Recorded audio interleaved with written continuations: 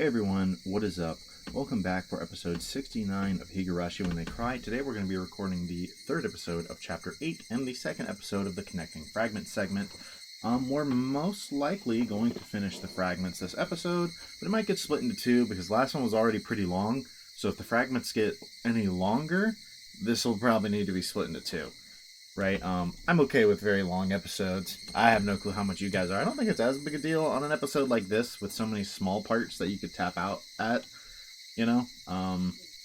But, you know, if we get too much longer than last video, we're just gonna have to find a place to split it in two. You know? So, last episode, I mean, we saw a lot of things that, we hadn't really seen. Let's just go ahead and continue in and we can look at them a little bit. I'm gonna keep the summary short. Because you can just watch the summary from last episode if you need that. But I mean, some of the important things we saw a lot more about Satoko's past, and we directly saw things like how the Hojo and Sonozaki feud started and the way it affected Satoko, and how Mion and Rika looked at this and wanted to do something about it but didn't really have the power.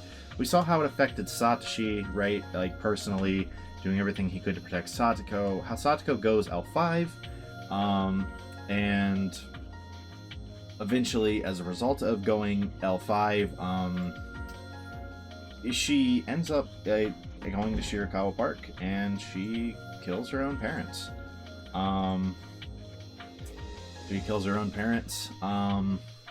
Because of this.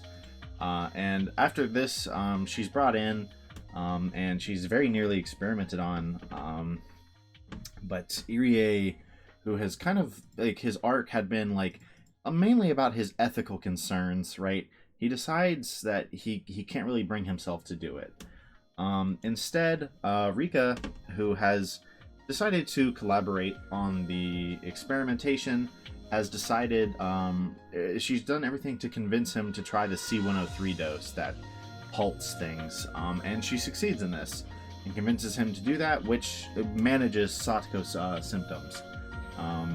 That was really one of the, like, the biggest things, like, I think the biggest arc, but there's some other really, there's some other things, like H-170, which was the injection that can cause Hinamizawa syndrome, learning that the construction foreman was actually kind of the aggressor in the situation, and that the ringleader of the killing of the construction foreman ended up being captured and dissected for research on the Hinamizawa syndrome, which is also very certainly about to happen to Rika's mother. Now, I think this was really fascinating. We kind of see a little bit of Takano throughout these... we see a decent bit of Takano throughout these fragments so far.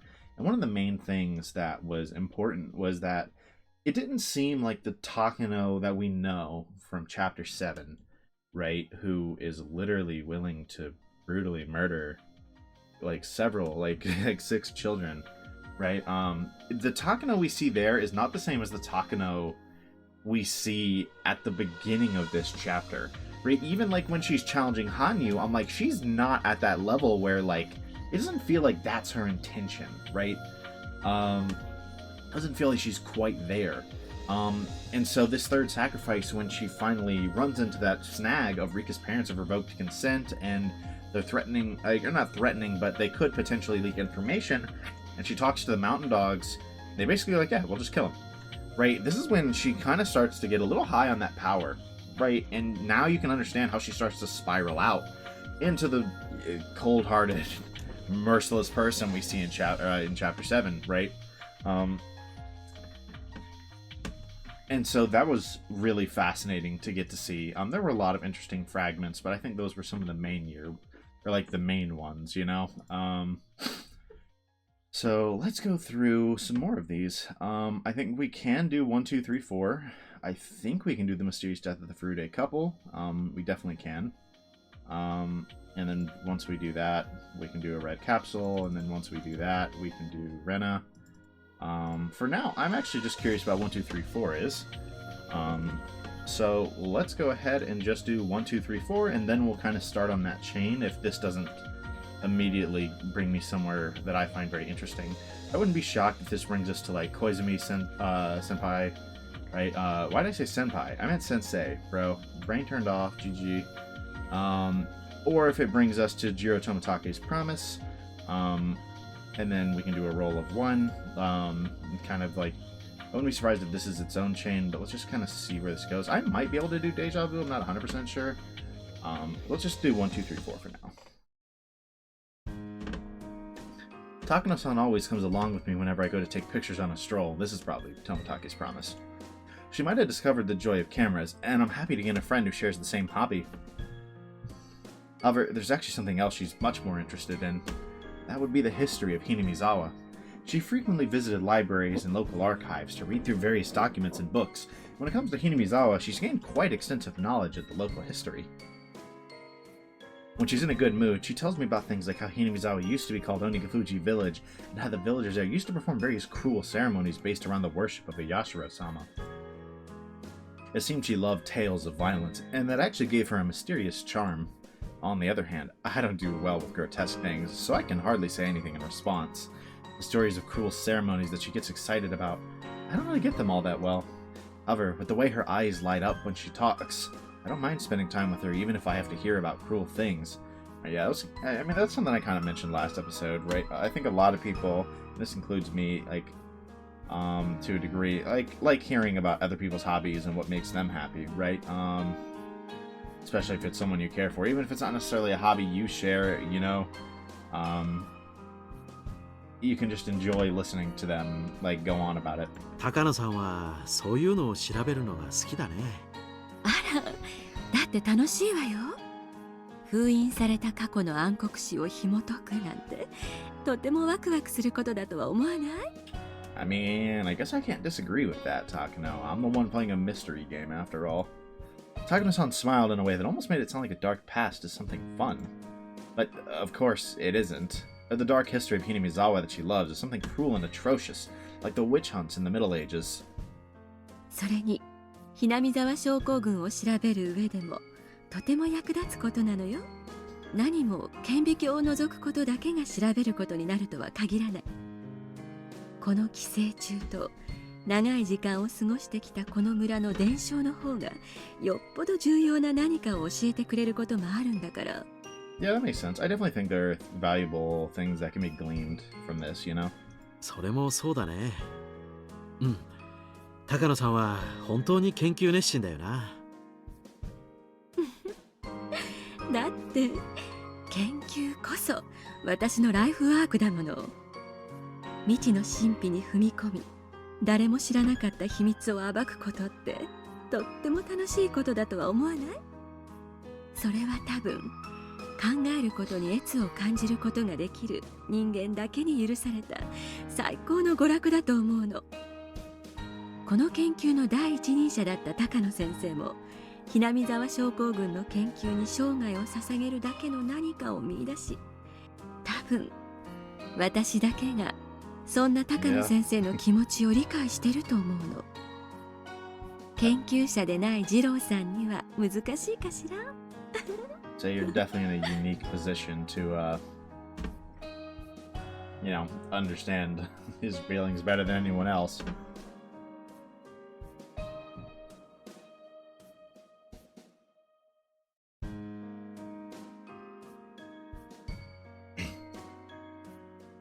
She always seems so enthusiastic every time she talks about the late Dr. Takano, an independent researcher who was the first person to discover the existence of the syndrome. There has to be something more than just her admiration as a researcher. Come to think of it, Dr. Takano's full name was Hifumi Takano. Takano-san's full name is Mio Takano. Not only are their last names pronounced the same, but their first names follow a similar pattern. They must be connected somehow. I don't know anything about Takano-san's personal history, but there's a good chance that her name is an alias. So it's very possible she chose a name to reflect the researcher she admires. なるほど。ひょっとして高野さんはだからミオという名前なのかい？ It's kind of cool that he put that together, that connection based on the naming. いや、高野さんが尊敬しているその先生の名前が確か高野ひふみ。そして高野さんの名前がミオ。1、2、3の後を引き継いで3、4。彼が成し遂げられなかった研究を引き継いだからそういう名前なのかなって思ってね。They really localized the hell out of this line. それを誰かに聞いたの？いや今僕が適当に考えただけなんだよ。別に誰かが言ってたわけじゃ。正解よ。 Damn! 鈍い二郎さんにしてはよくわかったわね。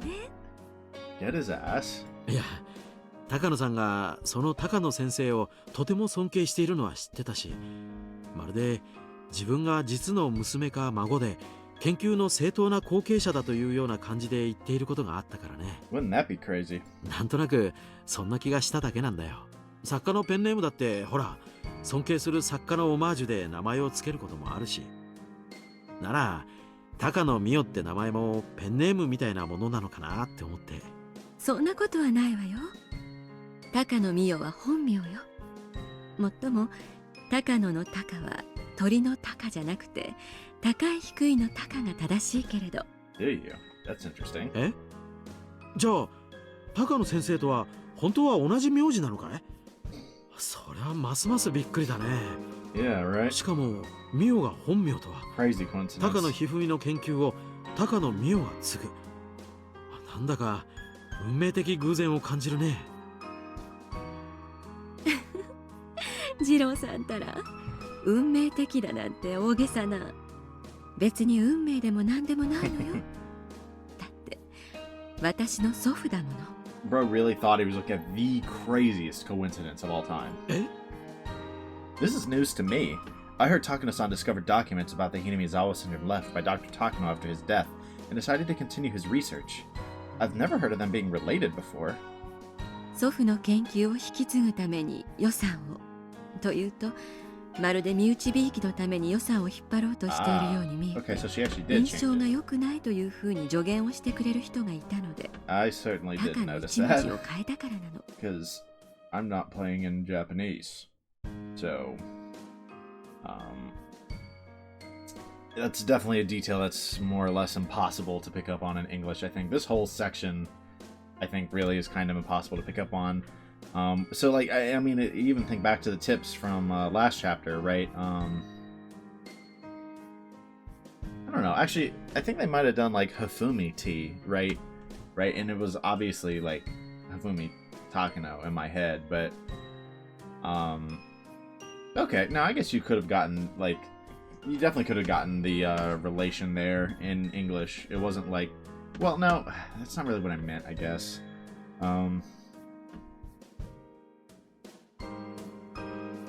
don't know, because it's like in Japanese, like it's clearly visible, but like somewhat hidden.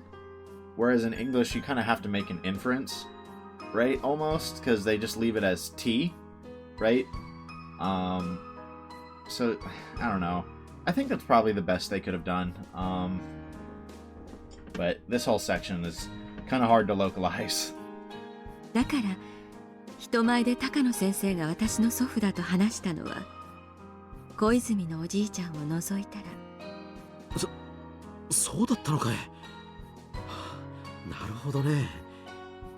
君がひなみ沢症候群の研究に入江所長も驚くほどの情熱を見せる理由がちょっとだけ分かったよ。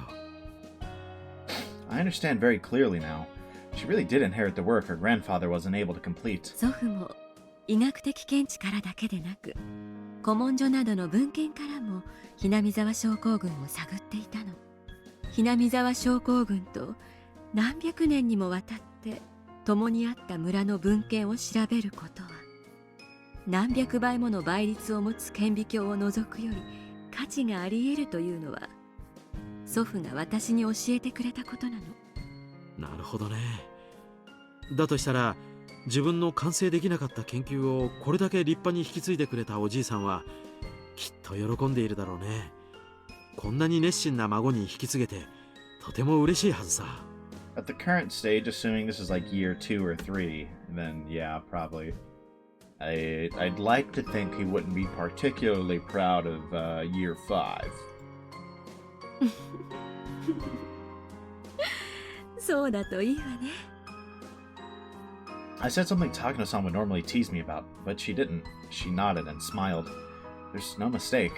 She is indeed the granddaughter of Dr. Takano. 祖父がひふみで123、私はみおで34。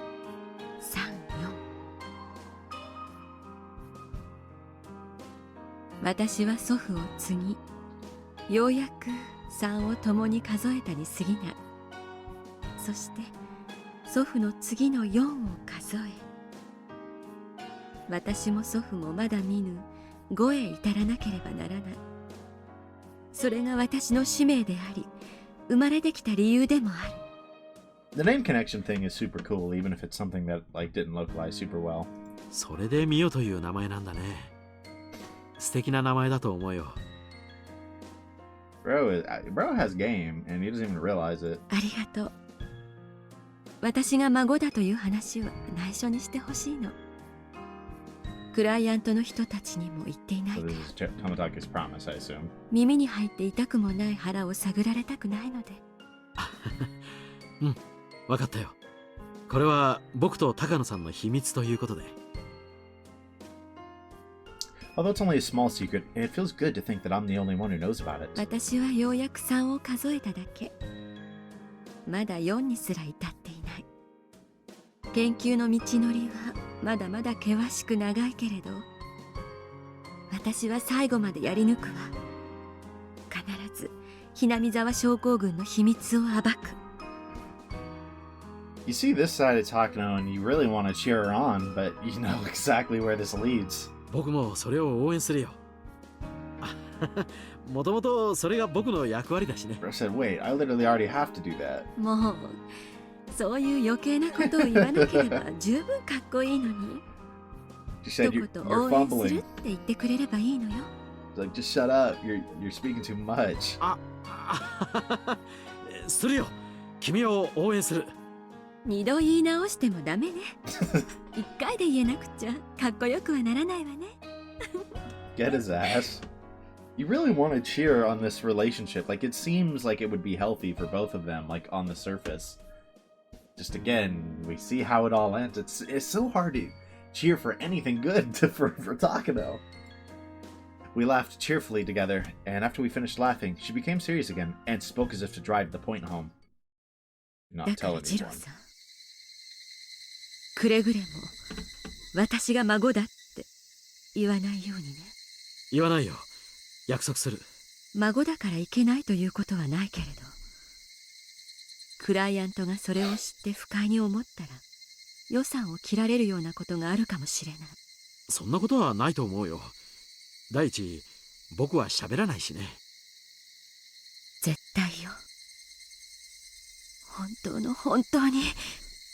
私はこの研究のために命をもらったの。祖父の研究を完成させることだけが私の使命。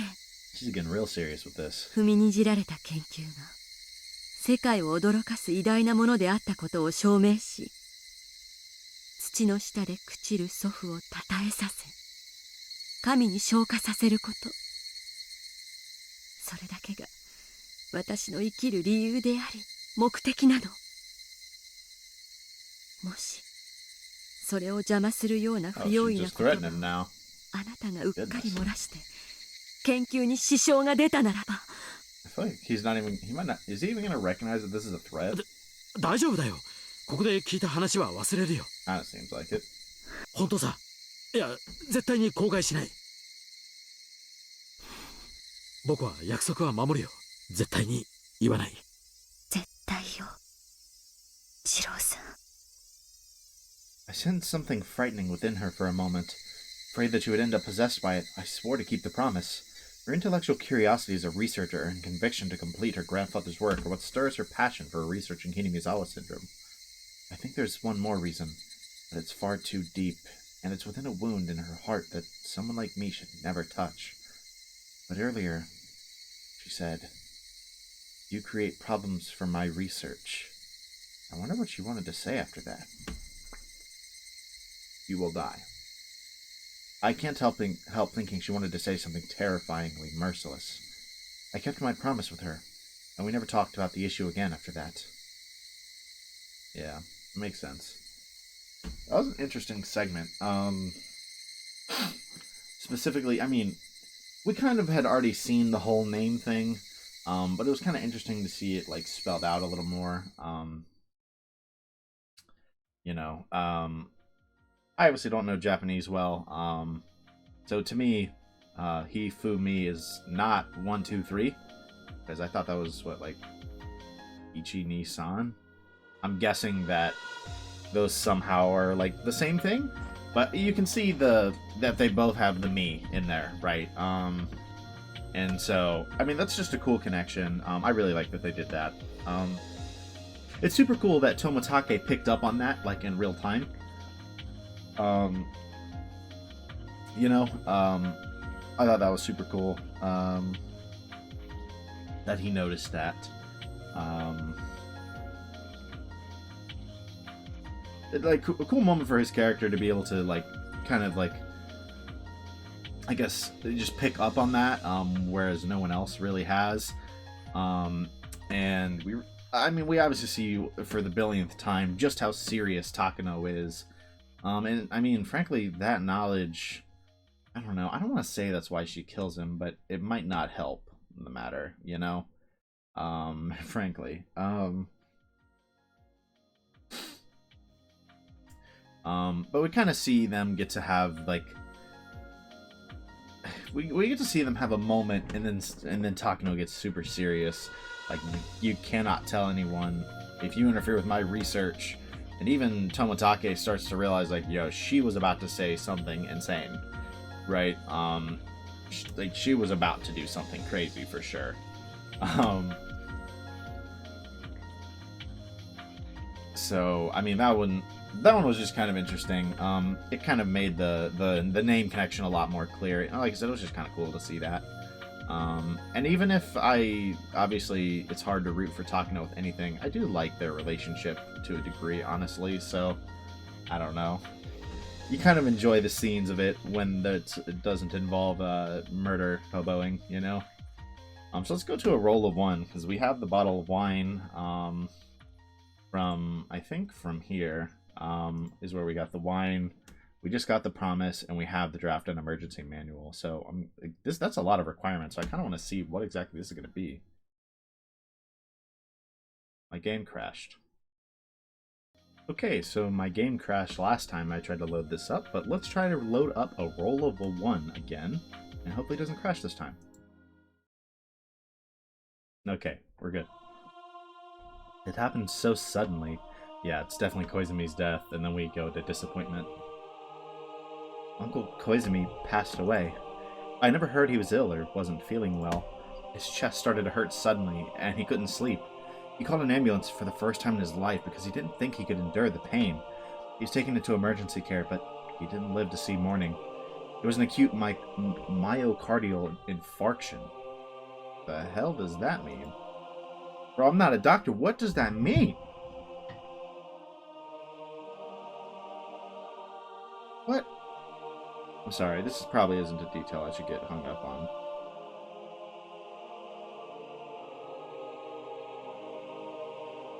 It occurs when blood flow to a part of the heart muscle is blocked, causing tissue damage or death due to lack of oxygen, often from a ruptured plaque in a coronary artery. Although that's the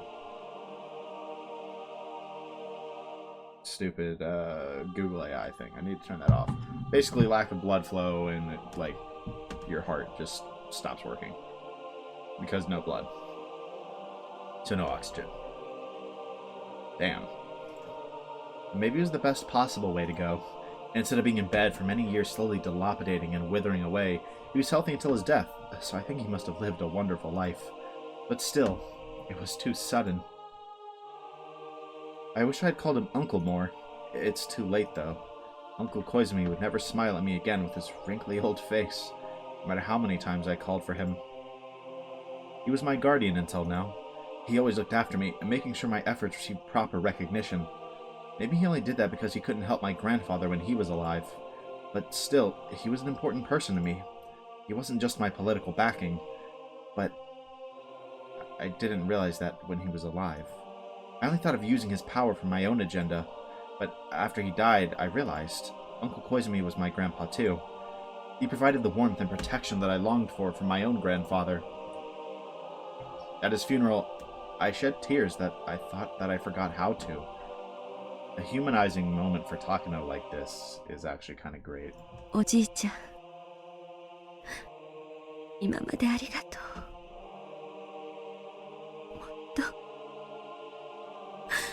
もっとおじいちゃんって呼んであげればよかったね。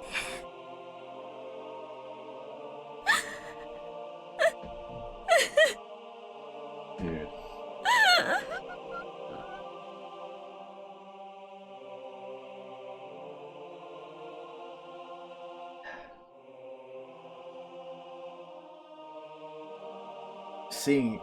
I'm glad we get to see such a humanizing moment for Takano. No matter how many times I called to him, he would never reply. What can I do for him at this point is complete my research. What I can do for him at this point is complete my research. I must accomplish my goal for his sake. When my grandfather's research is finally acknowledged, Uncle Koizumi's name will be known once again for being the sole supporter of his endeavor. I believe that's the best way to repay him for everything he's done. I vow to devote myself to my work even more from this day on. But, unfortunately, hardships and sadness tend to come together. It was like the tailwind that blew steadily until today suddenly became a headwind. The wind shifted far too suddenly. So strong, so cold, so sad. どういうことなの、次郎さん。小泉先生が入江機関設立の立役者だったのは高野さんも知ってるよね。関係機関でなかなか承認の取れなかったのを小泉先生が強力に抑え込んで無理やり通させたって話なんだよ。Is this where the budget cuts really start? 何しろ医薬品業界で絶大な功績を挙げられた戦後日本復興の重鎮だからね。政財界に絶大な影響力を持たれていたし。その小泉先生が亡くなって小泉先生が通した無理やりが通らなくなったということ。あくまでも噂なんで本当のところは僕にもわからないんだけど、Yikes. 一部の予算配当やプロジェクトの見直しが行われるらしいというのを聞いたんだよ。入江機関が廃止されるということ？いや、入江機関を見直すというのは聞いたことないけど、ただ小泉先生の死後、長老たちの派閥や勢力、後継者争いがややこしくなっているってもっぱらの噂なんだ。So even for reasons beyond personal, this is having a bigger effect than... I mean, this is having a big effect on the way things are going to go forward. すでにクライアントの人事にかなりの影響を与え始めてるらしいんだ。それで小泉派が主導していたプロジェクトや聖域予算に対し締め付けが行われるんじゃないかって憶測が飛び交ってるらしいんだよ。もちろんそれらは全て僕にとって雲の上の話だからね。伝え聞いた噂話でしかないんだけれど。Jiro-san kept saying they were rumors that told me the wind's direction has changed. Or maybe Jiro-san already knows everything and is simply trying to warn me about it.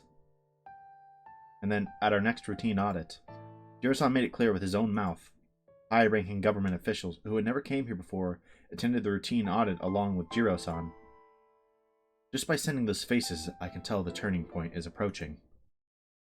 ご存知の通り、アルファベットプロジェクトは戦後日本の国際的な地位向上を目的としたものです。ですが、すでに昭和も50年代に至り、西暦は21世紀を間近にしております。In this day and age, we must put the past behind us and start looking forward to a new world. He meant exactly what he said, that Japan has already put the past behind, and it's cutting off its ties to the ghosts that wish to resurrect the militaristic might of the pre-war era. 戦後40年間、我が国は世界への平和的貢献を模索し、国際的地位を確立するに至りました。日本は国際社会において重要なポジションを担う国家として成熟し、来世紀にはますますにその存在感を強めることでしょう。The Alphabet Project, the main sponsor of the Irie Institute, are a group of people who want to develop a weapon that would act as a deterrent to the nuclear weapons which Japan is forbidden to own. So they've come to the Irie Institute, or one of its branch organizations, to tell us Japan has now renounced nuclear arms. So the Irie Institute will be facing a strong, cold headwind from now on. The roll of the die that came up with 1 on that stormy day has reappeared. I won't let the result of a die affect me. The power of my will won't be beaten by some god's roll of the dice. よって現在時代に即した形になるようアルファベットプロジェクトの見直しを進めています。新生アルファベットプロジェクトは国際交流と経済発展の二軸からなる平和外交の見地から日本の地位向上を模索していくことになるでしょう。 The natural problem then is what do they contribute to that goal of international trade and economic development? All the people who hold tremendous influence in the politics and economy of Japan were born before the war, so naturally they want to regain the glory of pre-war Japan. The very idea that we can win next time if we research the new bomb that defeated us is itself a specter of the war. Now, everyone already realized that. It was just that no one could speak out against the grandstanding elders they owed their gratitude towards. Soon, the old will wither away and the new generation will take control. Uncle Koizumi was, in a way, the last remaining pillar for the old generation. His death is a chance for the new generation to step in. The things they couldn't argue openly are now being discussed. They've pointed out that from the beginning, the Alphabet Project was created for the personal satisfaction of a small group of people, and it sucked money out of the treasury. And so the new generation of politicians have taken over from the old. よってアルファベットに関わるすべてのプロジェクトで今後大幅な予算の見直しが図られていくことになります。Fred looks pissed. これはもちろん入江機関も例外ではありません。どうかご了解をいただけますようよろしくお願いいたします。わかりました。私たちもスポンサーあっての研究です。どうかよろしくお願いいたします。Yuria responded appropriately, but he's obviously bewildered. The best equipment and staff are being provided to the Irie Institute. In other words, our research requires a huge amount of money. For those with no interest in Hinamizawa syndrome, they probably won't be able to understand why that much money is being put into the research of disgusting parasites. If they're simply going to revise our budget, that would be fine. We were receiving more than enough money. That would naturally be adjusted. It hurts, but we can endure. That's what I thought. But if just enduring it was enough, it wouldn't be a 1 on the die. So even in that sense, this is definitely a roll of a die coming up as 1. でありまして、この4月に新体制の理事会が発足し、全プロジェクトに対する新方針が示されました。これにつきましては、お配りします資料をご覧ください。His papers were then passed around. He started to go over the details, but I read through quickly so I could learn about their stupid decisions first. 入江機関はこれまで先進的な研究において数々の目覚ましい成果を上げられ、未知であったひなみ沢症候群の全貌解明。理事会でもこの成果は大変に高く評価しています。これもすべて入江所長以下入江機関全職員のたゆみない努力によるものと思っております。Problem is that if they lost their funding right now, Irie might be able to accept that, but Takano can't. いえ、恐縮です。 Even while they received their congratulations, a tense atmosphere surrounded me and Irie. It's customary to start the conversation in the opposite way you're planning to take it before delving into your main point to convey. If the main issue is something good, then start with something bad. Or vice versa. And so, starting with something good is really, really not a good sign. 入江機関の研究目的は2つありました。ひなみ沢症候群の研究と治療法の確立、そして多面運用の模索です。They no longer view the second purpose as important, you know? 新生理事会はこの後者の多面運用の模索については Actually, 即時の中止を決定しました。saying they don't see it as important is honestly like not even a strong enough way to put it. これらの研究開発が国内で行われていた事実と痕跡は今後はむしろアキレス腱になりかねません。入江機関は直ちにこれに関わるすべての研究を中止し一切を破棄してください。わかりました。ご指示に従います。I don't think he's even particularly upset by that. He didn't even care about that side of things, really. Irie replied with that immediately. Irie was assertive about finding a cure, but was never even remotely interested in researching the disease's use for military purposes. So, I'm sure he has no qualms about concurring with such demands. But I don't agree. because our research will be more limited if we're just trying to find a cure. To me, finding that cure is simply a byproduct of my larger goal of discovering everything about the syndrome. また、入江期間につきましては、最長3年以内をめどに研究の収束を図ってまいります。ちょっと待ってください。近年ようやくひなみ沢症候群の全貌が分かり、今まさに治療法の研究を進めているところです。That's a major snag. Yeah, I mean, we knew they kind of had like a time limit on them, but this is when they really got it. 確かに研究は日々進んでおりますが、3年という短い期間で確実に完成させられることをお約束はできません。理事会では入江機関はすでに治療薬について十分な研究を完成させているという認識です。すでに入江機関は治療薬 C117 を完成させ、その臨床データを多数。いえ、完成なんてとんでもない。まだまだ試薬の域を出ず、村人全員を治療できる目処は全く立っていません。このような段階で研究終了ありきでの議論は全くもって無謀としか言いようがありません。I'm surprised that Irie objected. Thanks to him, I didn't have to say anything. But if Irie hadn't objected, I'm sure I would have shrieked in protest. それでは入江機関には現時点では感染者全員を治療し、ひなみ沢症候群を撲滅することは不可能だということですね。Correct. そうです。もちろん村人全員の治療とひなみ沢症候群の撲滅は将来的には不可能なことではありませんし、私もそれを最大の目標にしています。ただそれには十分な時間が必要で、そのためには無論予算も必要です。私たちは調べ、実践し、確立する仕事をしています。設計図に従ってものを作り、期間があれば必ず決まった成果が出せる仕事とは事情が違います。どうかそこを誤解なさらないようにしていただきたいです。I guess Irie speaks out when he needs to, and what he's saying is absolutely right. Research isn't something guaranteed to produce results with money and time, but I disagree with some of the things he said. He's objecting about the time and the money, but he's basically agreeing to limit our research only towards finding a cure for Hinamizawa syndrome. That won't do. We won't unravel any mysteries that way. At that rate, the discovery of the Hinamizawa syndrome won't be recognized as my grandfather's great achievement. なるほど。入江所長のおっしゃることもごもっともと思います。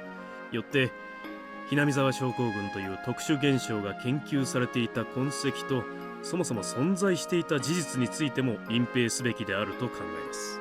最終的にひなみ沢症候群が世間に知られることなく撲滅されるならば、そのための期間と予算は必要不可欠なものでしょう。それについては今後協議を重ねていくということでよろしいでしょうか。Respect to Irie for standing his ground.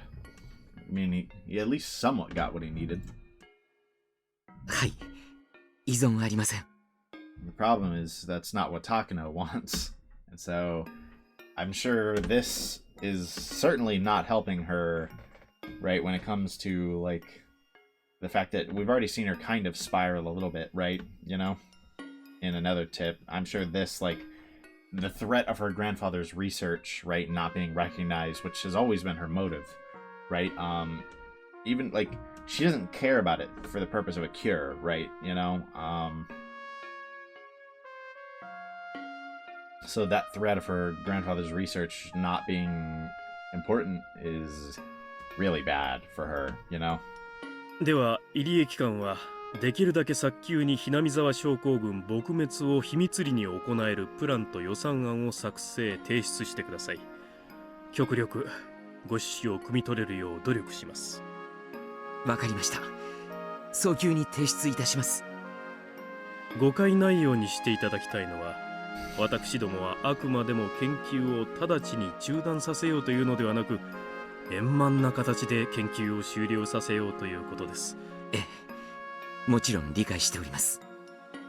While I was listening to their conversation, I was struck dumbfounded with something they said. Eradicating the syndrome in secrecy. In other words, it would be as though Hinamizawa syndrome never existed. So my grandfather's name will never be revered by anyone. The sound of rustling papers and hushed proceedings filled the meeting room, but I only heard the ticking clock as I clutched my sweating palms. Yeah, I mean, that makes sense, right? With the way they wanted this to be cured in secret,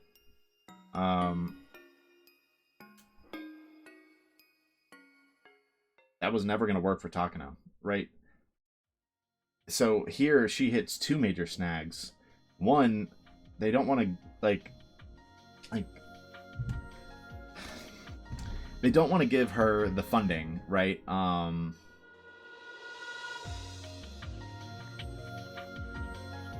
wow, I don't know why. I thought we were on this tip by now, and we weren't. Anyways, with the death of Koizumi, things really start to go to shit for Takano.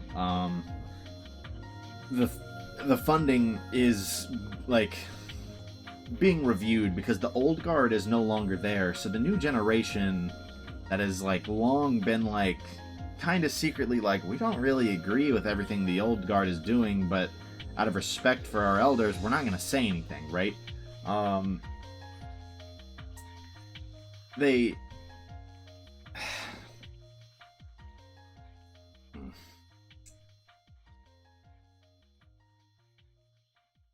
with Koizumi dying, they were finally able to say the things they wanted to say and start instituting the things they wanted to. And because of this, the Irie Institute, everything about it was reconsidered, and specifically any use for military purposes was being strongly reconsidered, which was already bad enough for Takano. She didn't like that because she worried that it meant her grandfather's like research wouldn't be viewed if it was just cured, but it was when she realized they said in secrecy, right? You can cure this in secrecy, and that's kind of the agreement, that she realized like no one's ever gonna know my grandfather's name or recognize his work, and that's always been her goal. And so I think this is like a big part of what really spirals her, right? Into the plan she ends up making, because Hinamizawa syndrome can't be completely a secret, right? If people are going to recognize her grandfather's name, right? It can't be completely a secret. Even if she goes about it in not a way, it's not like she just reveals Hinamizawa syndrome to everyone, right? Rather, she goes along the Oyashiro-sama's curse direction using the Hinamizawa syndrome as a catalyst. In her eyes, this is like forcing people to recognize the Hinamizawa syndrome and Oyashiro-sama as her and her grandfather's work, rather than just silently curing it and that being that, you know? So this is definitely when I think she starts to consider her alternate plans that are definitely not things we're huge on, you know? Definitely not things that we are huge on.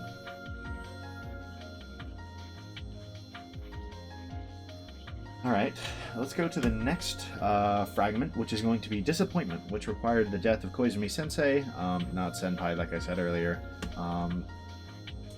and which obviously directly follows up a roll of 1.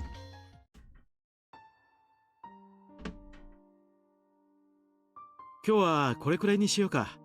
気が乗らないみたいだからね。そんなことはないのよ。そう見えたならごめんなさいね。I'm guessing she's mulling things over after the budget meeting, and it's affecting her meeting with Tomatake. Takano-san has been looking through the viewfinder, but I haven't seen her push the shutter at all. While she came along, I don't think she's in the mood for bird watching. Takano-san has been depressed ever since the announcement of the new policies at the board meeting the other day.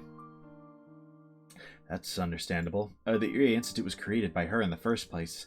It was created so that she can devote her life to researching Hinamizawa syndrome, and I mean, you know more of the truth. For all that to be tossed aside while being asked to wrap up work within a few years, of course she's depressed. Besides, she can't even fully spend the rest of the time left on research. Their funding was being cut in stages, and by the end, they'll barely be able to finish closing up, let alone research anything. I heard that she's the granddaughter of the late Dr. Takano. Her determination to finish her grandfather's research is what kept her going until today. Since everything has been going so smoothly until recently, the sudden change in the wind's direction must have been a total shock. The shift in people pulling the strings must be pretty serious. The board of directors was completely changed out, and she heard that people in projects influenced by the Koizumi faction were being restructured to set an example. The wind's new direction seems likely to remain for a long time.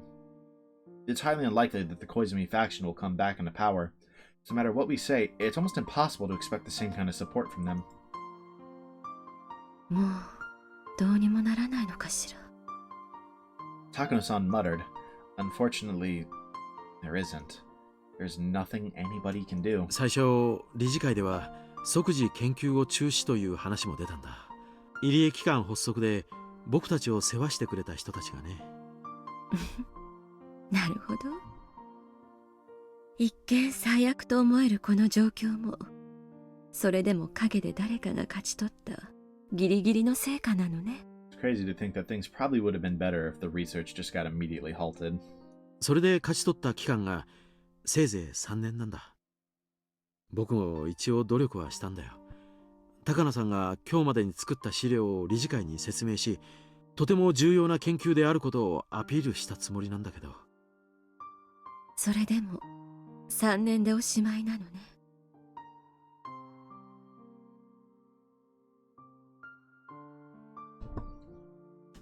Maybe Takano-san doesn't understand how hard I tried to convince them, because what she just said tells me the length of time left really doesn't matter to her. The important thing is that her research is being stopped. The fact is that I couldn't meet her expectations and made her feel disappointed. As a man, it kind of hurts. 僕にできることは、せめて研究が畳まれるまでの数年間、心残りがないよう研究できるだけの予算をつけるための根回しをしてあげることだけだ。I think to a degree she gets that. ごめん。こんな程度のことしかできなくて。いいのよ。それが二郎さんにできる精一杯なのなら、 Because それでとても嬉しいもの。 sure, even she realizes it could have been 0 more years. Her words hurt me. I wish she'd chosen different ones, but I think that would be asking too much from someone so heartbroken. Yeah, if that's the best you can do. Yeah, I mean, that does kind of feel bad, like... I must be understanding of her pain at a time like this. Besides, I know how close she was to the deceased Koizumi-sensei. She even called him uncle. To her, his death is not just the start of a coup or a change in direction. She lost a person who was always looking after her. No matter how hard she pushed herself to act villainous, she wasn't supposed to be part of this world. She was just an ordinary woman. Well, little do you know, brother.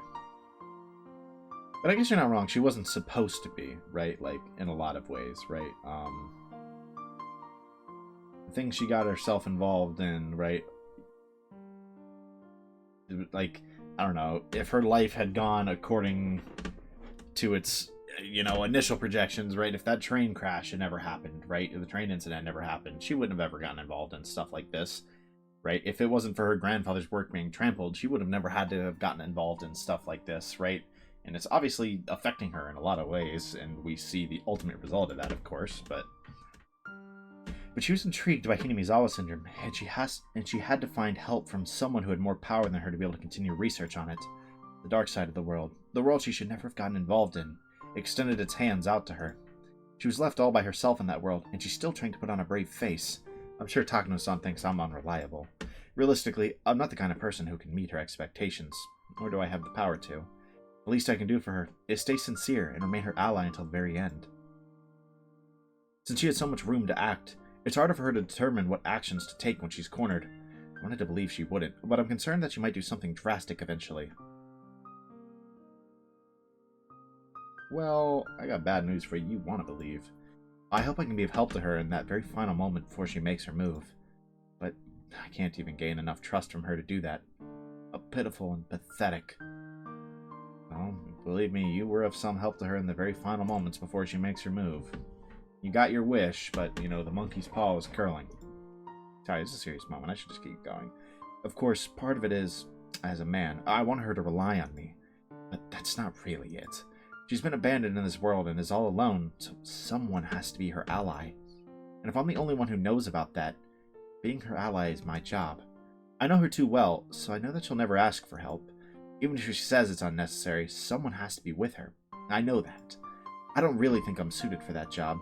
I'm sure that there are many reliable people out there who are more appropriate for the position than me. But I can't let her be alone until that person appears. 高野さん、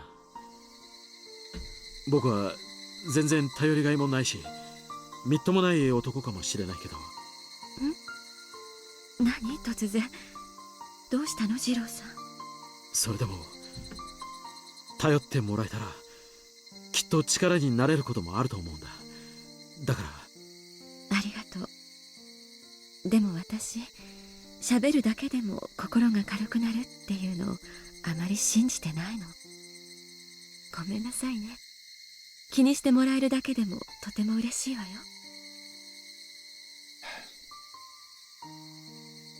Doesn't want any talk.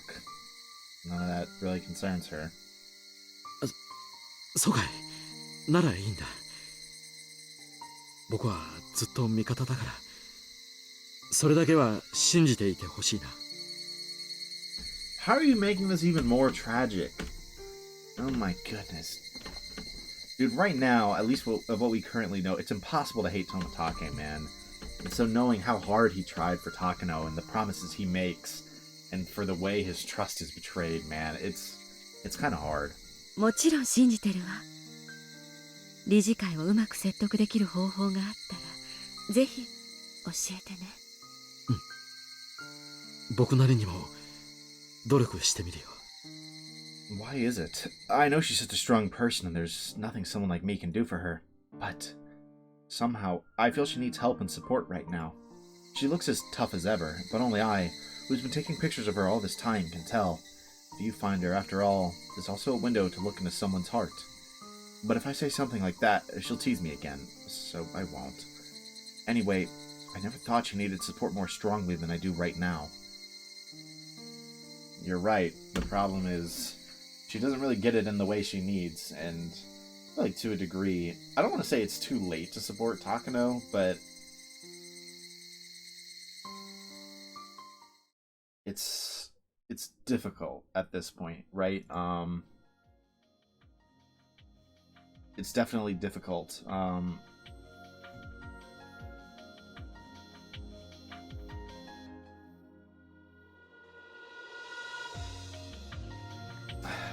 Because like she's lived for so long and with such like a lot of warped views on things because of her past traumas. It's going to be hard for any one person to change that quickly, and especially we know like what happens here, and I don't know if this happens first or if she's already kind of gotten that, like if she's already kind of gotten that I want to say enjoyment at a killing that she had here, you know. I don't know exactly when that timeline this falls. Right. Promise would have been here. It was after the fever. I think it's roughly a similar time. So I think I think this might be like right before this happens, to be honest. Not before that. Right before this. Well, I guess by extension, that makes it right before this. And so I think she found that support in a way that she really shouldn't have. And Tomatake was right. She needed that support, like, she needed different support that she just didn't really get. God,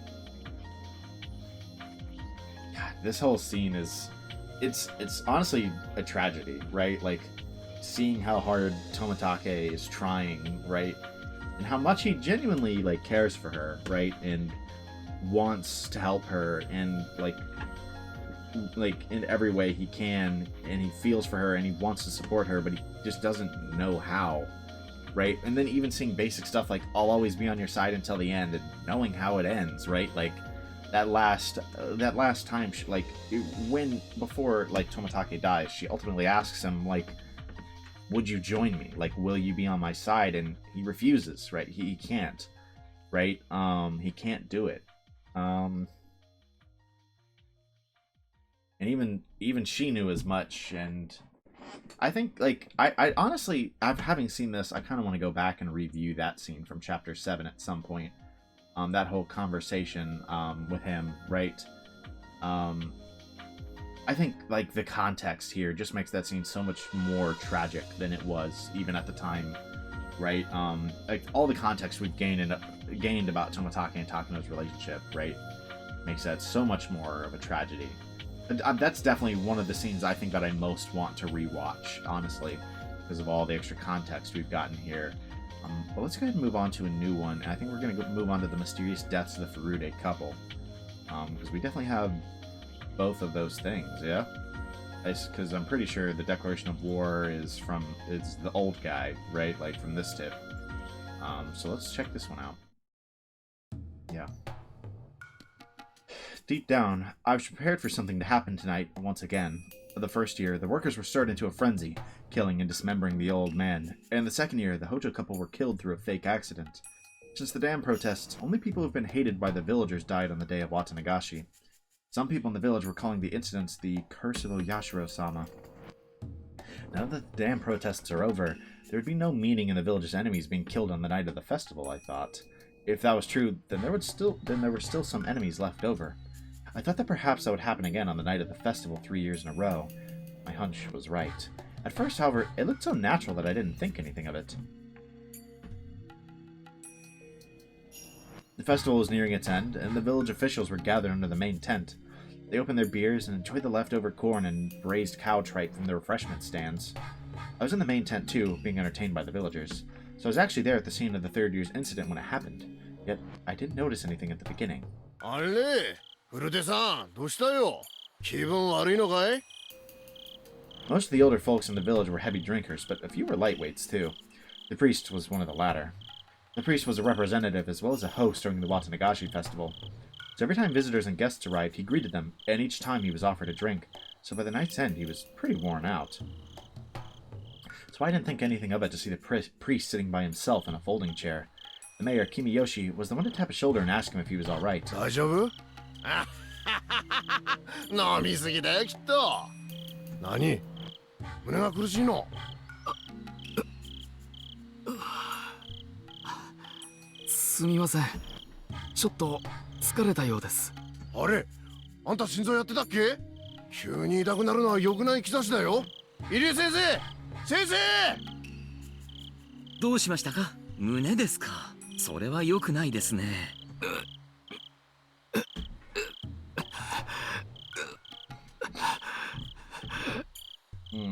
When I saw what was going on, I noticed he was covered in a terrible sweat and was definitely not relaxing in his chair and enjoying the cool evening breeze. His face had a sickly pallor, and I thought he should lie down immediately. ちょっと診療所にお連れした方がいいかもしれません。 I mean, he was obviously they did something to him, right? Like Takano, they were like, and the mountain dogs, probably like some kind of poison or something of the like. Because I don't think this is the you'd have Hinamizawa syndrome L5 now, right? 大丈夫ですか？ I don't think he's showing symptoms of that really, but 私の肩に掴まれますか？おいおい、誰か手伝ってやれ。神主さん、調子が悪いらしいぞ。うちの人どうかしたんですか？あなた大丈夫？高野さん、ちょうど良いところに。神主さんの具合が悪いようなので診療所に連れて行きます。 crazy timing. すみませんが、境内の下に車を回してもらってもよろしいですか？ええ、お安いご用ですわよ。So the priest and his wife headed to the clinic with Dr. Irie. I don't know about young people, but the elderly know their own bodies well. They almost never push themselves to the point where they start feeling ill. Especially someone like the priest. It was hard to imagine him drinking himself sick. The cumulative experience of my years were telling me something. I headed to the Irie clinic just in case. I tried to follow their car, but because the festival was almost over and all the stands were closing up, there was a lot of traffic going in and out, making it almost impossible for me to leave the temporary parking lot. More than 20 minutes had passed since the priest was carried in by the time I arrived at the clinic. 20 minutes. If it hadn't taken me 20 minutes, my involvement in this year's incident would have been quite different. I regretted not leaving on foot the moment I realized how hard it was to get my car out. All I get to do now is jot down the facts, because between the time the priest left the festival and the time I arrived at the clinic, in those 20 minutes, this year's curse had taken place. The priest's condition changed for the worse right after he arrived at the clinic. He died. The autopsy results say it was heart failure, but how can I accept that? I don't think the priest was having health problems, and everyone was taken by surprise by this sudden event. Moreover, the wife of the priest disappeared too. According to the clinic staff, she was with him right after he died, but she's nowhere to be seen now. Of course, she's not at home either. Well, where was Irie during this? That's my question. Does he know that this happened? I really wonder if Irie knows about this. Of course, she's not at home either. Maybe someone poisoned the priest. During the dam conflict, the priest was frowned upon for his remarks. He said there was no need to make a big fuss, because the dam project would be cancelled anyway. The older villagers liked to hold grudges and hadn't forgotten that, so even I had heard word of them talking about how the priest wasn't fit for the shrine to Oyashiro-sama. I called for backup and had them go search for the missing wife. With last year's falling couple incident as precedent, it was easy to believe both wife and husband could become victims. The village's youth group got organized and searched from the village to the mountains, and as a result, found nothing. We found a set of sandals and a will by the edge of the Onikakushi swamp. The will said something about how her husband's death was the curse of Oyashiro-sama, and she was throwing herself in the swamp to calm the god's anger. Yeah, I mean, they found the forgery. In other words, she committed suicide by jumping into the swamp. Legends say that the swamp is bottomless and is connected directly to hell. Once you sink, you'll never come back. Divers from the police department searched the swamp, but her body was nowhere to be found. It's because it's not there. The past two mysterious incidents were solved individually, just the higher-ups say, but something is odd about this year's mysterious death. The old priest was carried to the clinic. His wife accompanied him. Within 20 minutes, the priest died of heart failure, and the wife either committed suicide or disappeared. The death of the priest may really have been a fatal heart attack, but for his wife to assume that it was the curse, and to commit suicide by jumping into the swamp, for all that to happen in 20 minutes just doesn't seem natural. No, it's not at all. The Furude family has no relatives. Even if she was a true believer in Oyashiro-sama, how could she commit suicide while leaving behind her one and only daughter? Irie is hiding something too, but he's just a village doctor, which means he's nothing more than their pawn. If this is all a conspiracy to assassinate the priest, then there's someone who's pulling the strings. I've been starting to think that trying to tie the past two incidents to the village forcefully was a bit overbearing of me, but this incident was enough to convince me that the series of cases involving mysterious deaths in Himizawa were all grounded in one intention. This incident has countless numbers of discrepancies, but someone from the village seems to be putting pressure on high command, and just like the past incidents, this one will be treated as an individual case and end up being forgotten. Since it happened 3 years in a row, everyone in the village will say it's the curse of Oyashiro-sama. I think that's the culprit's goal. After the war, belief in Oyashiro-sama became antiquated. Is someone committing these murders as a ritual to restore that god's dignity? The one pulling the strings must be the Sonozaki family. Yeah, I mean, of course we know he believes that. He's just not correct. He's just not correct, but he can never really get over that feeling that it has to be them. Right? Which is, like, in all fairness, a pretty natural assumption to make, that it would be them, you know? Pretty natural assumption, but that belief, that incorrect belief is, I mean, why, like, and the fact that he holds on to it so strongly and doesn't even seem to really consider other possibilities. In all fairness, I don't know how you could, like, how much you could consider the other possibilities. I will say, Takano was obviously suspicious there. Literally, I mean, like, I know Takano is just kind of weird like that, but like, oh, the priest is having a heart attack. That's awesome. I'm gonna drive him, right? Like, who else was in that vehicle, right? Like,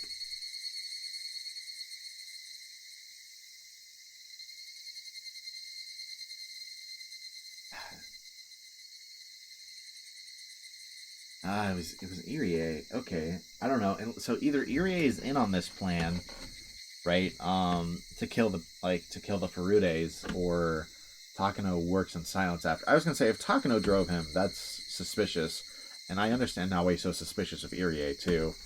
I mean, it's hard because I can't say there's many alternate possibilities that he legitimately should have considered, but the fact that he won't consider other possibilities is making it difficult, you know? A few months passed.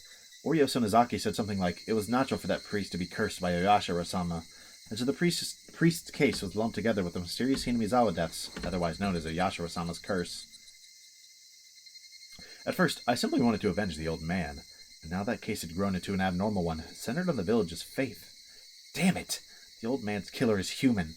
We won't let it be pushed off onto some nonsense curse. Yeah, it's actually kind of funny that the third year is when he's finally like, no, this is all connected. But that's actually the first year that things started to be connected. That's kind of ironic, honestly. Um,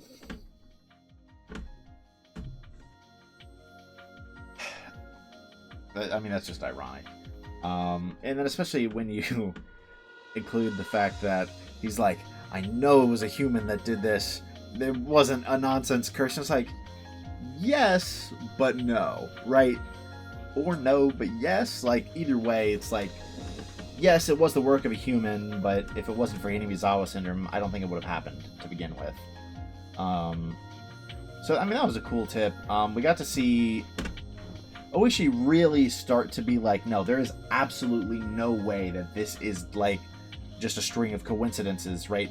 Because, especially because of how close he was to that one, right? He essentially saw it in real time. It took 20 minutes, right, for that wife to vanish, right? In 20 minutes, right? The husband arrives at the clinic, dies, the wife vanishes and commits suicide, right? Because it was a Yashiro-sama's curse. Like, that's so obviously suspicious from Oishi's perspective. I get why he's so adamant. And I fully get why he so strongly believes it's the Sonozakis, but, like, it's just unfortunate that he is not correct, you know? He just is not correct on that front. It's just tough luck, really. Again, it would be borderline impossible, I think, to guess what's really going on. Especially from Oishi's perspective. So, I can't really blame him, but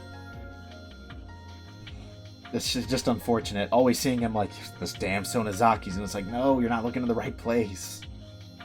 So, now that we have the third year's curse of a Yashiro-sama, let's read a red capsule, especially knowing that this one is going to directly tie into Rena Ryuugu.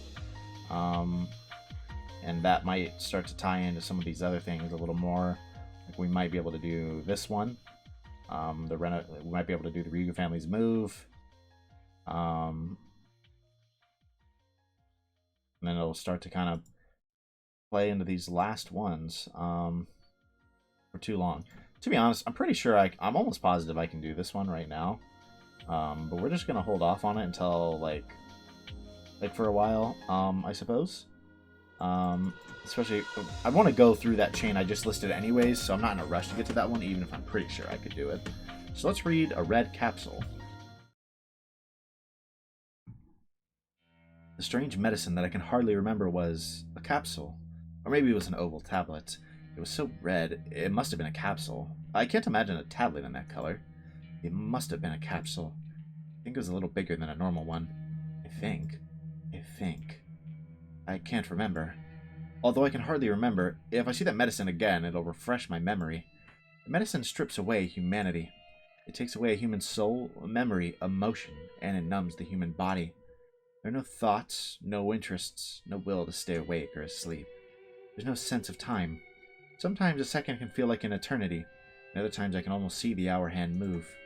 Either way, there's no emotion involved. I can't feel any emotion. The medicine only lets me stay in bed and look up at the ceiling.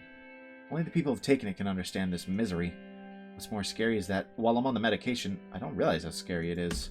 I'm given the medication daily, and I keep losing all my senses. So, when the medicine wore off by accident, I realized I should never take it again. That's right. This isn't medicine that will heal me. It's just going to kill me slowly. If I continued to take this medicine, I probably wouldn't be able to tell if I was dead or alive, and I would end up losing myself forever. Keep looking up at the ceiling without any emotions. Keep watching the clock tick forever. If I take the medicine again, I'll lose all the senses I finally regained. I may never be able to bring myself back again. Since the day I realized that, I've been pretending to take the medicine, but throwing it away instead. If your doctor prescribes medication, you have to finish taking it, even if your symptoms are gone. I can hear my mother's voice. Anytime I went to the doctor's office when I was a child, my mother said that to me. I usually got well before I finished all the medicine, so I didn't finish taking the rest. That's why my mother said that. But this is a different type of medicine. I don't even remember how old I was when my mother said that, but with this strange capsule in front of me, I have to try and get rid of my mother's voice from inside of my head. I pressed down on my head with my elbows until it hurt, trying to get rid of what my mother kept telling me. Right. As my head clears, I start to remember the ugly side of my mother. My mother betrayed her family. She betrayed me and my father, who waited for at home with dinner on the table. I was going to say, this is definitely from Rena's perspective. especially knowing that this directly ties into Rena. She told us that she was busy with work, but she was having an affair. That was bad enough, but she asked my father for a divorce after he took such good care of her for so many years. But there's something else I can't forgive her for. She invited only me to meet with her new family. Not my father, just me. My father and I are family. Family means being together. Yet my mother tried to destroy the bond between my father and me. Not only has she destroyed her bond with him, she tried to destroy my bond with him too. When I remember, it makes me feel angry and hateful, and I can't forgive her. The back of my eyes started to hurt, and I could feel the hatred on my face. The overflowing animosities aimed not only at my mother, but also the man she had an affair with. The man she had an affair with. Uncle Akihito. I didn't like him teasing me, but he gave me an allowance and tried to have fun with me. I liked him very much, but his niceness was all calculated. He wanted to destroy the family bonds between my mother, my father, and me. That's why I shouldn't have said I liked him very much. That's right. I'm starting to remember and understand. I now know my true enemy. It was his fault that my mother started to have an affair. My mother was a very good mother. He was the one who made her a bad one, so he's the one who deserves the blame. When was the first time I met him? I think it was the time when my mother and I went out and had lunch at a restaurant. She introduced him as one of her colleagues from work. At that time, I think about that first meeting, I think I felt something wasn't right with the way my mother acted around him. That's right, I did. I did think something was wrong. It didn't feel right. I wish I trusted my instincts then. I was a fool to think he was a nice person just because he gave me a strawberry from his piece of cake. It's not my father's fault, because I bet he never met Uncle Akihito. But I have. I've met him many times, and there were lots of chances to realize he was my enemy. Yeah, least obvious enemies, by the way. If I had a strong enough will to protect my happiness, I could have noticed that. Bro, you need to take that capsule. I can't forget how my father looked on that day. My father, who was so nice and gentle, grabbed his knee so tightly and cried so hard. He asked me if I knew Uncle Akihito. I answered yes. Then he slapped me in the face. When he slapped me, I finally realized how stupid I was for being taken in by him. That's right. It was my fault. I destroyed the happiness I had hoped to last forever with my own hands. If I hadn't been that stupid, my father wouldn't have had to cry like that, and my mother would have stayed good. I wasn't that stupid. It was my fault. I can't forgive my mother and Uncle Akihito. Even when I hate him this much, I still call him Uncle, and I can't forgive myself for that. It was my fault. Everything was my fault. I was too stupid and foolish, and that's why this happened. I hate her. I'm sad. I'm frustrated. I can't stop being angry. If my mother ever came back to this house, I would rip her apart with my hands. But she never came back. My anger turned towards everything that my mother left in the house. I destroyed every relic my mother left behind, one after another. I threw and smashed everything. That still didn't calm me down. Even after I turned the whole house upside down, I still couldn't calm my anger. Where does my anger gather? It starts from inside of me, goes through my arms, to my fingertips, and spurts from my nails. Where else can it go? So my nails aim at my own body. My body's the filthiest and most disgusting thing of all. I'm the one to be blamed. No, I'm not to blame. My mother's most at fault. My mother's the most corrupt. My body and soul feel filthy. I wanted to stain myself black and slice the remaining flesh into pieces. And one day, I finally realized there are tons of maggots in my blood. I'm rotten. I'm rotten from the inside. Come on, I'm rotten more. But it's indescribably itchy. It's itchy, itchy, itchy, itchy. I stabbed my thigh with a razor blade in the bathroom. Dude, poor Rena. Having to go through L5, you know? Just terrible. The blood flowed out. Reddish-black maggots spilled out. I forced myself to open my blood vessels with my thumbs. The maggots spilled out. Squirm, squirm, squirm, squirm, squirm, squirm, squirm. Squirm, squirm, squirm. So many maggots spilled out from my left thigh. There are probably just as many in my right thigh. Maybe my calves too. My arms, abdomen, chest. No. How many maggots are there in the blood vessels in my neck? Strangely, although I've become rather insane, there's still a part of me that's calm. If I keep ripping myself apart like this, I'll end up dead. But everything is my fault, and I'm the one to be blamed. Even if I blame my mother, the only way I can disgrace her is with my own body. Oh, I get it now. It's the best means for quelling my anger. I feel like I'm thinking incredibly rationally now. Yeah. Yeah.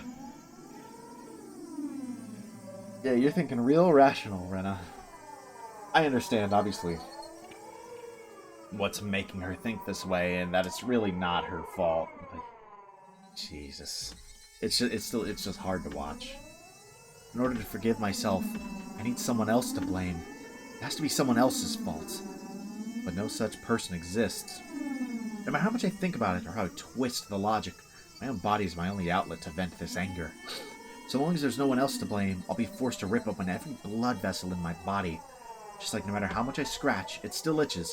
No matter how much I rip apart my own body, it's not enough. The blood is all over the bathroom, and I'm sure it makes for quite the gruesome scene. Although I'm trying to stay calm, I can't ignore the sharp pain that runs through my body. Maybe because I've lost so much blood, or maybe because I'm naked in the bathroom, I feel freezing cold. My whole body is throbbing, and my heart is beating so fast. I'm cold and hot at the same time, and also sad, angry, and in pain. I want to find something that lets me forgive myself. Then, it came. It came in a heavenly light. It was mysterious and unreal, like something out of this world. It apologized. It kept apologizing. Why is it apologizing? You apologize when you're at fault. So this thing I just met for the first time was admitting to wronging me. That means I'm not at fault. It's at fault, not me. I dropped the razor blade. It fell into the puddle of blood. The pain is taking over my body. The pain of ripping apart my own body is taking over me. I've been telling myself this pain is the punishment for what I've done, but I'm not at fault. It is. So I don't need to accept this pain as a punishment. So I don't need to defile my body anymore. She continued apologizing to me over and over as I stood there covered in fresh blood. She apologized every time I wanted to blame myself, constantly whispering that it wasn't my fault. Yashiro-sama exists. Yeah, so that was... I mean, okay. Yeah, it was a flashback, which, we knew, but we've kind of seen that very same flashback, but still with more context, that flashback is definitely interesting to see. Oh, Yashiro-sama exists. She's always following me. Pit-pat, pit-pat. Every time I can't endure the guilt, she apologizes and tells me I'm not at fault. Everything is caused by the curse of a Yashiro-sama. Things started to go wrong when I broke the rule that I wasn't supposed to leave Hinamizawa. Finally remember. When I moved from Hinamizawa, one of my neighbors gave me a charm. She said that if I left Hinamizawa, I'd be cursed, so I had to take the charm. That's right, she gave me a charm. It had some complicated writing on it. But I haven't seen it since I moved here. I may have lost it. There's nothing I can do about that. If Hinamizawa residents leave Hinamizawa, they'll be cursed. My mother and I, even Uncle Akihiko too, we've gone insane because of the curse of a Yashiro-sama. Nobody was at fault from the beginning, because everything is caused by the curse of a Yashiro-sama. Nobody's at fault. Nobody. I'm finally able to forgive everything. The anger that I couldn't get rid of even after I destroyed everything, including my body and soul, is finally gone. Father, now I know. The curse of a Yashiro-sama is what caused my mother to leave, and for you to be so sad. You remember a Yashiro-sama, don't you? The guardian deity of Hinamizawa. That's right. People of Hinamizawa aren't supposed to go to the outside world. That's why Mother went insane. It's all because of the curse of a Yashiro-sama. If we'd stayed in Hinamizawa, we would have been happy. Oyashiro-sama came to me and told me that. Come to think of it, Oyashiro-sama has been trying to tell me that for a long time. After Mother left, I didn't know why she left or how to express my anger. Yashiro-sama's kept following me ever since then to let me know that. She followed me everywhere, the sound of her footsteps echoing behind me. But I pretended I didn't notice her. I was so stupid. I didn't hear her voice until I slashed my body all over. If only I'd listened to Yashiro-sama's voice. I bet she started warning me once Uncle Akihito came into my life. If the whole family had gone back to Hinamizawa, my mother wouldn't have had an affair. We would have been happy there. I bet Yashiro-sama's been trying to tell me that. Yeah, not quite. I understand why she believes it this way, but that's definitely not exactly what's going on. That's right, she must have been trying to warn me ever since we left Hinamizawa. She was always with me. She followed me everywhere. I was stupid, trying to pretend I didn't notice. Everything was because of that stupidity. If I noticed Yashiro-sama's voice, my family wouldn't have suffered from the curse. It's all my fault. Oh, Yashiro-sama's apologizing. She keeps apologizing, which means this is all her fault. So this isn't my fault, is it? Because this is the curse of a Yashiro-sama, right? She's apologizing, saying, I'm sorry, I'm sorry, I'm sorry. Well, Yashiro-sama's apologizing repeatedly. So I'm sorry too. I'm sorry, I'm sorry, I'm sorry. I'm sorry that I didn't hear your voice. I'm sorry, I'm sorry, I'm sorry, I'm sorry. We're from Hinamizawa, so we have to keep hearing your voice. But Yashiro-sama definitely exists. Can't you hear, Father? Don't you see? Well, Yashiro-sama's right there, apologizing, saying, I'm sorry, I'm sorry, I'm sorry. I'm sorry, too. Come on, Father, let's apologize, too. Mother, you don't have to apologize. You should die because of that curse. I hate you, Mother. I hate you, I hate you, I hate you. I hate myself for being your daughter. These maggots are your fault. They make me itch everywhere. I'm sorry, I'm sorry. I'm sorry, I'm sorry. No. I don't want that medicine. My mother got it to kill me, so I don't want it. I won't take it. I told you I won't take it. Stop. This is a curse, so you can't fix it with medicine. You won't get rid of the maggots because this is a curse. No, I don't want a shot either. Stop. It hurts.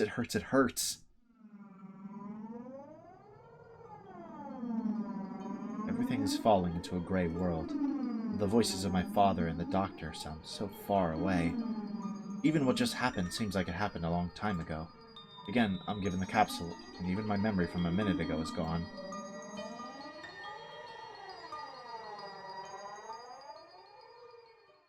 Wow. Oh, damn. We're not done? I thought that was it. Okay, I was getting ready to talk about that. Felt like there was a lot to talk about. I'm back in my bed, staring at the ceiling.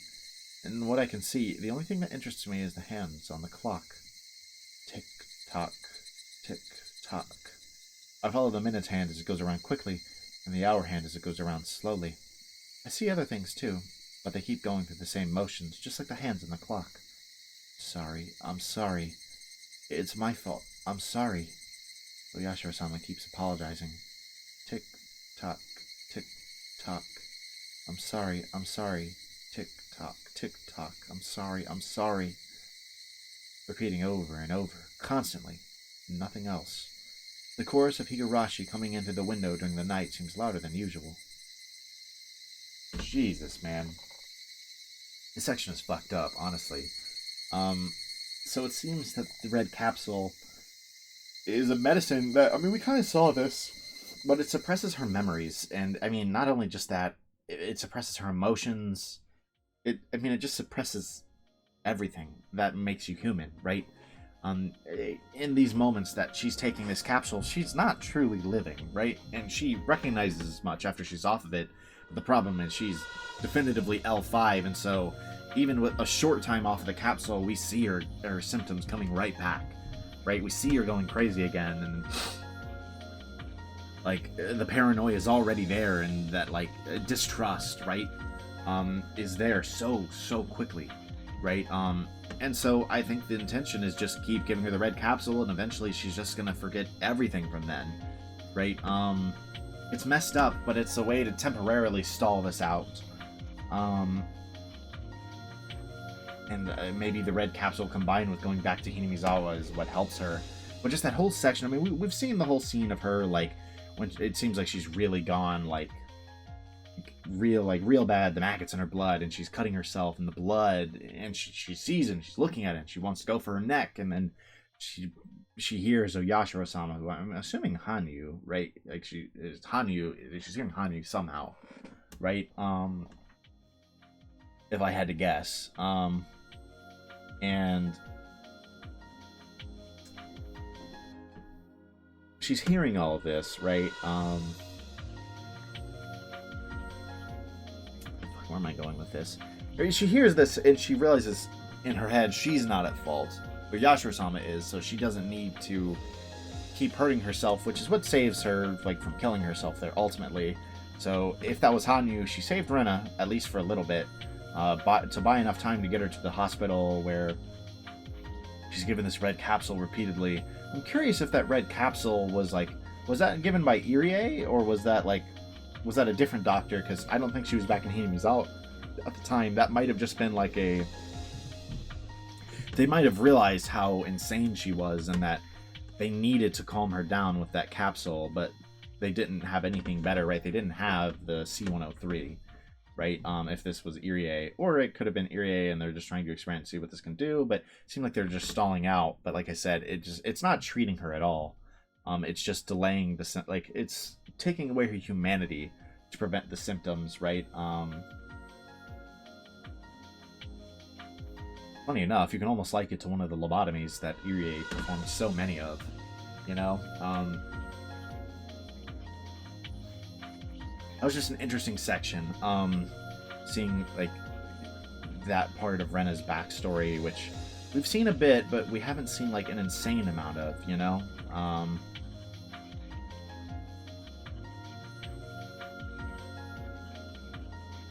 Okay, so I think we got the forgiveness of Rena's sins. I mean, we'll definitely just do Rena Ryuugu. Seems like the simplest way to do this. Gotta get Satoshi's awareness of his sins. Like, I wonder if that's here. I wonder if this is something like, because Rena talked to Satoshi about this, right? Maybe we're gonna see that. Because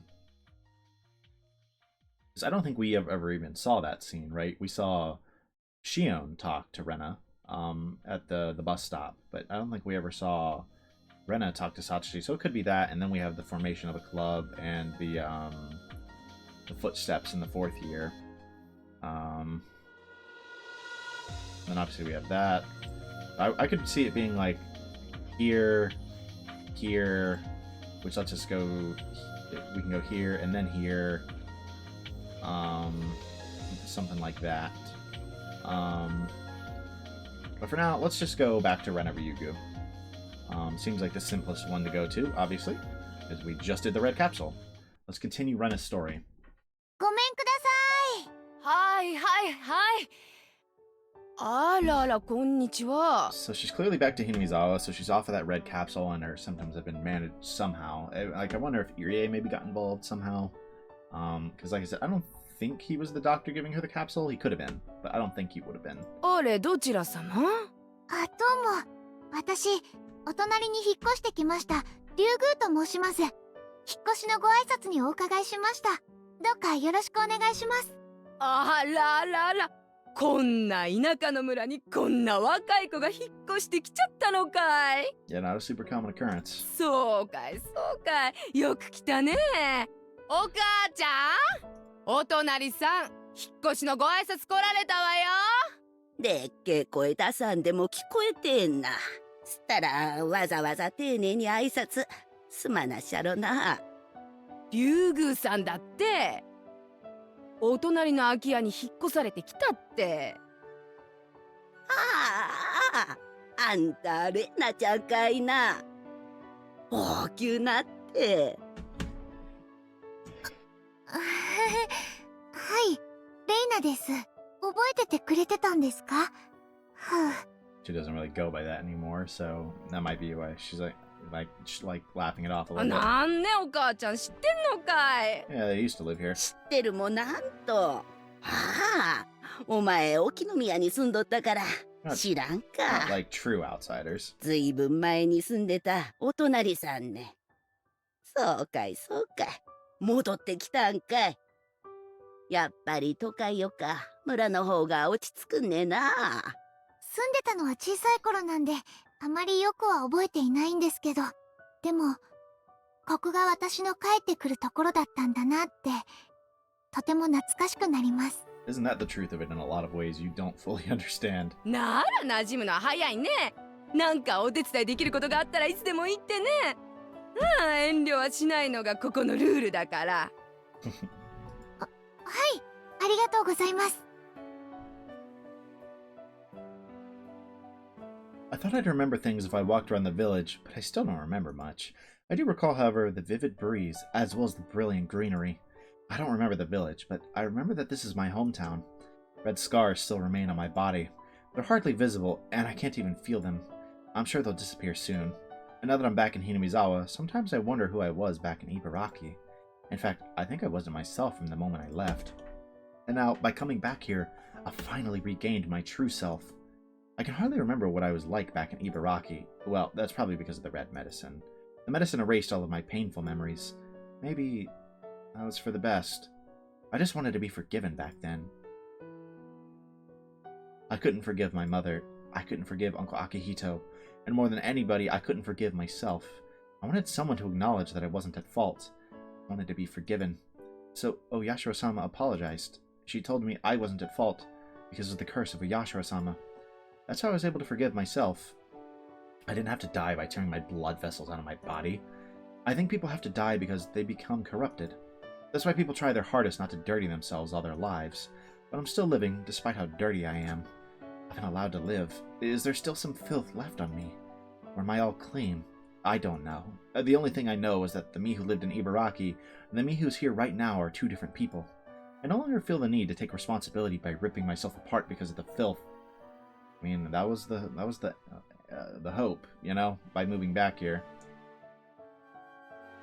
Combined with the medicine to help you forget some of the crazier things you did, and some of the crazier things that happened, right? Although, I mean, it seems she still remembers a lot of the trauma and, like, what she went through, but she definitely does not remember everything. After arranging some furniture and unpacking some boxes, we finally had dinner. Although I hardly remember Hinamizawa, my father remembers things very clearly. お父さんたちがひなみ沢に住んでた頃にもあったんだけど、今は綿流しという行事がとても大きなお祭りになってるらしい。6月の終わり頃にあるらしいね。綿流し？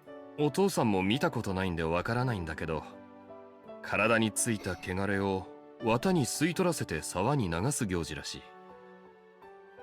Right now, that's exactly something that Rena could use, you know? Absorb the filth. 汚れって流してしまえるものなんだね。そりゃそうだ。人間は罪深い生き物だからね。生きてるだけで日々汚れが我が身に降り積もっていくものなんだそうだ。それを年に1回、体をお掃除するように綿に吸い取ってもらって捨ててしまおうということらしいよ。People become burdened with filth and sin by doing something bad. Court sentences can settle your crimes legally, but that doesn't mean the burden of sin, of the filth, will just go away. In other words, human hands can't erase human filth in this human world. The filth is something humans can't get rid of, and that's why we need a god from a different world to do that. That's what I thought. But I'm surprised to learn about Watanagashi. Human hands erasing human filth in the human world, letting the cotton absorb the filth and drifting it down the stream. That means it's okay to live in this world. I tried to commit suicide because I couldn't forgive myself. Oyashiro-sama apologized to me and told me to come back to Hinamizawa. And now, here in Hinamizawa, there's this Watanagashi, a ceremony to get rid of filth. This isn't just a coincidence. Hinamizawa is a place to wash away your filth. It forgives sins. It's a place of forgiveness. そういうのをな、みそぎって言うんだ。That's what it's supposed to be. あ、言葉だけは聞いたことあるかな。日本文化というものは、汚れというものにものすごく厳格だろ。汚れを残したまま表舞台にとどまることを許さない。ほら、政治家や社長で汚職があるとすぐに辞職するのもそういうことだ。汚れた人は表舞台を去らなければならない。悪く言うと、汚れを誰か一人に押し付けて隕石させるわけだな。Sins and filth must be removed. It's why people push them onto someone else and then try to get rid of the filth by sacrificing that person.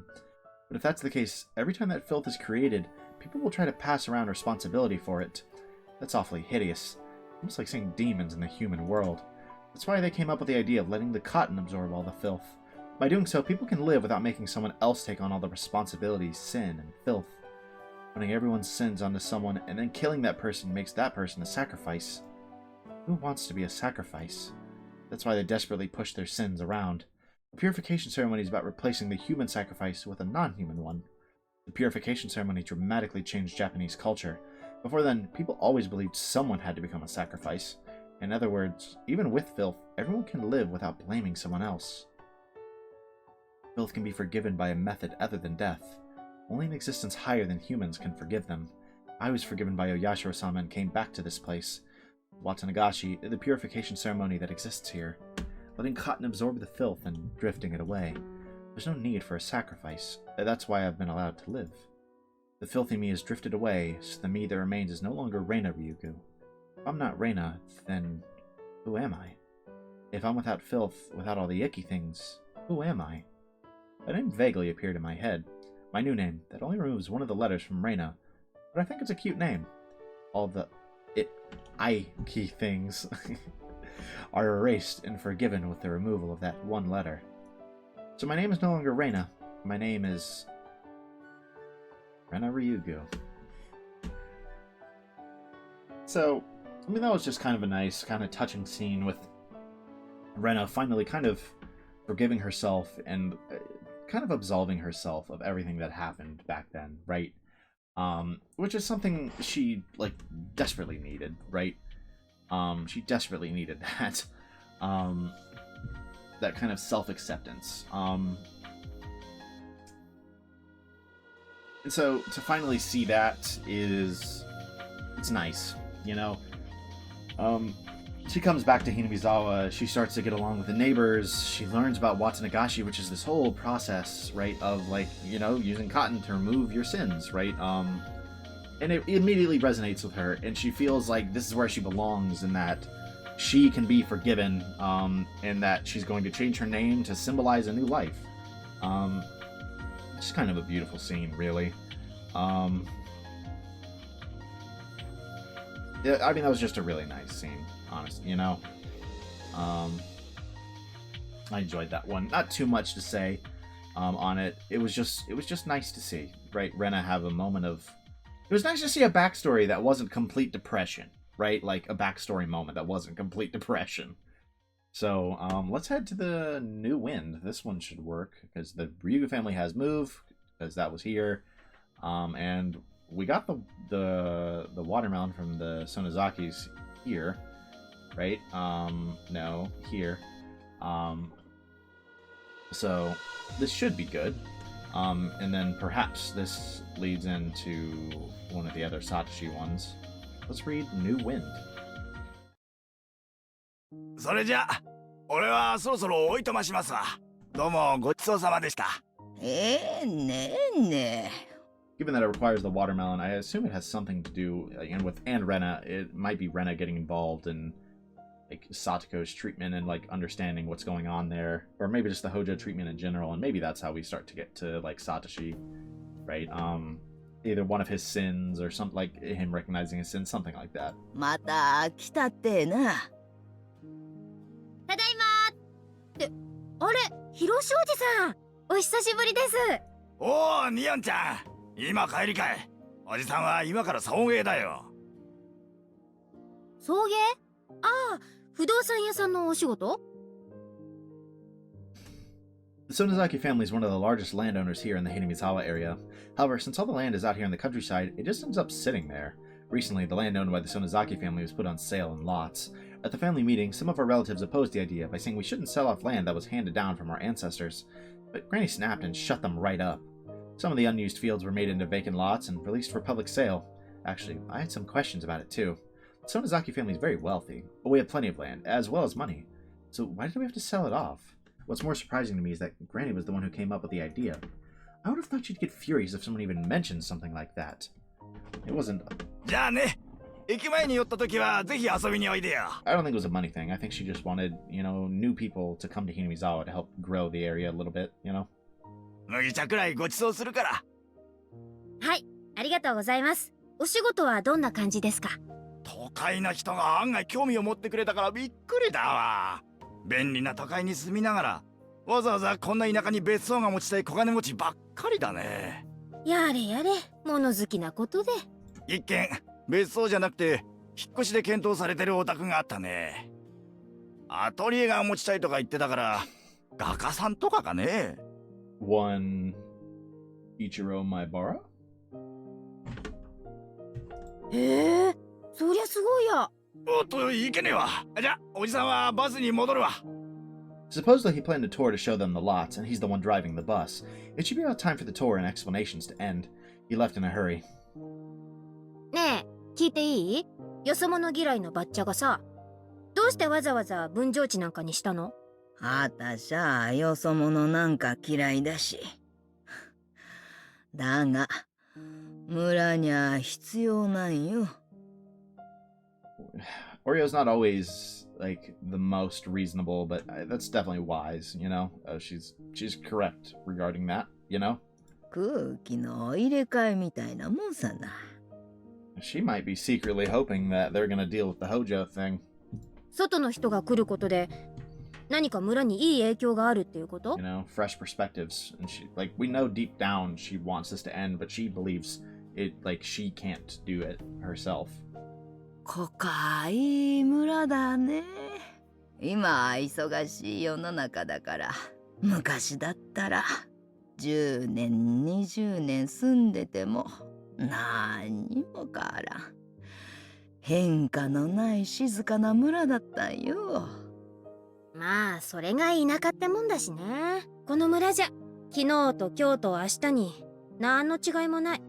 私は退屈だけどね。でも友達ができたろ。Rena Ryuugu. 外から竜宮のレナちゃんが引っ越してきて友達になってくれたんだろうが、近い年の友達ができて嬉しい言うとったがな。うん、予期せぬ友達が突然できるのは楽しいね。レナちゃんが来んとな。ミヨン学校が退屈だ言うとったんね。いや覚えとる。それが外から引っ越してくることによる効果だって言いたいわけ？どんな寒い冬場に勝て、たまには換気をせんとな。いろりの悪い空気がたまって窒息しちまう。寒くてしんどいのは承知で、窓をガラリと開けることもあるんよ。外から人を迎えることが村の換気になる。Yeah, it stops it from being like an echo chamber, you know? Just new perspectives, new people, new friendships, right? ああ、そしてきれいな空気を入れて、あたしらみたいな悪い空気はとっとと追い出されるべきなんよ。If I bring up the Hojo family, I know Granny will explode, so I won't. But I think what Granny is trying to say includes things like their ongoing isolation. Even now, when she remembers about what happened at the explanatory meeting, she gets really upset. But I guess even she feels that needs to come to an end. Yeah, and I mean, people who are outsiders and who weren't involved in that aren't going to have those preconceived notions regarding the Hojos and will be willing to not isolate them as much, right? Imagine how... I mean, I can only imagine having the Ryuugus and eventually the Maebaras around makes the well, I say the Hojos, right? There's two right now. It makes Satoko's life less miserable, you know? But, of course, she can't just say she'll forgive them, not when she's at this stubborn age. She can't lose face by openly saying they need to be forgiven. Honestly, I think she's behaving like a little schoolgirl who actually likes a person but treats them rudely when they're around. Yeah, that's actually a great analogy. Maybe people really do go back to being children when they get old enough. I'm not just talking about Granny. The same can be said about all the old people in the village. No, maybe I should say the evil around here. That must be what she meant by bad air. There's no use circulating the air in a closed room. Unless you open the windows and let fresh air in, the air in the room won't be purified. 実際に引っ越してくる人があるかはわからないけど、その人にそこまでを期待しちゃうのは気の毒じゃない？ Maybe a little bit. レナちゃんが一人転校してきても、誰が引っ越してきても、 Hey, you're not wrong. きっと村は変わる。You are more right than you know. 願わくば、それが元気な若者で、わしら年寄り連中が安心して村を任せられるくらい大暴れしてくれよると嬉しいんだが。 Boy, are you getting that? それこそ年寄り連中がもうやっとれんね、あの世に退散するわいうくらいにな。 She's smart enough to know that they need the next generation of leaders who will, campaign for the village and try to make it better and right the old wrongs that the old people are too stubborn to to fix at this point, you know? 何それ？ He's straight up asking for Keiichi. 死んだおじいちゃんの話？あ、ほんとれ。誰がじいさまの話をしたんよ。ほれ、お手伝いさん言って縁側のお茶を片付けさせてくれな。She said, ain't nobody thinking about that dude. へいへい、了解了解。ミオン。北条聡が消えた日、お前、私に詰め寄ったろが。ああ、そんなこともしたね。あたしゃな、あれで目が覚めたんよ。At least it did something. The whole thing with Shion and Mion there, right? The way they fought to end this. They got to Oreo. That's good. And at least the fingernail ripping wasn't for nothing, right? 北条家がどうのこうのいう問題は、年寄り連中が死ねば時間が解決してくれるなんてんじゃあかんね。そんなの待たず、はよ解決せんとなあかん。でも、自分にはそれができないから、よそ者にそれを託す。それが、あたしにできる精一杯だね。She needs Keiichi. どんな悪い手札だって、次のドローでいい札が入れば流れが変わるきっかけになることもある。それに期待して山から札を引くのもありかもしれない。新しい風は、ミオ、お前らの世代になる。外の風を迎え入れたれな。そして、お前は内からの風となって、混じり合いながら、村のよどみを吹き飛ばしてくれ。他力本願の極みだね。Yeah, I guess it is. You're not wrong. 自分が火種を作ったくせに、孫にその尻拭いをさせるとは。そういいね。新しい風を、新しいその崎家の当主として、村に招き入れたれ。それが次期当主の仕事だってんなら頼むわ、ミオン。あたしゃ置いたね。もう憎まれ役しかできん。 The wind chime sounded quietly. Maybe that's a sign to let us know a cool breeze is on the way. I guess it is. That was another nice scene. And that one had some real implications. Like to a degree. Specifically with kind of like Oreo. We don't have the tea set on the veranda, I don't think. So we're gonna have to go somewhere else. Sorry, I'm just briefly looking. I don't know if we have.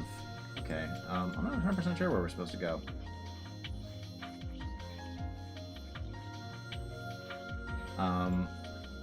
Anyways, I mean, let's just talk about what we just saw, and then we'll figure that out.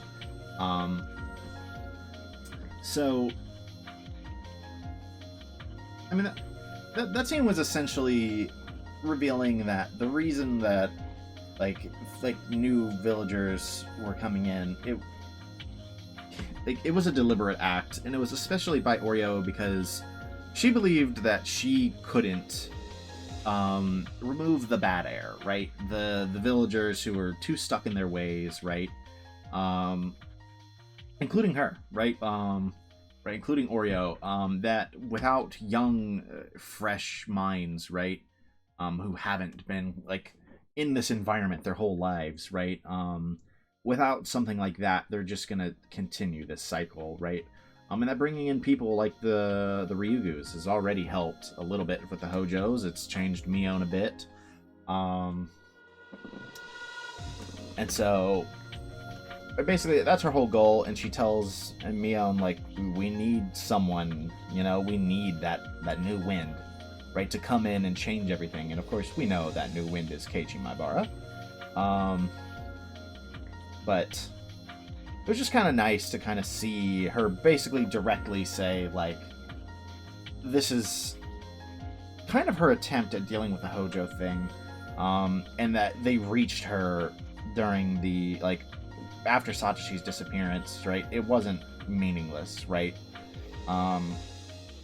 It wasn't meaningless. it did something, right? If for Oreo, at least. And she's doing what she can to end that isolation.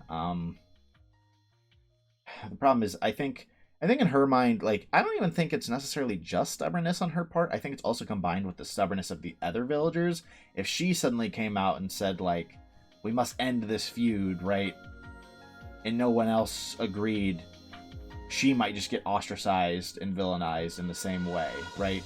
And so I wouldn't be shocked if in her eyes it has to be someone else that convinces everyone, right? Or maybe she's just that stubborn. It's probably a combination of both. But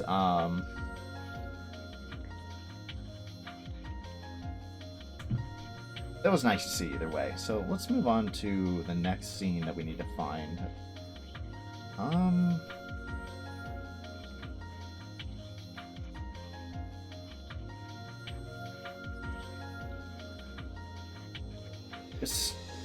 Okay, so we really need to have Satoshi Hojo's awareness of his sins, which we might already have. Like, genuinely, that might be the scene of Satoshi when he's, like, in the car with, like, it might be this scene, right? When he's in the car with Irie. That might be his awareness of his sins, like I said, where he's kind of like, I'm a terrible big brother for feeling this way, right? Like, stuff like that. It might just be that. We might have the completion of that medicine. We have one that talks about Satoshi's disappearance, and so that might mean we can go here. I feel like we can't, though. If I had to guess, I think we need to just go for one of the Satoshi being aware of his sins ones. Is my guess. So let's just try the formation of a club.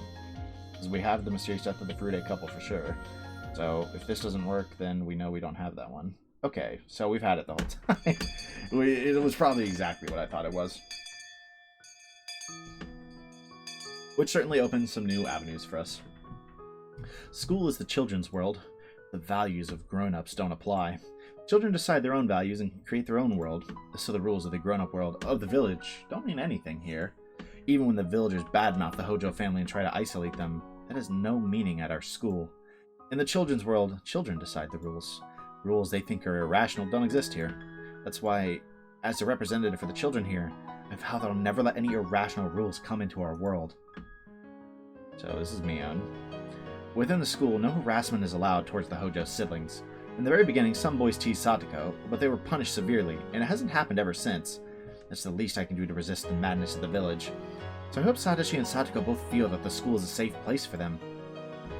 Satoshi must notice my concern, because he often smiles when he's here. However, I never see Satoko smile. Satoko's classmates used to try to cheer her up, but soon after, they decided that it was best to just leave her alone. I used to try to talk to her, but when I realized something, I stopped doing that. I'm a member of the Sonozaki family. To Satoko, I'm one of her enemies, so I'm sure she feels uncomfortable to have me around her. All I can do is to watch over her. That's why Satoko was alone in the classroom. That said, Rika-chan is always hanging around with her, even though Satoko told her she was annoying. Satoshi, too, is always beside her. These two are the only ones who remain by her side. It isn't limited to Satoko, of course. The malicious isolation is still continuing towards the Hojo family. Because their hysterical aunt is so hostile towards her neighbors, there's nobody who sympathizes with her. It's wise to know there are fights worth picking, and also fights better set aside. If the aunt had even a little tolerance or self-control, this isolation wouldn't have continued. Yeah, I mean, maybe. It's definitely possible that if they hadn't been so shitty, right, back to everyone, that things would have ended, but I don't know. I still find it a little hard to believe. Kind of feels a little like victim blaming, like just because they're assholes, you know? Of course, the villagers were the ones who forced them into that role, even though they weren't related to the issue. But if she had stayed quiet, then it wouldn't have gone so far. The aunt's hostility is one thing, but she's dragging everyone in the family into it as well. The uncle and the aunt haven't been getting along, and he hardly comes home. Both Satoshi and Satoko are forced to live in shame. The aunt vents her stress by harassing Satoko. This was the same too. The aunt is her guardian after all, but Satoko doesn't even try to hide her disgust, so things aren't going smoothly between them. If she'd behaved like Satoshi, then she wouldn't have been made into a target. So, does that mean the sad life Satoko's living right now is something she caused herself? No, it doesn't. But no matter how much I sympathize and how much I want to help her, nobody knows what to do. An apology won't change the situation. The flow can't be reversed. The fact that the Hojo family is ostracized by the entire village can't be changed. That's the horribleness lurking underneath our lives. The neighbors, the village, and the community. Once they become your enemies, the world can become so cruel. Japanese people have known that since ancient times, which is why we cultivated empathy and an obligation to show courtesy to one's neighbors. No matter who I blame, Satoko won't smile. So the only thing I can do is to watch over her and make sure that she's safe when she's at school. ありがとう、ミオ。えごめん、何？サトコにいつも気を使ってくれてありがとうって。Yeah, he can tell. Satoshi kind of appears absent-minded, but sometimes he says things as if he can read your thoughts. I tried to deny it since it's out of character for me, but he smiled as if he could tell exactly what I was thinking. サトコは笑顔の浮かべ方を忘れてしまっただけなんだよ。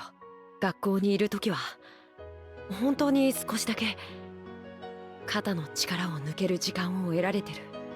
それはきっとサトコにとってとても優しい時間になってるって思ってるよ。おじさんが気を使えるのはせいぜいこの程度だしね。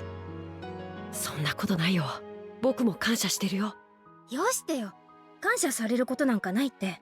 迷惑かけてるのは多分うちなんだしさ。そんなこと思ってないよ、全然。I'm not good at reading people's subtle cues, but I know for sure what he just said is a lie. Satoshi knows that he and his family are being isolated because of the Sonozakis, and he's of course aware that I'm a member of the Sonozaki family too. Satoshi's mature, and that's the only reason he doesn't take it out on me. If he had the same temper as his aunt, he would hate me bitterly. Knowing that, the least I can do is not get too close to them. But I'm a meddlesome person, and when I see Satoko looking depressed or Satoshi forcing himself to smile, I have to do something. That might be even more troublesome to Satoshi and Satoko, though. 私、サトコの気持ちを全然理解してないのかな。どうして？サトコが辛い思いをしてる一番の原因は、そこの娘の私がサトコの周りをうろちょろすることは空気の読めてないことなのかなって。I mean, that's a valid doubt to feel. そんなことはないよ。ミオンはそれくらいがちょうどいいと思うけどな。何よそれ。私は無神経な方がぴったりだって言うの？そういう意味じゃないよ。Satoshi did kind of have a tendency to say things a little wrong, so. その空気というのがサトコから笑顔を奪っているのなら、そんな空気なんか全然気にしない人じゃなきゃサトコに笑顔は戻せないって思ってるから。うまいこと言ってるけど、さりげなくおじさんのことバカにしてるでしょ。ひどいな。バカにしてなんかいないよ。Bro, blushing. 助けてほしいだけなんだよ。僕一人の力じゃサトコに笑顔は戻せない。ミオンみたいな力強い人の助けがいるんだよ。Like he was kind of saying, right? Like someone who isn't kind of being crushed by this atmosphere has to be the one to do it, you know? でも And the Sonozaki is like kind of perfect in that sense, right? Like, you know, Satoshi and Rika are both hurt by the atmosphere, right? Whereas she wants to help, of course, but like it's not like, I don't know, it doesn't hurt her as much, you know? And so it has to be someone like her who, out of the good of her heart and who wants to do it, right? It doesn't, like, not someone who just feels like, come on, Satoko. Like, if Satoshi says it, like, you know, we tries to make her smile again, she's gonna realize it's an attempt just to cheer her up, right? Like, obviously, right? It can't be that obvious, if that makes sense. 私、園崎家のミオンだよ。私なんかが無神経なことやったら、かえってサトコを傷つけるかも。No, that's true. その空気がサトコを一人ぼっちにしているのに、だからミオンもサトコを一人ぼっちにするのかい？ This is the first time Satoshi has asked me for something so aggressively. Satoko is a very important person to him. He's saying he needs my help to make her smile again. But still, no. Maybe he's right. What's going on between the Sonozaki family and the Hojo family is an issue among the grown-ups. We children don't need to care about that. The irrational rules of the grown-ups don't mean anything in our world. So I have to object to the irrationality of the grown-up world using methods of my own. さとこは本当に私のこと迷惑に思わないかな。初めは少しは思うかもしれない。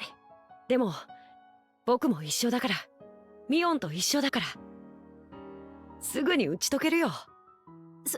そうかな。今日学校が終わったらさとこを遊びに誘ってみる？家に帰るとおばさんにいろいろ言われて表に出られなくなってしまうかもしれない。It says the formation of the club. なら簡単だね。家に帰らずに遊べばいいんだ。でも帰りがあまりにも遅くなると何の道草を食っていたんだと。ならさ、あれだ部活動に加わったっていうのはどう？部活？うん、部活ってことにして学校で遊んでから帰ればいいじゃん。だって学校から帰らないでそのまま遊んでる男の子だって大勢いるんだしね。全然問題ないよ。あ、でも服を汚すとまたおばさんに。Let's not get too crazy. ならさ、アウトドアじゃなくてインドア中心にすればいいわけよ。Man, how that evolved. To be fair, the club is still mostly like board games on like school days, you know. There are other activities, but usually they're just kind of chance circumstances that they turn into a club activity. それなら服も汚れないしね。インドアってことは教室？でもあんまり暴れると千恵先生に。That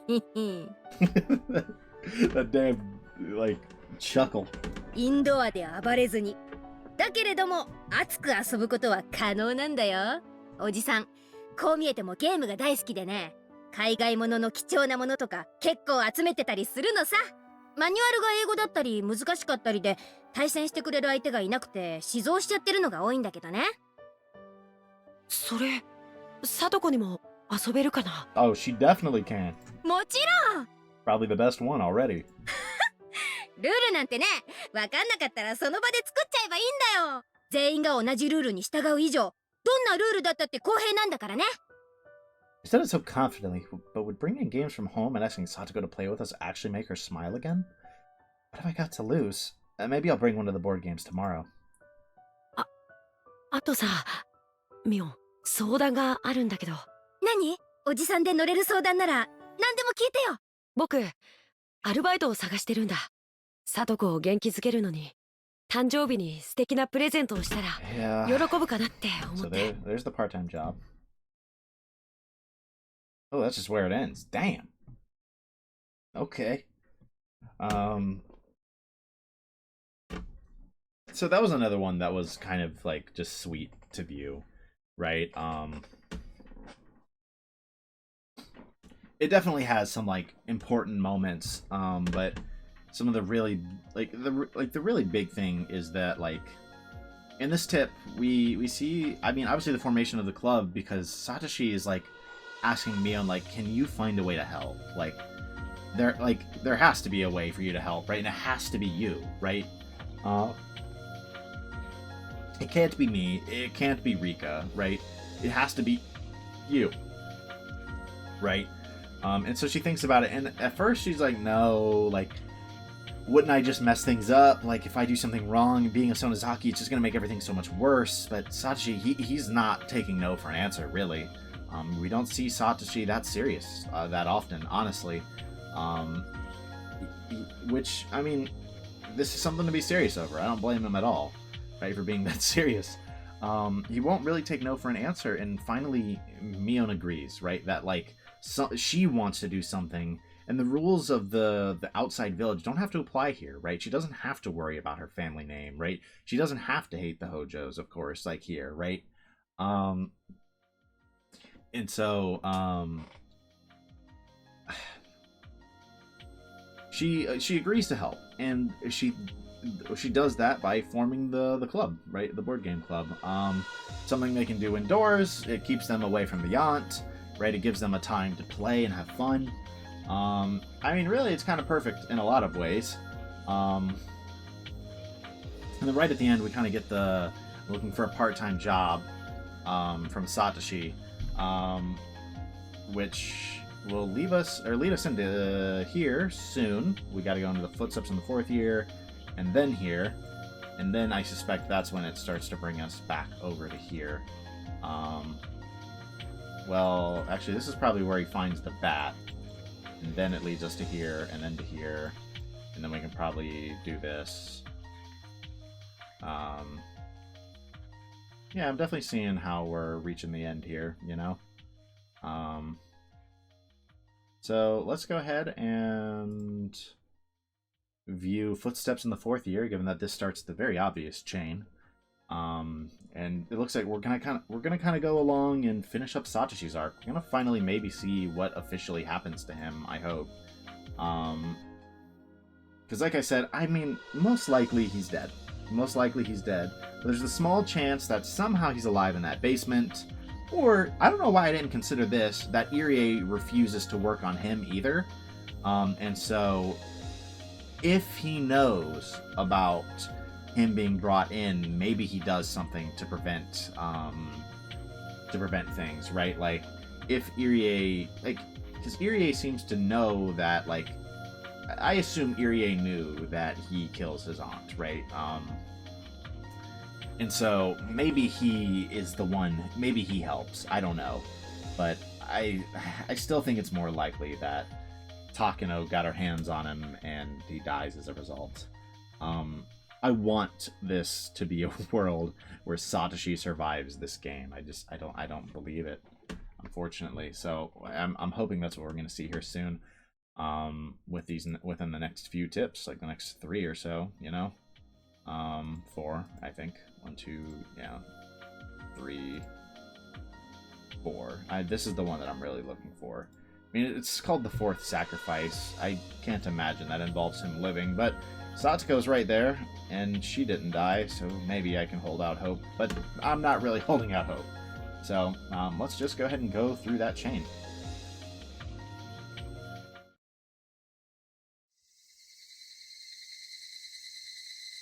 My harsh and brutal days are still continuing without end.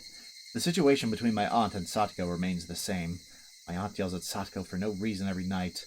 Though Satoko cries, she still talks back to her. So my aunt's yelling goes on and on forever. Satoko's crying goes on and on too. When Satoko sees me, she grabs onto me. She hides behind my back and tries to ignore my aunt's yelling. She always comes to seek my help. Satoko doesn't open up to anyone but me.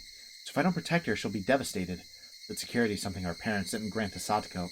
I have to be the one to provide it. But every day, day after day, every time Satoko cries, every day, day after day. Satoko grabbed onto me while crying yesterday. I patted her head, but along with pity, a different emotion came to me, like frustration, anger. I wanted to grasp her head and smash her against the wall. What an unbelievably devilish and awful emotion. I mean, yeah, it's horrible, but to a degree I can get it, you know? Like, it's terrible, right? It's terrible, especially when you combine it with the fact that he's got Hinamizawa syndrome, of course, that amplifies things, right?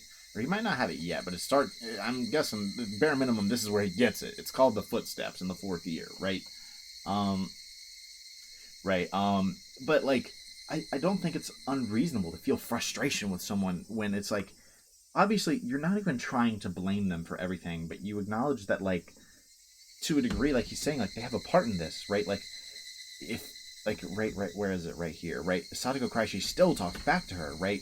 If she just, like, to a degree, if Satoko didn't keep talking back, the aunt's yelling might stop, so the crying might stop, and so it might help. And so he blames Satoko at least a little bit, and so it's just frustrating him. Right, and he needs to take out his emotions somehow, and there's a small part of him that's like, do this terrible thing, right? Which he's not gonna do, but I imagine this frustration is obviously what's gonna lead him to the solution he ends up with. No, I can't think that. No, it's not that I can't think it, I just can't acknowledge that feeling. Since that day, there's been someone else inside of me. That someone is trying to eat me up from the inside and switch places with me. Yeah, Hinamizawa syndrome has begun. When Satoko begs for my help while crying, the person tries to make me spell out some awful and hateful words that are sure to damage Satoko forever. Leave me alone. Don't grab onto me. Go away. No, I can't. To prevent him from taking over my body, I clenched my stomach and drove him out. I managed to do that. But that wasn't it. The person is coming after me, trying to get back inside of me. Don't let such a scary thing get back inside of me. He knows there's no room to slip into my heart as long as I keep it held shut like this. So he stopped trying, and instead is following right behind me. He's waiting for me to let my guard down. When I walk, he walks right behind me. He's breathing down my neck. He follows me everywhere, and when I lie down, he stares at me. He's waiting for the right moment to jump back inside of me so he can hurt Satoko. It's been so hot lately. Maybe the heat is getting to me, and that's why I think things like this. I'm the only family Satoko has. I'll have to protect her from my aunt for the rest of my life. It's my eternal duty. Rest of my life? Forever. Do I have to do this forever? Only Satoko. But I'm her only family. But it's because of my aunt. But it's because of the villagers, too. It's almost Watanagashi. Some irresponsible people are saying that the curse will once again fall upon Hinamizawa. They're also saying it'll fall upon me and Satoko for sure. Maybe it's just my imagination, but lately the villagers expecting it are giving me especially sharp looks. I feel like I'll be killed on the day of Watanagashi. Of course, there's no reason why I would be killed, and it's just my imagination. Ah, pet. Don't come inside of me. Satoko's my only sister in my family, so don't tell me those awful things. Pat. Stop. Don't come this way. The footsteps came up right behind me, and the hand touched me on the shoulder. Yeah, bro's going through it. He's at school. It was just Rena. Renaか. But he's at that point. This is actually kind of interesting. We're going to finally get to see Rena when she saw all of these signs in Satoshi. Now Keiichi was doing all the same things. It's going to be interesting to see this. 大丈夫かな? I must have been acting weird. Rena looked worried. Her name is Rena Ryuugu. She just moved here and transferred to my school. Nobody remembers her, but supposedly she lived here in Hinamizawa a long time ago. In fact, she hardly remembers anything about Hinamizawa either. Since Mion is the only other classmate who's my age, I'm glad she's my friend.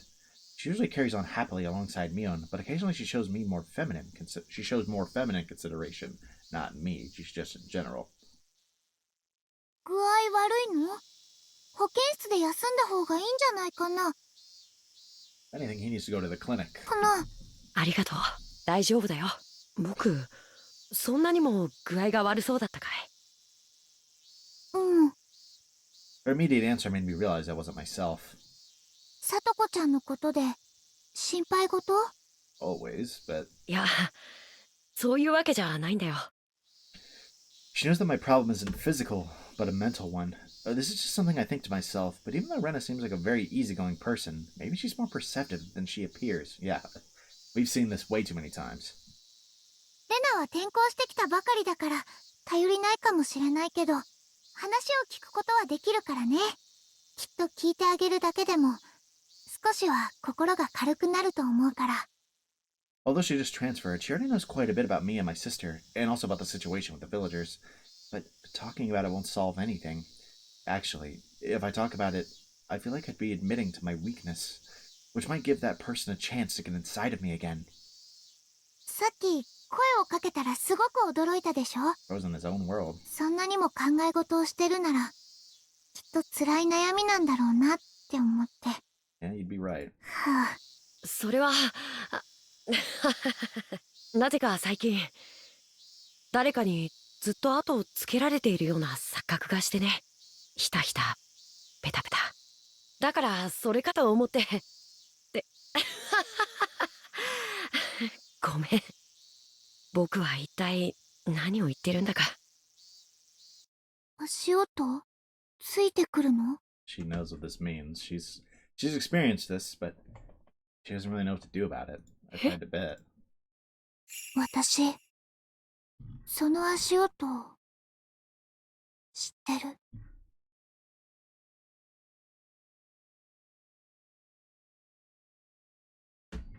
Yeah. So Ren is obviously recognizing to a degree what's happening to him, but she doesn't really know what to do about it. So that's where things leave off. Yeah, I mean, we're starting to see really as Satoshi starts to more and more fall victim to Hinamizawa syndrome, and at this point, he's reaching the higher stages, right? If he's hearing those footsteps, he's got a lot going on, of course, right? With everything going on at home with Satoko and his aunt, and he feels bad. To a degree, he blames it on Satoko, but he feels terrible about that. Refuses to acknowledge those feelings, right? Which, I mean, I can't really blame him. It would be very difficult to, like, legitimately blame them in that situation. Like, it'd be something that's difficult to accept, right? So, I don't know, like, we just see that he's starting to go crazy because of everything, and it's starting to affect him, and then we see that Rena realizes that, and it's interesting. I kind of wish we'd gotten to see more of this. I feel like this year, with the whole year with Satoshi, is like one of the most interesting things to me, right? In the backstory of the game, especially everything with Rena. We don't see as much of it as I would have liked. I do kind of wonder if one of the side arcs covers that a bit more. If so, maybe I'll have to check that out at some point, because I've been very interested, you know, in everything that happens with Satoshi for a very long time, right? And not to say that the answers aren't satisfying, but I just would have loved to see more of the scenes between, like with Rena and Satoshi, right? Like maybe that chapter from like Rena's perspective, for example, like would be fascinating to see. Or I say that chapter when that's not even a chapter that I know of, right? But just that year, that this like sequence. Just kind of a thought. I wish we had been able to see that for a little longer, but we know like the general gist of what happens there with Rena, so they didn't feel the need to extend it on. So let's go ahead and go to a notice of leave of absence, and see exactly what this is about, and where this is going to lead to. I mean, this is almost certainly going to lead us to here, but still, you know, worth checking out.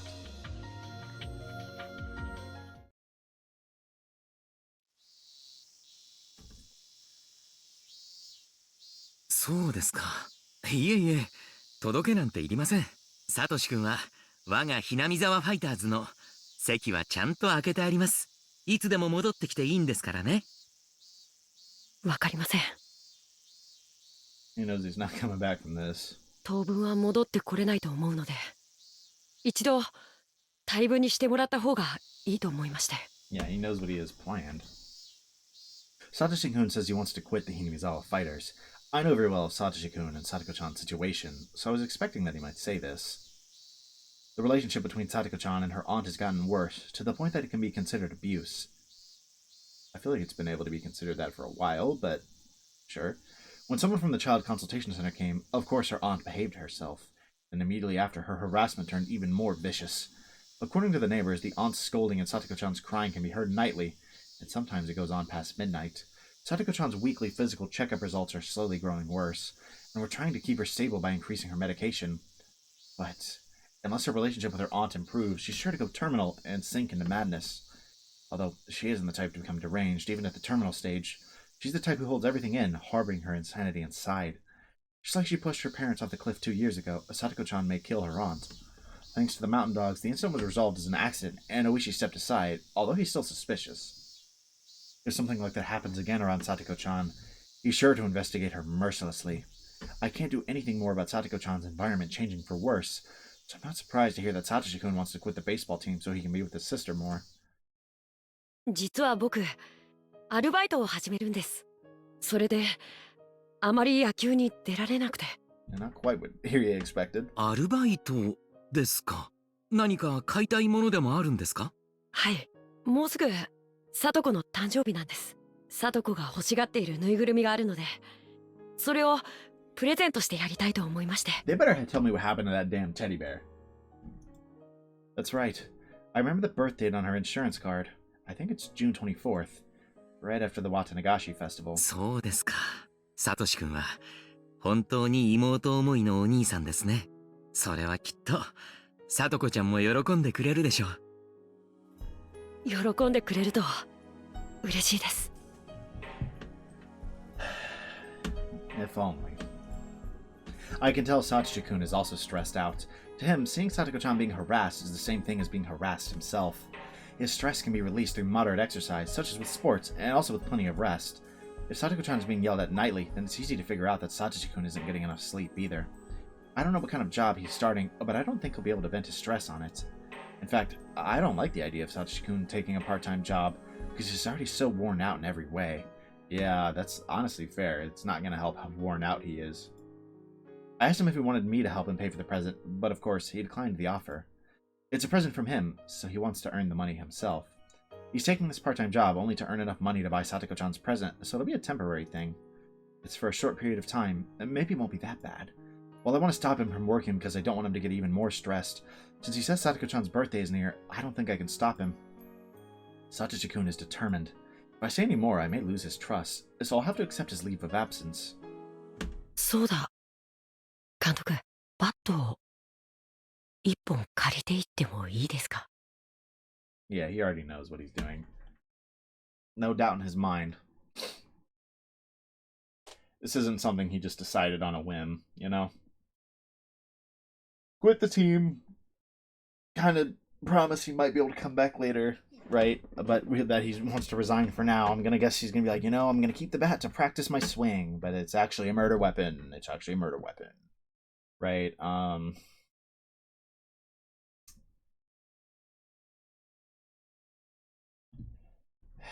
Yeah. I completely misunderstood his words. Later I found out he carried around that bat to protect himself. I realized that even then, he was already showing some dangerous symptoms. Yeah. Looking back on it, he realized what this was indicative of, but in the moment, how could you have picked that up?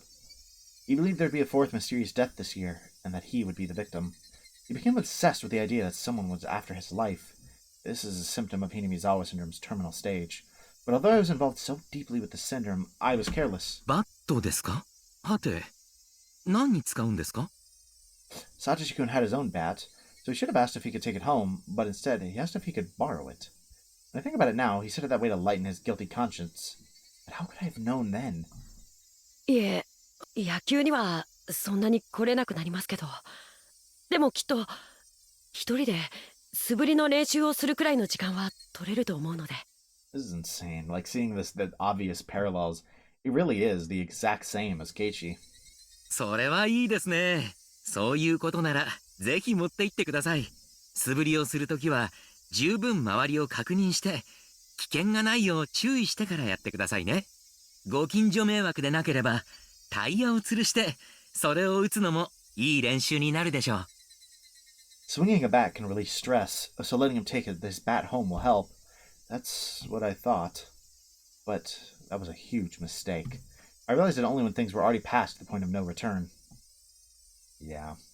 So right here, we see Satoshi obviously getting the murder weapon.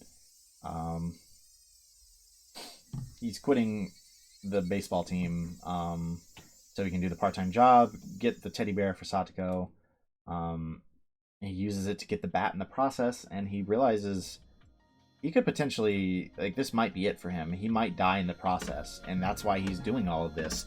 Getting that, like, I mean, that's why he's trying to get that teddy bear, right?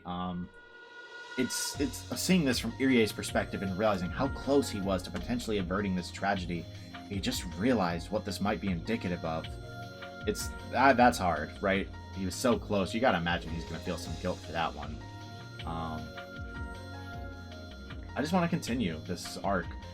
Like I've said for like I said earlier, I've really liked Satoshi's, like, the mystery behind Satoshi for a very long time, and so I really just want to see it resolved, rather. Like, want to see the answers. So let's move on to the death of Satoshi's aunt. Now that we have a bat to beat her to death. We were prepared to respond quickly this year, but that was why we were able to start the investigation immediately by securing the crime scene. The victim is the wife of the younger brother of the Hojo couple, so she's an extremely suitable target for the 4th year's curse of Oyashiro-sama. She has a horrible reputation among the locals. After the incident, everyone said she deserved to be cursed. I have a general idea of who the culprit must be. It's probably Satoshi Hojo, that innocent-looking kid. There's even a motive. The deceased abused his sister relentlessly, so this would be in revenge for that. Also, when he attended the inspection of the crime scene, he was rather frantic, yet also far too composed, as if he was totally unrelated to the incident. My intuition from many years of police work tells me that 8 or 9 times out of 10, someone who acts like that is the perp. Yeah, so that's it. Really, it's the state of calm that probably really made it set it off. His aunt's dead. He should be not so composed, you know? I have no concrete proof, but if I question him and shake him up a bit, I have a feeling he'll confess.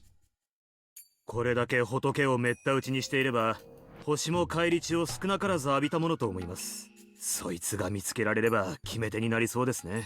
まあよっぽどの間抜けでなけりゃ処分してるでしょうがね。犯行を認めた後に捨てたと称する場所から発見できれば、検察も納得してくれるでしょう。This was pretty insignificant as a standalone case. A confession from Satoshi Hojo would end it. Everyone except me must believe that. But if I look at it as a part of the series of mysterious deaths, it won't be so easy.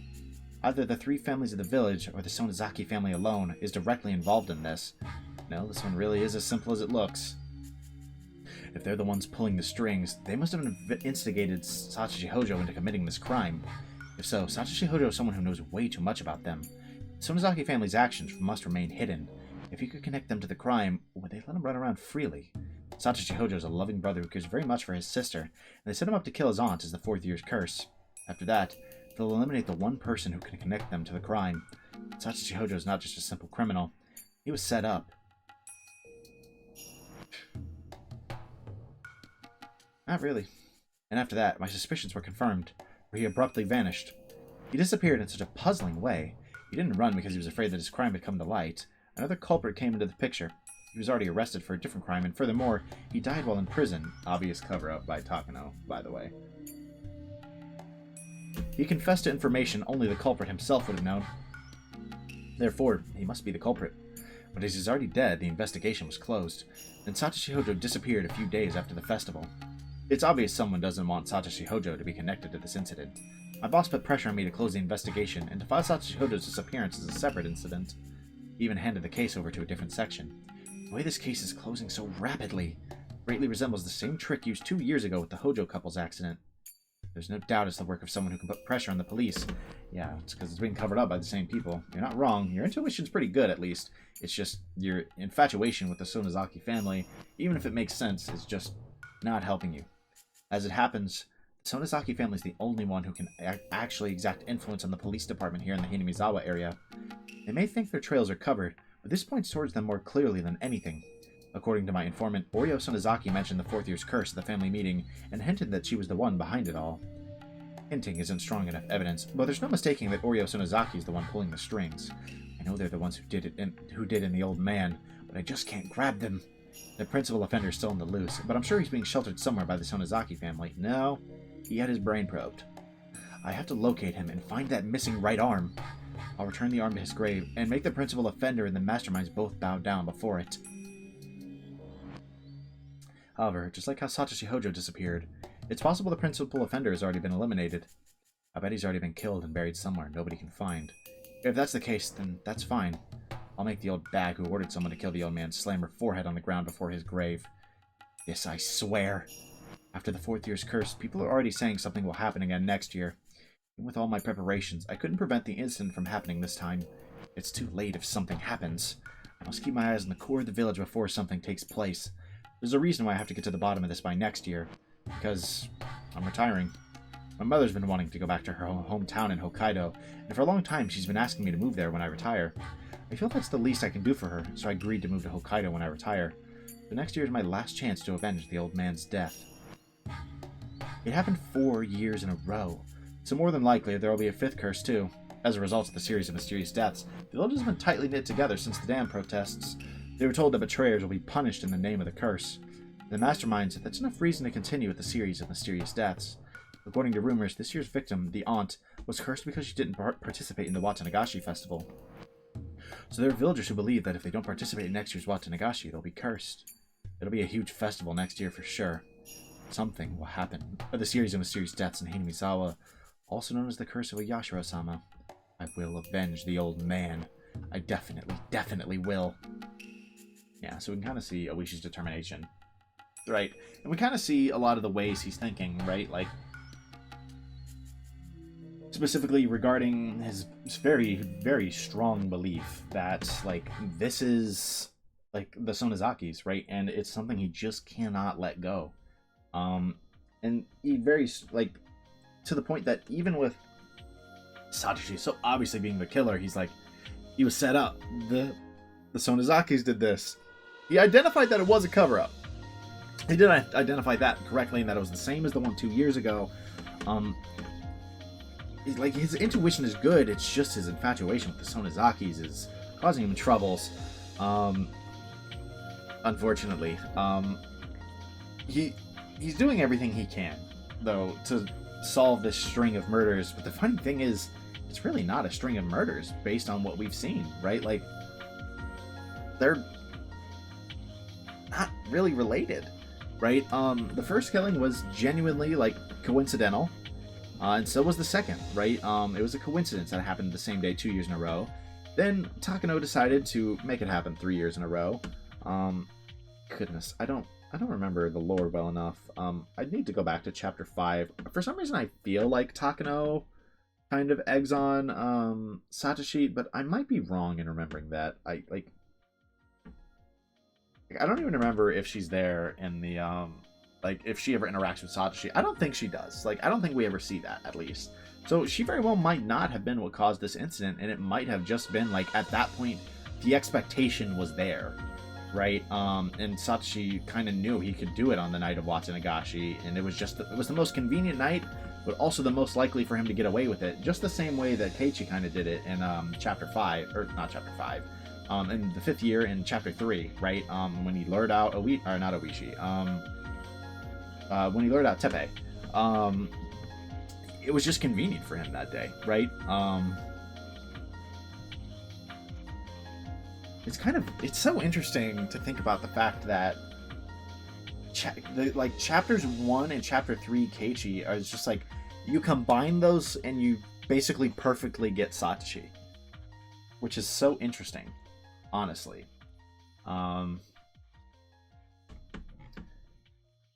I mean, that fragment was, it was nice to see that. It was more just kind of showing Oishi's determination, and how he's still, unfortunately, he is kind of making some connections where they aren't,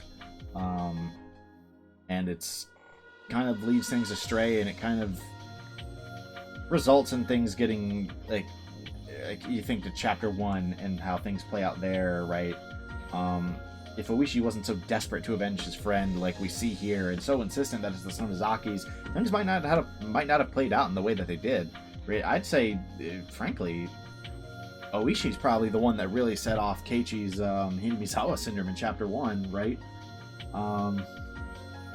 Not just him, but Oishi's desperation is what really caused that string of events to play out. So, kind of seeing that is kind of nice, at least.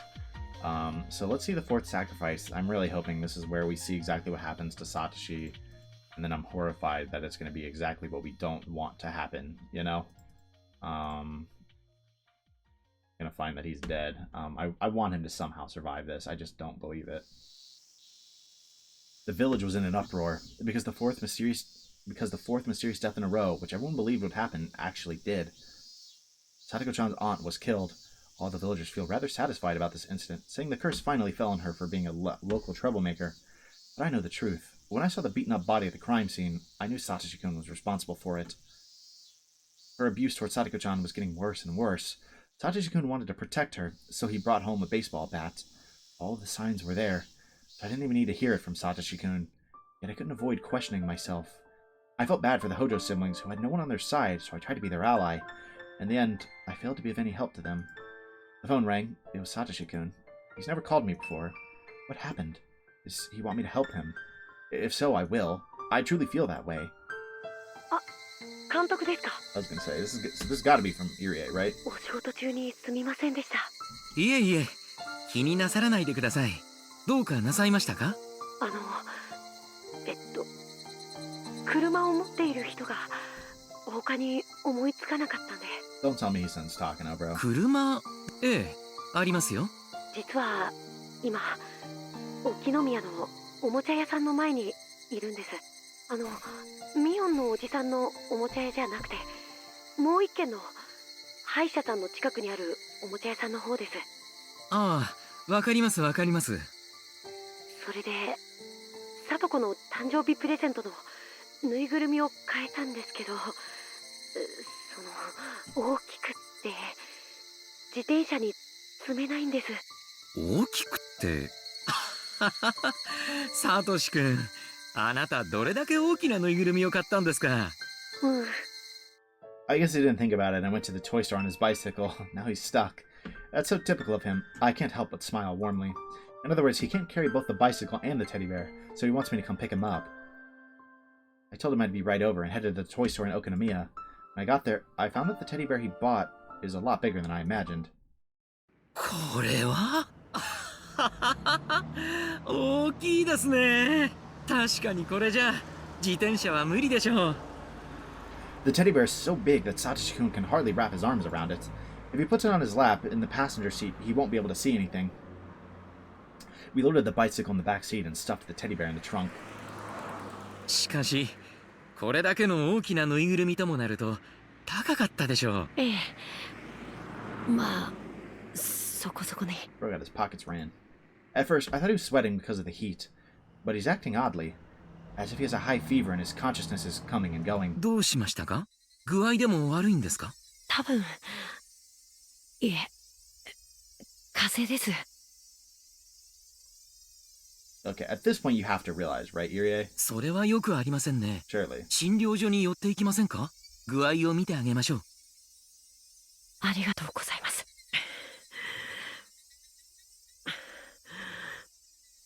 When he called earlier, he didn't sound this way. Did he become ill all of a sudden? どうぞ、リクライニングを倒して、冷房が強すぎませんか？大丈夫ですか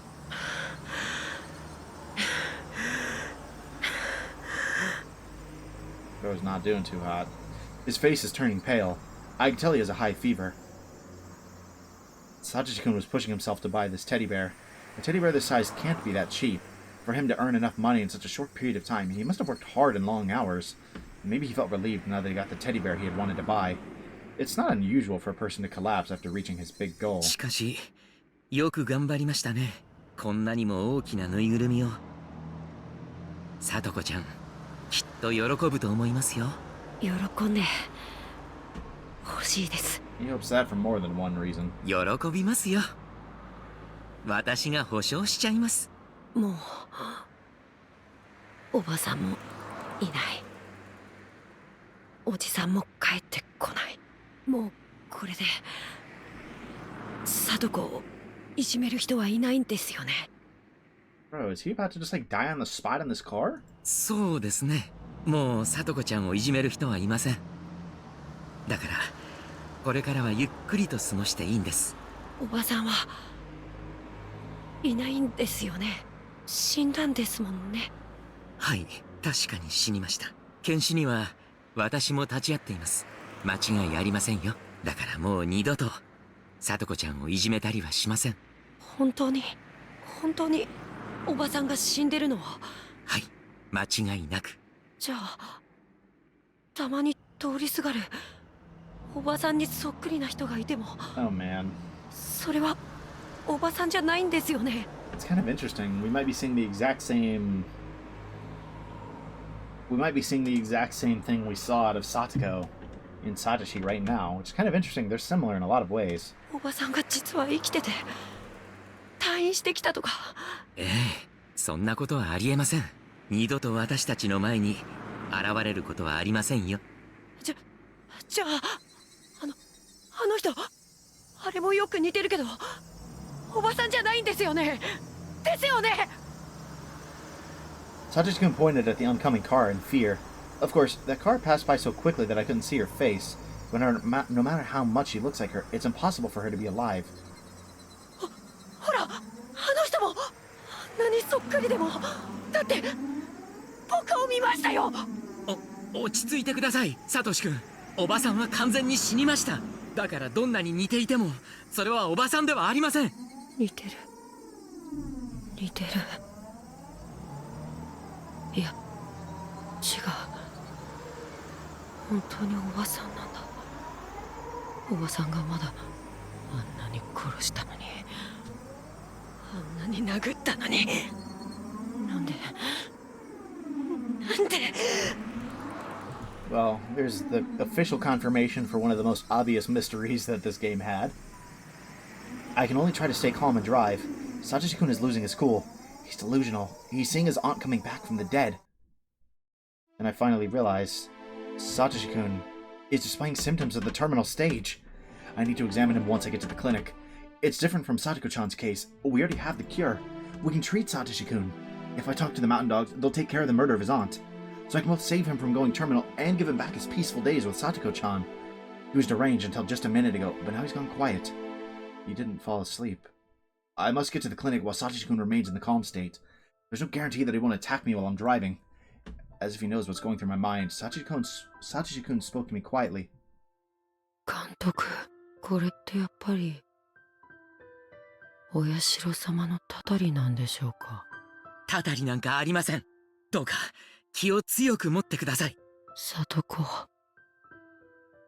ごめん。ぬいぐるみを買う直前まで僕はそのお金でどこか遠くに逃げてしまおうって思ってたんだ。 Dude. Hearing that from him, that's visceral. After so much, like, he wouldn't. And he didn't. But, like, he thought about it so much. だからそんな僕をお社様は許さなかったんだ。僕は兄失格なんだ。僕は無理に喋らなくていいですよ。まぶたを閉じて休んでいてください。すぐに診療所に着きますからね。そうしたら具合のすぐ良くなる薬をあげますからね。僕の血の中にも Oh no. ウジ虫が湧いてるのかな。 Is he gonna claw at his throat in this damn car? かゆい。書かないで。喉を書いてはいけません。We arrived at the back door to the clinic. I slammed the brakes and stopped the car. Satoshi-kun has already started to claw at his throat. I can't stop him by myself. I asked for some help through the intercom. Some staff members came out immediately. Maybe Satoshi-kun was surprised to see so many people at once because he started to resist. I don't even need to run tests. He's at L5. He's reached the terminal stage, and his thoughts must be filled with delusions. Maybe he thinks that the staff members want to kill him. The staff members pinned his arms and legs down and gave him a shot to put him to sleep. 監督、助けて。大丈夫ですよ。すぐに治療しますから。しばらくの間、楽にしていてください。He's dying in here, isn't he? 監督、里子、お願い。 That's his dying wish, for sure. Please take care of Satoko. After saying those words, he fell unconscious. あらあら、騒がしいと思ったら。サトシ君が急性発症したようです。彼の日頃のストレスを考えれば、いつ発症してもおかしくなかったでしょう。いや、ぬいぐるみを買うまで自制心でそれをずっと抑え続けてきたに違いありません。It's hard for me to say he fully held it back until then, given that he bashed his aunt's head in, but he was definitely laser focused on a goal, you know? なんだか毎年綿流しになると生きた検体が手に入りますわね。これもお社様のたたりのおかげなのかしら。 Okay, now I'm back to believing that Takano somehow influenced this, especially given that last year the whole Furude thing happened. I don't have time to listen to her nonsense. They're not gonna confirm what happened to him? Fuck off.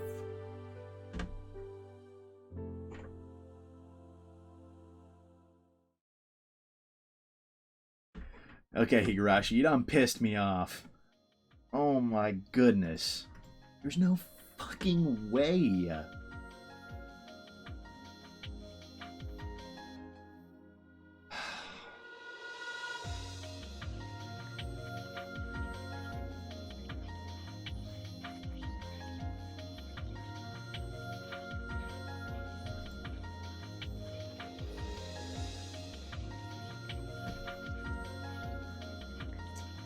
Dude.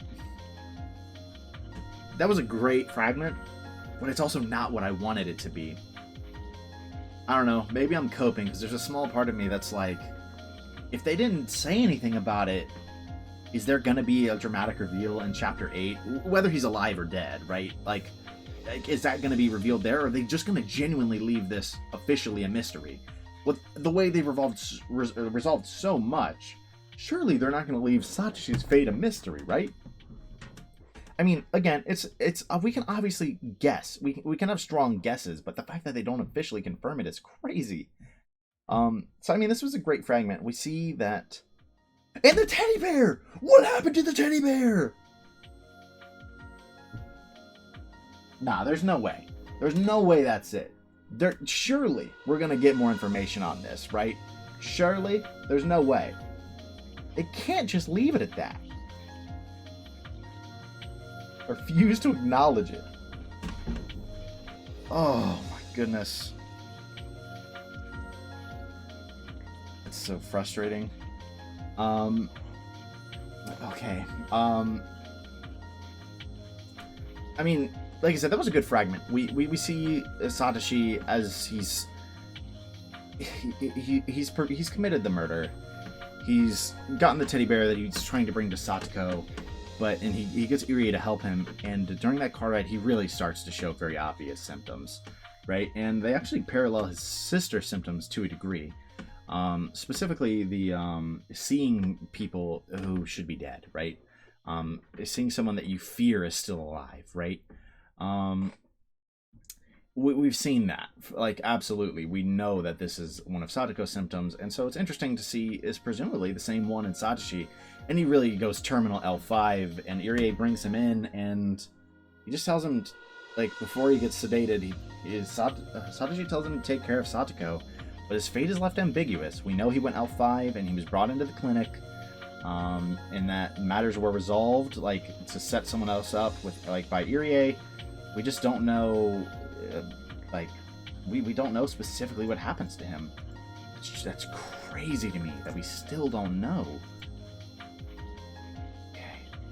And I mean, like, presumably that's the end of that arc, right? Like, what the hell do these even mean?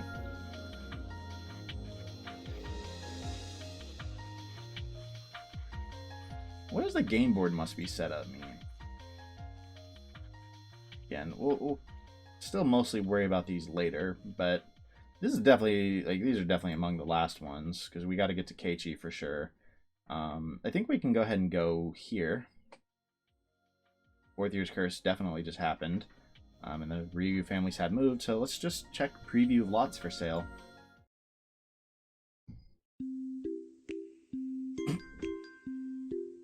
I haven't heard this song in ages. I don't know what to do. My name is Ichiro Maebara, and I am hopelessly lost. I came to Hinamizawa on a tour to find a lot for a vacation home. When the realtor finished explaining some details, he told us to take a walk until the departure time. Such beautiful scenery and fresh air. I let my senses guide me, and here I am. Where am I? I still have a little time before the departure, but I'm completely lost. This is basically in the middle of nowhere, but people actually do live here. If I keep walking, I should run into somebody, and then I can ask for directions. Don't worry. The only thing I need to keep in mind is the departure time for the bullet train. But the more time passes, the more I start to think I was being too optimistic about running into somebody. Because I can't find anybody at all. Maybe I'm walking farther and farther away from where people are, in which case I'm in serious trouble. So upon hearing somebody's voice, I feel immensely relieved. It sounds like little girls are playing nearby. If it's a place where little kids can play, it must be a safe village. I followed those voices. A pound. Okay, nice. Upon rounding the wild pampas grass, I can see a beautiful field. Two girls are playing there. They're dancing in the field filled with blooming wildflowers. What I'm seeing is more beautiful than all of the great works of art I've ever seen put together. Maybe I'm exaggerating, but this looks holier than any religious painting. You're not completely wrong. Why is it that seeing innocent girls dance around like this makes people feel this way? It's probably because we're sinners. You can't live with pleasure and glory alone. We sin, even as we live. That's why we feel awed by the sight of innocence. It reminds us of the time when we were pure. We grow up naturally, and we lose innocence as we do. We admire and adore the children who symbolize that which we've lost. Me. Really thought that was going to go in a much more sus direction than it did. That's a good way to put it.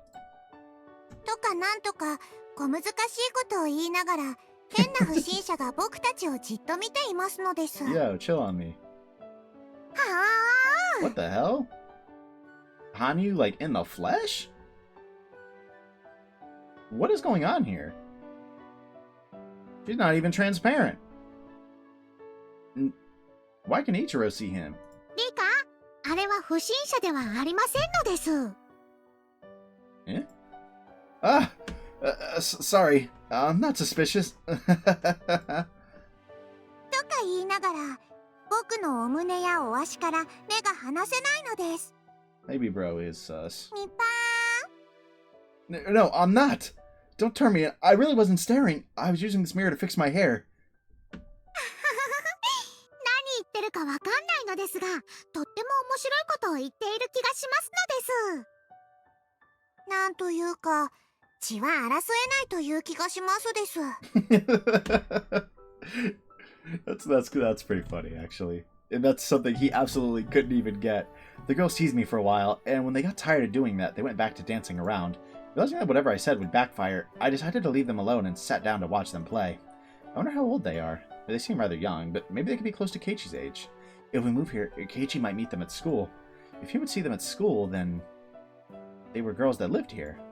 If all the children in Hinamizawa are like them, then even if living a rural life may have some challenges, there's a good reason for us to move here. What a crazy justification. We're not very good parents. We didn't understand what Keiichi was going through and left him alone until the very end. According to the parenting book I bought, the first few problems are calls for help. It doesn't matter what the action itself is, but the fact that those actions are occurring is a primitive appeal from the child seeking communication.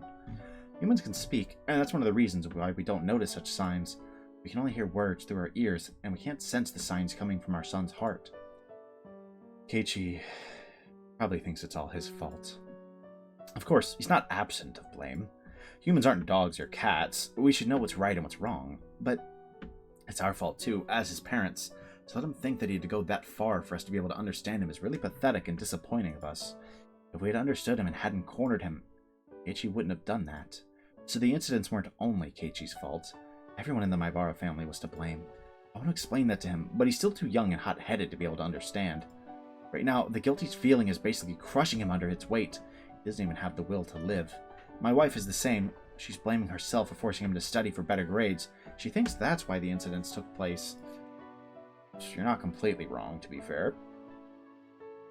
And I'm no different.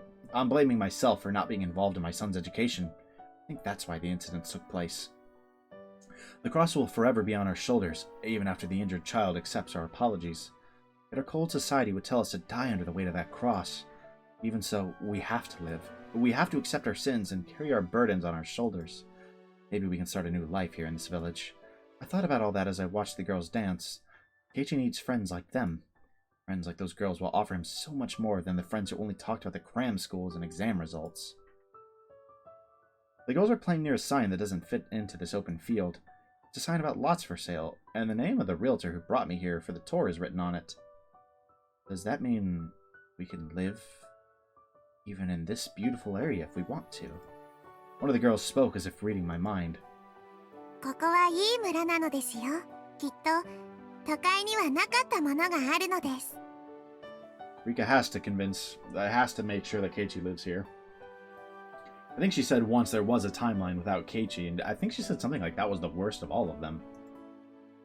Yeah, that's right. I think so too. でも、この村にないものをきっと都会のあなたが持ってきてくれる気がするのです。 Do we have anything? ありますのですよ。ああ。僕たちはこの村で何百年間もこうしています。そこには誰も訪れず、何も起こりませんです。 What you're bringing is Keiichi. だから何も起きないし、何も変えられない。 Isn't that what's good about this place? 何かを変わりたいと思うからこの村に来たのじゃないのですか？ Yeah, you're right about that. 僕たちも新しい人を迎えたい。それは例えるなら水の流れ出ぬ沼の堰を破るようなもの。 Rika essentially has the same perspective as Oreo, it seems. 水は出入りがあるからこそ清水となる。確かにこの村は明治のついこの間まで沼の名前がついた村でしたのです。でもそれが変わり、ひなみ沢という地名に変わりましたのです。沼の水は流れずよどむ。でも沢の水はよどまない。That Rika face. それにね、あなたたちが教えてくれるのよ。堰は破れるものだ、破るものだってね。It's so funny that, like, Rika's just like, you know how confusing this has to be for Keiichi's dad? He's like, what the fuck do you mean you're the ones who are gonna teach us that? Are they playing riddles with me? I have no idea what they're trying to say. But there's one thing I know. The villagers are waiting for new people to come here. They want to build a future with those newcomers. I looked at the sign behind the girls one more time, so that I'd remember this place. I've already decided. 引っ越してくるのを待っていますですよ。前原。Bro! ああ、いたいた。お客さん、こんな遠くまで行っちゃダメですよ。A raspy voice from the distance ended this innocent moment. It's the realtor. I guess he's been looking for me because I didn't return. Sorry about that. I got lost. I apologized while scratching my head. I turned around to look for the girls, but they weren't there anymore. What the fuck just happened? What was that? I mean, like, literal act of God, right? Like, they're doing, like, they have to ensure that Keiichi moves there, and so when Ichiro is there, right, they absolutely have to, right, they absolutely have to, make it, like convince him, right? And I mean, like, the reasons, like, it makes sense from all perspectives. They're like, we need to keep things fresh, you know, we need new people. You're looking for a new life, right? Especially after, they don't say this, but Ichiro thought this, right after everything that happened with Keiichi and him, you know, shooting that girl with the BB gun, right? I think it was a BB gun.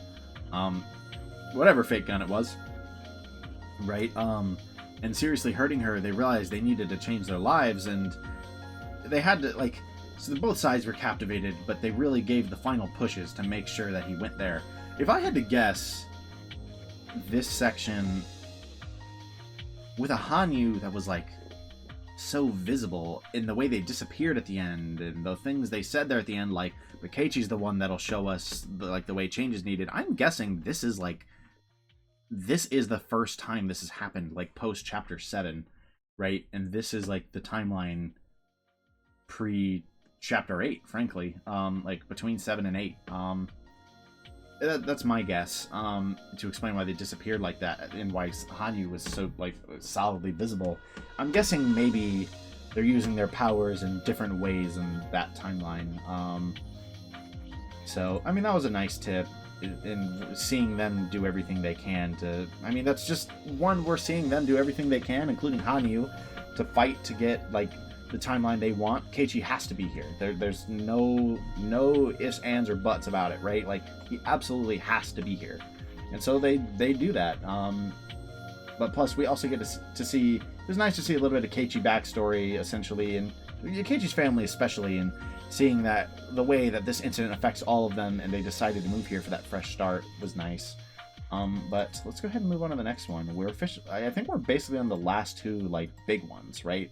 Or not big ones, rather, like of the first 40, and then I assume we just go into these last 10, like, all consecutively, right? So let's go into Deja-vu, because I'm almost positive this one is fine. It'd be so funny if they were like, connecting fragment is required. I've definitely been able to do this one for quite a while. 随分の久方ぶりになるね。先はやってるのかい？あれ。いえいえ、もうさっぱりです。年は取りたくないもんですな。クレイやるときは集中してやらないとダメだよ。あんまり間を空けすぎると勘が鈍っちゃって意味ない意味ない。先生、ご紹介します。高野三佐です。はじめまして。本日はお忙しい中、お時間をお割きくださいまして。ああ、別に君のために時間を割いたわけじゃない。Okay, bro. うまい生ウニが食わせてもらえるって話でね。Oh, they mentioned the sea urchins. ウニはいいんだよ君。ビタミン A が豊富でね。お肌に特にいいんだとか。Okay. 女性は大好きでしょ。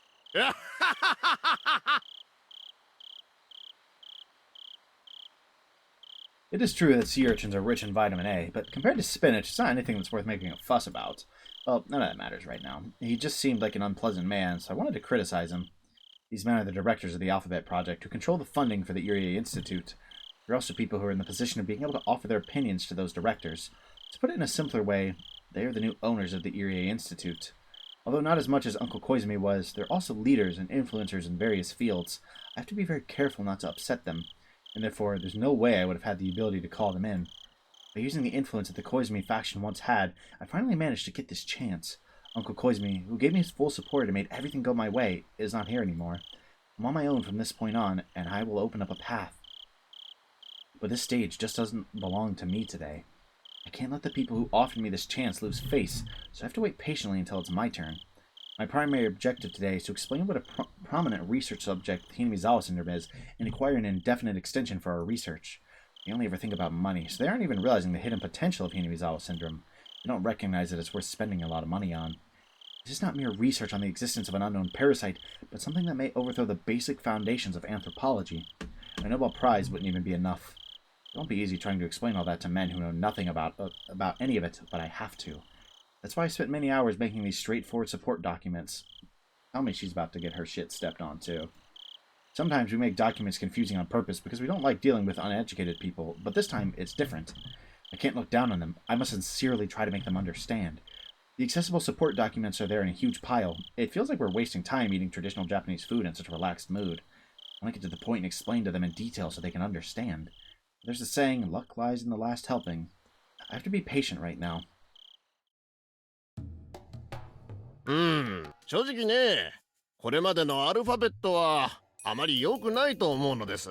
結局こいつは未だ頭の中が時代遅れの年寄りどものね。年寄りどもが自分のじゃない金で過去の栄光を取り戻す夢を描くお砂場です。I mean, you're not wrong. そんな年寄りどもの妄想のために一体どれだけの公金が垂れ流されたやら。聞いた話じゃ、奥野先生あたりが検察をつっついて旧理事会を横領で追わせてるらしいですな。年寄りたちをよいしょしてうまい汁を吸っていた連中の末路ですな。もっとも表沙汰にはできんでしょうから、別件で隕石左遷といった形になるんでしょうが、いやはやこれも戦前の亡霊をずっと野放しにしていた。いやー、この野球にの汁もたまらない。これは手厳しい。そんな中で先生にこんなお願いをするのは非常になんですが、一つお時間を頂戴できればと思いまして。入江機関さんでしたっけ？確か長野だか岐阜の方で風土病の研究をされてるんでしたな。どういうことになってましたっけ？理事会の決定で軍事転用研究が中止に、あと研究そのものも3年以内に段階的終了に決定しています。いえ、これは継続協議中でした。まあそのいずれにしましても数年以内に閉鎖になる予定です。And they're here to appeal. 思い出した。入江機関さんは旧理事会でも評判が悪かったみたいですな。何しろ莫大な予算をほとんど無審査で吸い取ってましたからね。某大先生がどういうわけかこのプロジェクトをやたら後押しされてたみたいでしてね。その絡みもあって結局誰も文句が言えずに放置されてきたってのが実際のようです。まあでもな、もう大先生は女癖が悪かったからそれもあったのかもしれませんな。Oh, yikes. Is he implying that I slept with Uncle Koizumi? He's insulting both of us, but I held my anger in. I can't let myself be bothered by something like this. それで本日は当機関の研究内容について説明させていただき、当機関に対する理事会の決定についてどうかご再考をお願いしたいと思いましてお時間を頂戴させていただきました。And we went from vile old men to vile middle-aged men. 本日は Probably still, このよう actually. な場へご多忙な中お越しいただきましたことを深く御礼申し上げます。ま、ただでウニが出てくるわけはないってことですな。I explained to them how much the Hinamizawa syndrome mattered while being very careful not to go too fast. I tried to let them know that the syndrome's potential is not limited to small things like military applications, but is much more meaningful than that. It may explain ideology and religion. It may even shake the very definition of a human being. I took my time to explain as slowly and clearly as possible. I'm not confident that all of it had gotten through to those boorish men, but I'm happy if they understood even just a part of it. As long as they understand how much of a magnificent discovery Hinamizawa syndrome really is. ありがとう、サンサ。なるほど。ちょっと検討したいので、サンサには一度下がってもらってよろしいですかな。はい、それでは失礼させていただきます。Obviously, they can't discuss in front of me. I left all the documents with them. All I could do now was hope they viewed them favorably. I left the room and closed the sliding door. The room next door is a preparation room, so I was to head there. But I stopped. I shouldn't have done it, but I tried to listen in through the sliding door. こりゃなんと言いますか。全理事の皆さんも気の毒としか言いようがありませんな。Yikes. いやーThat's one of the people who works at the Irie Institute. 小泉先生がですね、非常に強く押されていまして。小泉先生にはローウェル製薬日本法人の初代顧問に就任された時に一度お会いし、とても聡明な方だなという印象を強く持っていたのですが、人間年には勝てないということですな。何事も引き際が肝心だと思い知らされますよ。ただですね、hinamizawa症候群という非常に珍しい病気があるのは事実でございまして。Bro, she's literally having her Hifumi Takano moment. 決して全てが全て妄想というわけではありませんでして。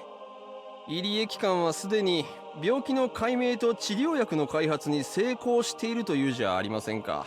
それで十分ですよ。現代日本にとって周辺諸国を過敏にさせる件については厳に慎むべきです。中でも軍事分野は最も敏感と言えるでしょう。It's literally the exact same. Oh my.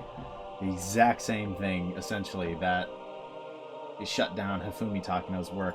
少なくとも数年間にわたり軍事目的の研究がされていた事実は直ちに抹消しなくてはなりません。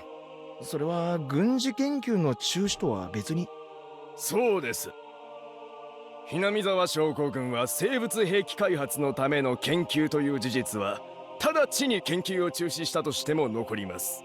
hinamizawa症候群を目的は何であれ研究した事実は厳重に隠蔽されなければなりません。I mean, I think that makes sense, but... できればhinamizawa症候群そのものがなくなってしまうのが好ましい。 Isn't that the idea? ですな。病気が残ればやがては関心を持つ者が現れ、せっかく埋めた穴をわざわざ掘り返す輩が現れないとも限りません。理事会の決定通り入江機関は病気を撲滅させ次第研究の痕跡を全て消した上で解散させるのがいいでしょう。やはりそういう結論に行き着きますな。Takano's gonna love this. ノーベル賞が取れるかどうかが問題ではなく、戦後日本にとって無用な研究だということです。そもそも大昔から存在し、特に異常もなくやってこれたわけでしょ。Buddy, it's about to be a problem. やぶをつっつく研究なのではと当初から思っていました。Oh, this might be a part of her motivation. Make them look stupid. Right? For saying that this wouldn't be a problem. 同感ですな。ひなみ沢症候群という病気の存在自体は疑わないが、この高野という第一発見者は少々この病気を脚色しすぎですな。私も資料を読みながらユニークな発想をする人だなぁと思っておりました。To a degree, I don't necessarily disagree. 第一、寄生虫で人の思想が染まるなんて聞いたことがない。Those exact words are what's gonna piss her off, bro. そりゃいくらなんでもひどすぎる。If we tried to explain religions with this, then Buddha, Christ, all those people would be, what was it again? Queen carriers? If we tried exposing something like this, we'd be attacked by every nation on the planet. Religion is pretty scary nowadays. 動物の脳に寄生する寄生虫がいるなら、たまには人間の脳に寄生する寄生虫がいてもいいとは思う。しかし、その寄生虫が思想や人格までもコントロールする可能性なんてのはEveryone still doubts. さすがにこりゃちょっとユニークすぎます。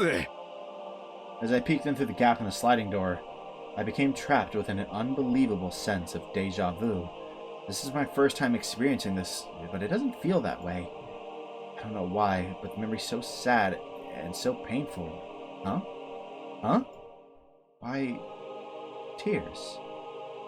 Does she not even remember at this point?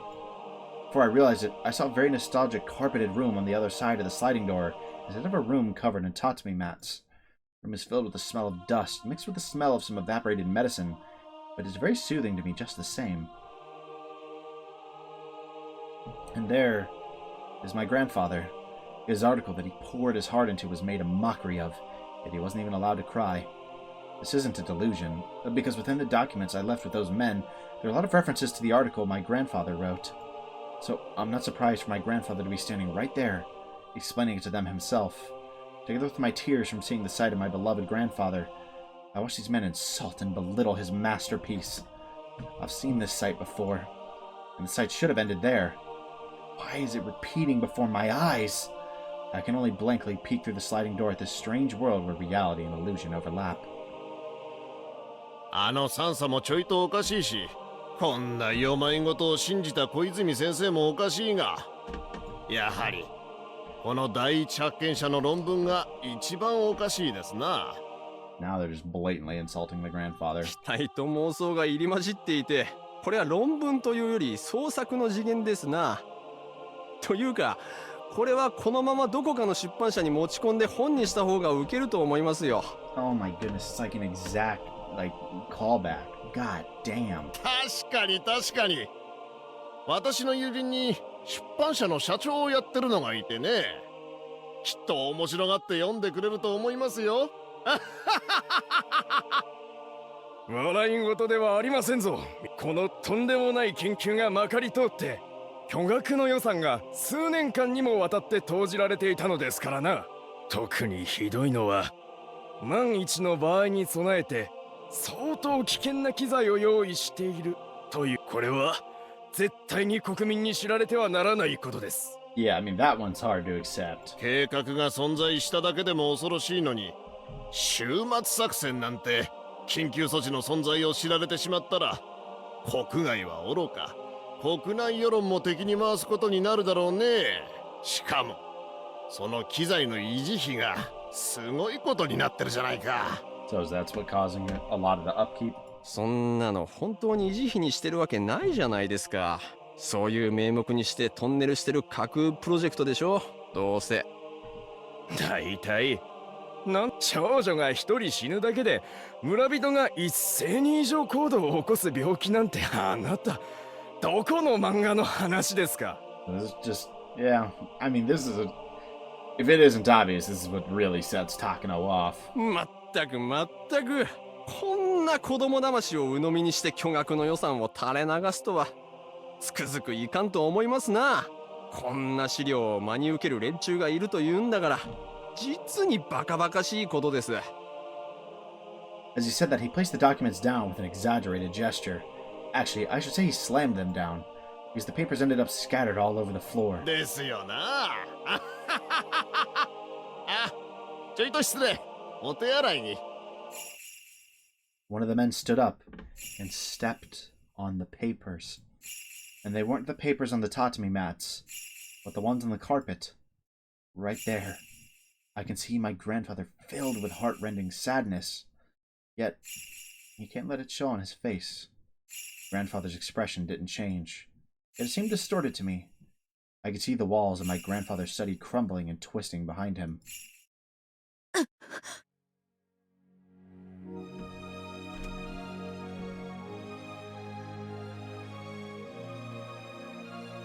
Oh, man.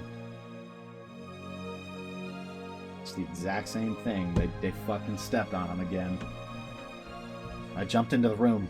I grabbed onto the man's legs. I don't hate him. No, it's not whether I hate him or not. Sure, I hate him, but that's not it.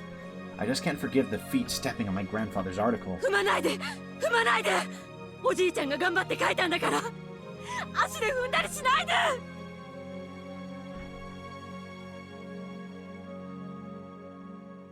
This isn't going to help her case either. Then it's going to become obvious that this was like a familial thing. Oh! Those feet are still stepping on the papers. I tried to make them move, but they won't even budge, as if they've grown roots. So I begged as I grabbed onto his legs. I tried to pull the papers from under his feet, but I can't move his feet. I can't pull out the papers. 踏まないで踏まないでおじいちゃんの踏まないで My sobbing echoed in that silent room, just like it did back then.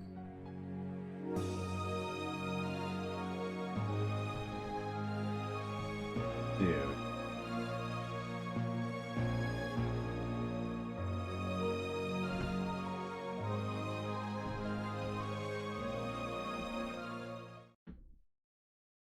Wow. Okay.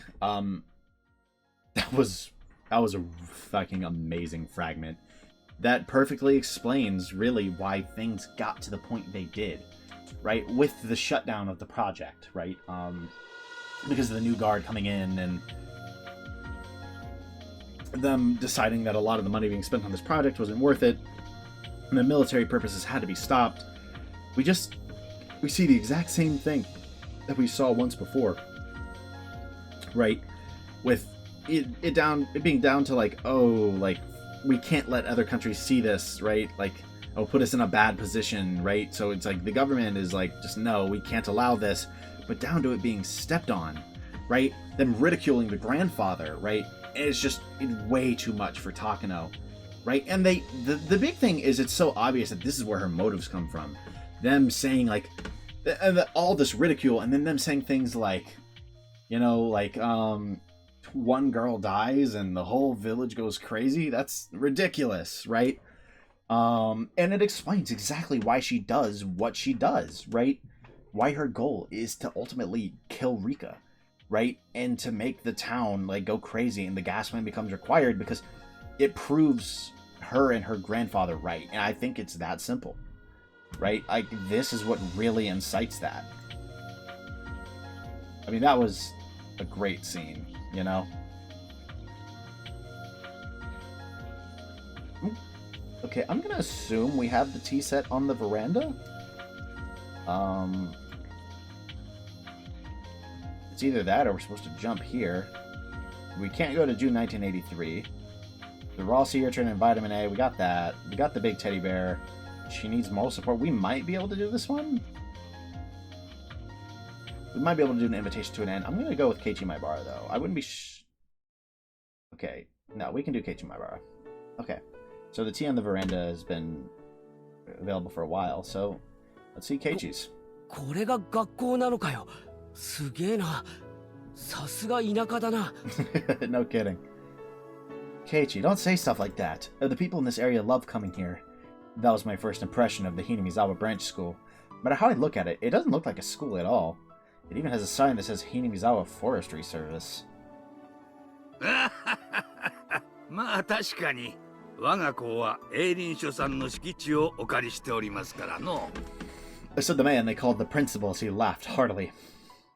学び屋は違っても学校であることは同じです。前原くんがこれまで通われていた学校とはいろいろルールが違うと思いますが、大丈夫ですか？ That crazy, or she sounds different than normal. はい。I heard all the grades are put in the same classroom at this school. I didn't believe it, but I think it really is true. They're all younger than I am, so I guess it'll be like kindergarten. But it'll be interesting compared to my previous school where everyone looked the same age. 前原くんが転校してきたら、男子の中では最年長になると思います。ですので、自分の勉強だけでなく、下級生たちの模範になるよう示さなければなりません。下級生は上級生の悪い癖をすぐに真似します。Keiichi's got some interesting habits for them to copy. 先生もそこは厳しく注意していますから、前原くんも下級生に悪い影響を与えないよう常に襟を正していてくださいね。わかりました。努力します。Keiichi, what she means is that textbooks aren't the only things you learn from. As a member of the class and also as an older student, you have to be a good example. I know that already. After that, Chie-sensei brought us to an empty classroom and showed me where my desk would be. Since we're all still growing, I'm sure our sizes are very different. There's some desks that are way too small for me to even put my legs under, and also some that are just perfect for me. There are approximately 30 desks in here, but since all the different grades are in the same room, I'm sure it's very lively. There's also a wall full of calligraphy and art from different grades. It's all pretty exciting, and nothing like my previous school. It reminds me of the days when I truly enjoyed my school life. 父さん、俺気に入ったよ。やっぱり町の学校よりこっちの学校の方がいいや。I think my son likes it here. I want him to go to the school too. そうですか。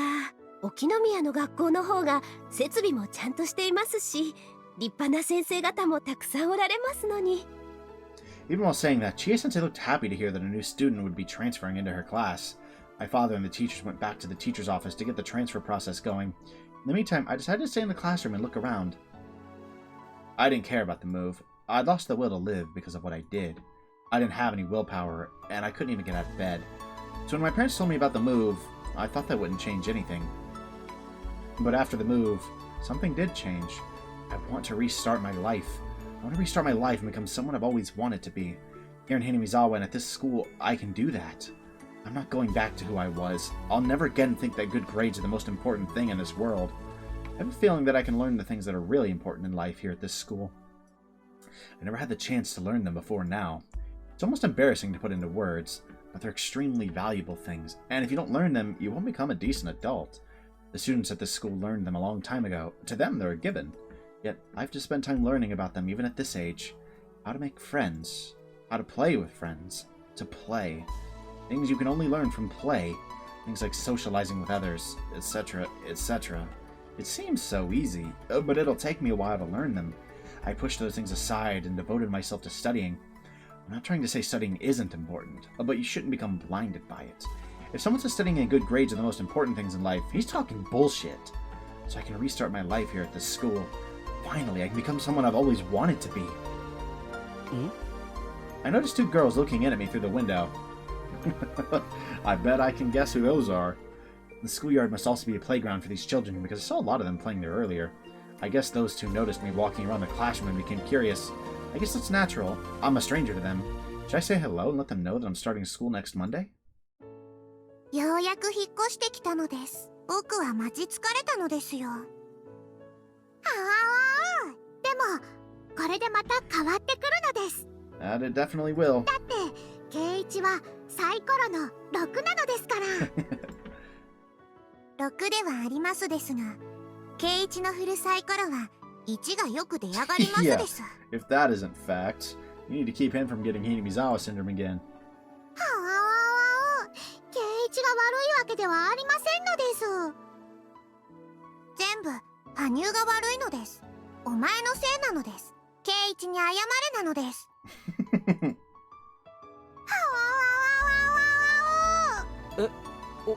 俺の名前を知ってるのか? Yeah, they definitely do. She said my name, didn't she? Did I hear her wrong? I've never met her before.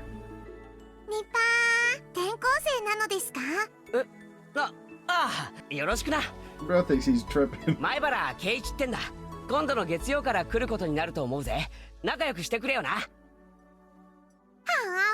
あ、仲良くしましょうなのです。圭一に古出神社の巫女さんがありがたいお告げなのです。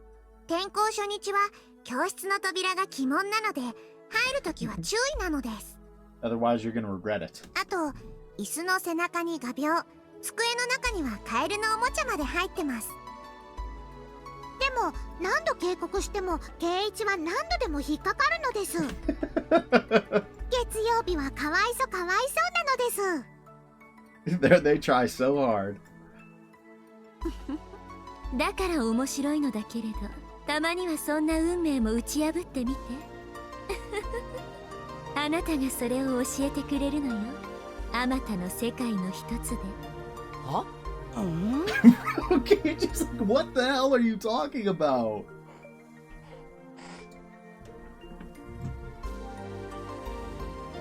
I'll be reminded of the prophecy made by the two girls next Monday because of the actions of the snaggle-toothed girl.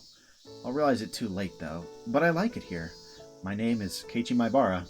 This is my new beginning, and this time I'm gonna enjoy it to the fullest. I've been missing out on so much, but I'm gonna learn all of those things here. I'm going to absorb all of it, and I'll become someone I've always wanted to become. It may take a very long time, but I'll definitely do it. This was nice. We get to see... It's kind of an extension of the Keiichi backstory. Which, I mean, like, we know the backstory by now.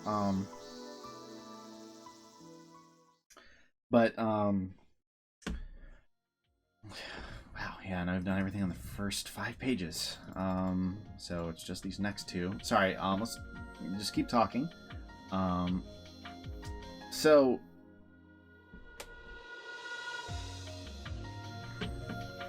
I mean, it's mostly just Keiichi backstory, but we get to see that, like, feel-good moment of him, like, realizing what's important to him in his life and how he's being given a chance to restart here. And it's just nice to see that. But it's also nice to see Rika and Hanyu again, and they're warning him. And once again, Hanyu is, like, very visible. And so I'm curious if, like, somehow Hanyu, after Chapter 7, has, like, I don't know, just become a visible figure. We've seen, several people have seen Hanyu that normally would not be able to see or hear Hanyu, right? So, like, it's just interesting. I'm really intrigued by that, because it's happened here and here now. So I think next we just go into June 1983, with the Revenge of Miyo Takano is required. I assume we probably have that? I mean, it's one of these two, if I had to guess, you know?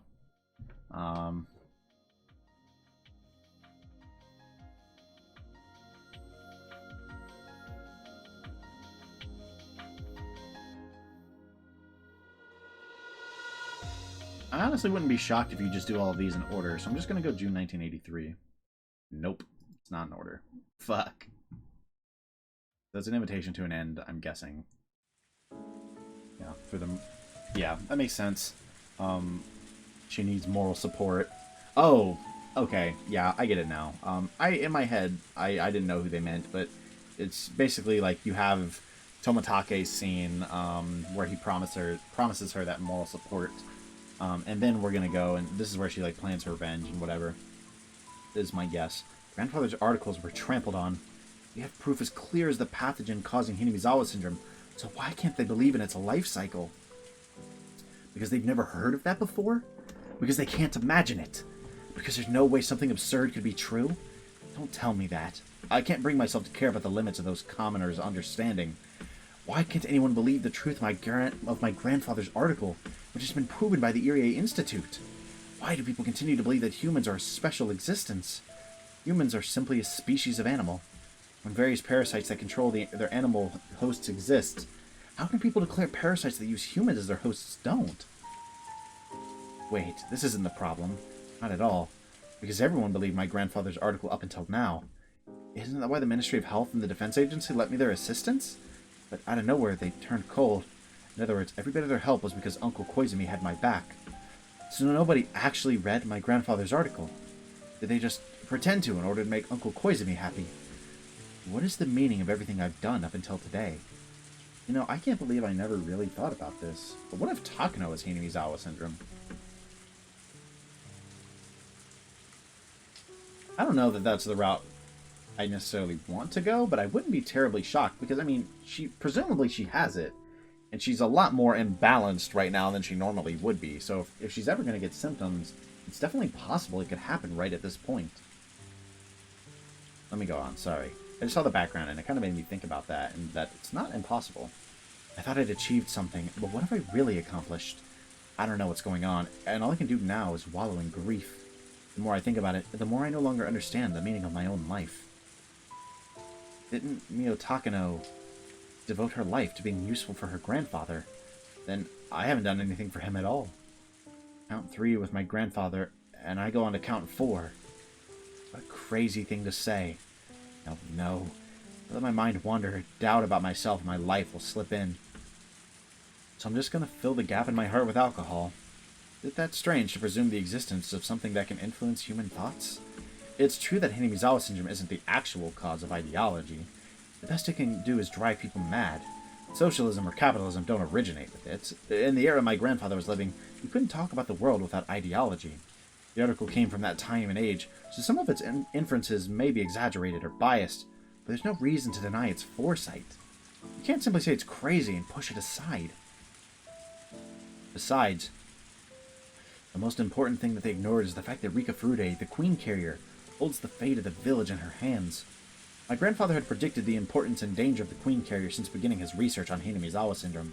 But the hypothesis of the infected community collapsing into madness if the Queen Carrier dies is a Pandora's box that can't be proven. But what if it can be?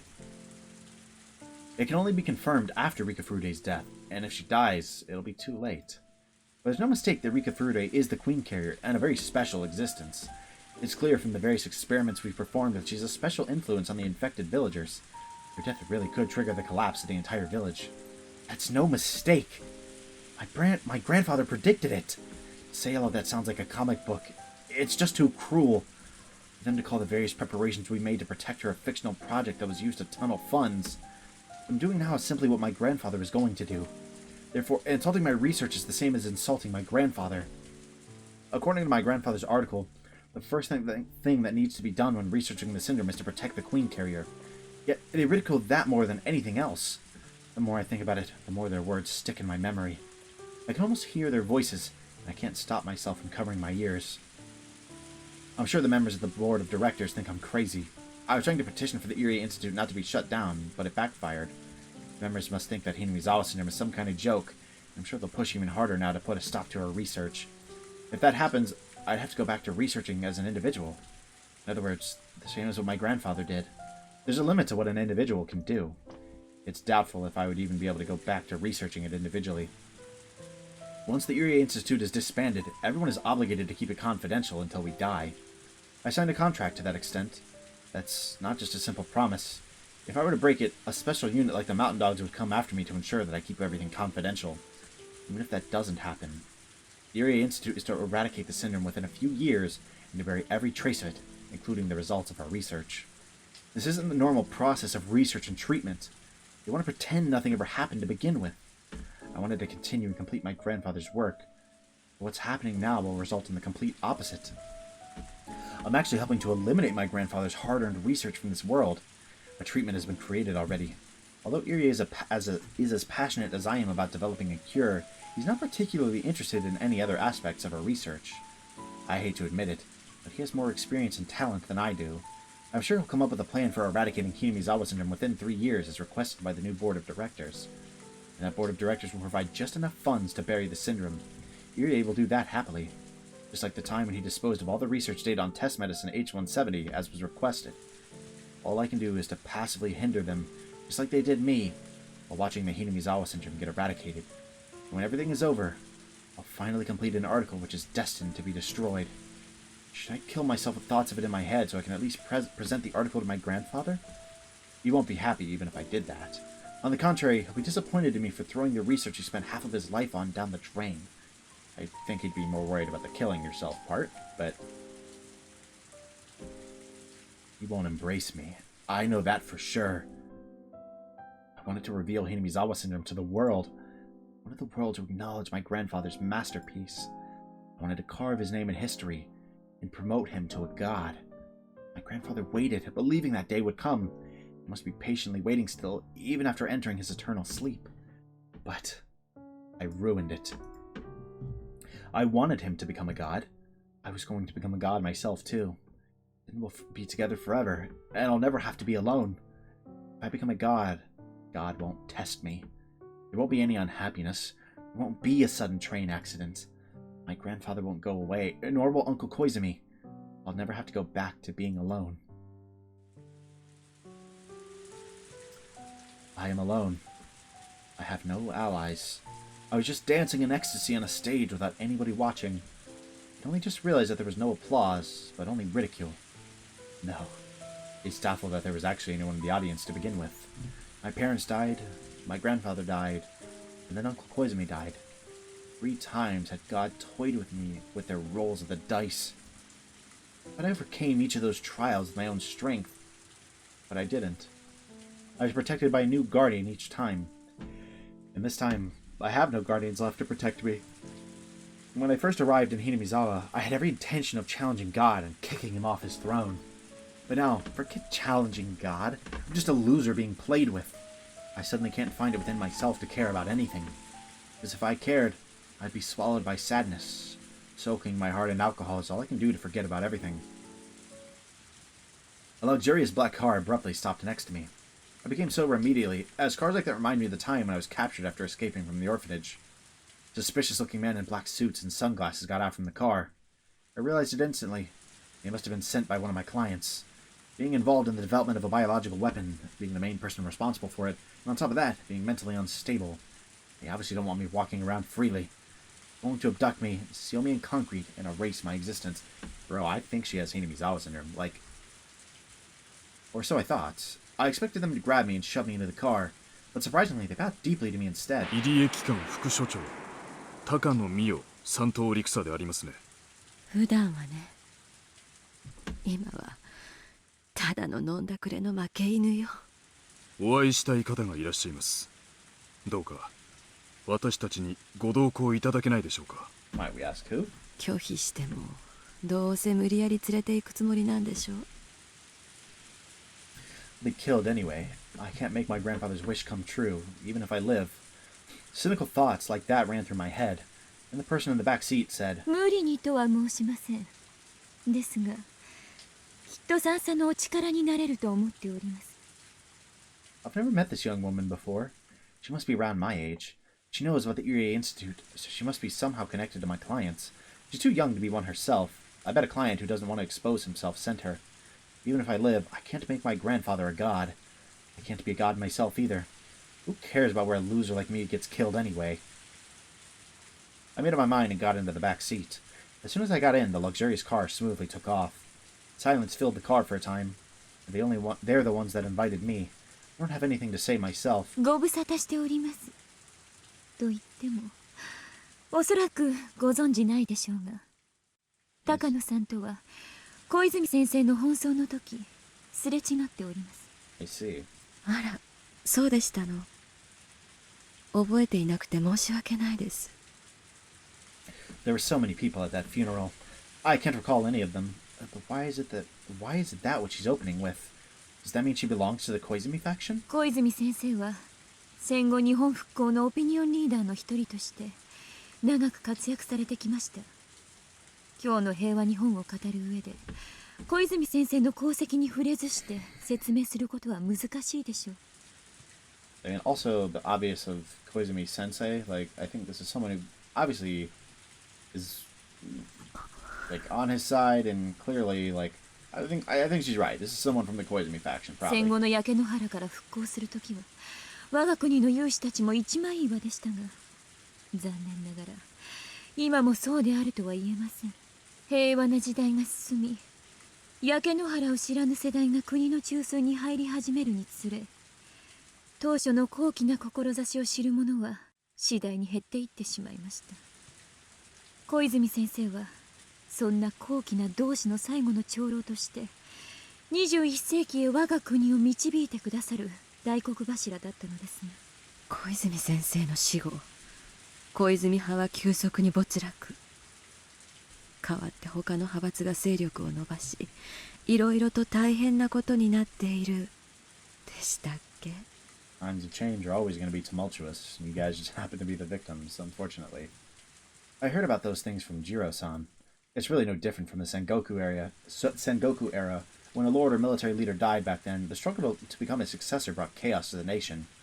This country hasn't changed for hundreds of years. その通りです。残念ながら平和日本は住みよい国づくりを実践してきましたが、同時に発足当時の高貴な志を忘れさせてもしまいました。現在東京は各派閥が小泉先生の空けた席と利権をめぐって争いが絶えない状態です。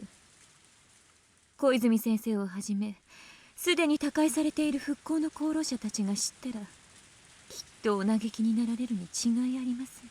それと私に何の関係が？あなたはそれの最大の被害者ではありませんか。今日までに風向きが突然変わるような体験を十分にされていると思いますね。Yeah, she's had quite a few of them. It's true that our research began because of Koizumi-sensei's support, and the pressures we faced under the anti-Koizumi faction have been tempestuous and cold. Maybe for them, every project that Koizumi-sensei left behind is an eyesore, regardless of what that project is. In other words, that simply means they rejected the research itself, doesn't it? Come to think of it, something like this happened to my grandfather, too.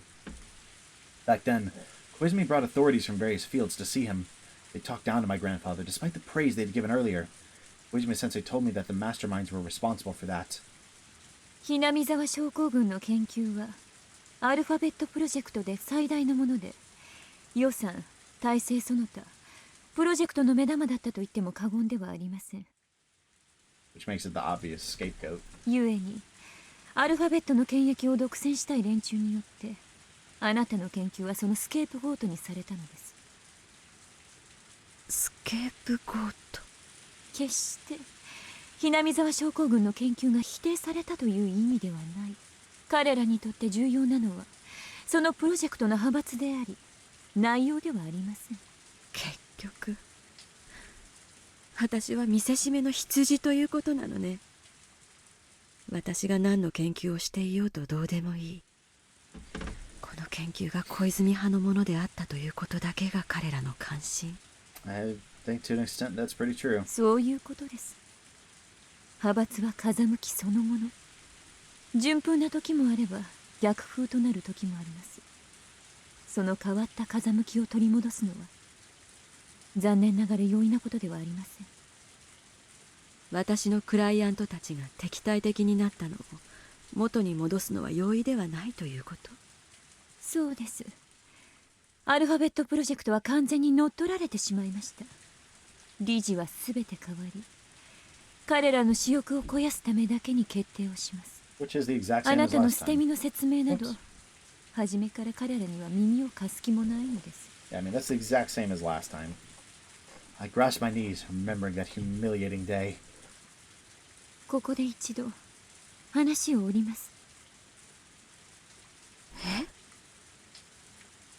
それは研究者としての知的な好奇心から。あなたが祖父と呼び敬愛していた高野先生との約束ではないのですか。Loki, how do you know that? But you're not wrong.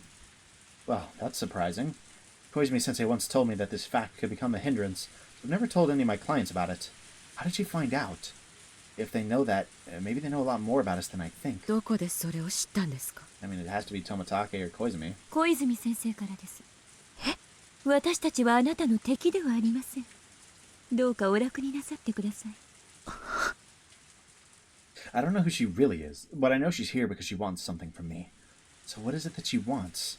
She knows about the relationship between my grandfather and me, so I can't be careless. ただ、私たちがあなたの力になるには、あなたに本当のことを話していただかなくてはなりません。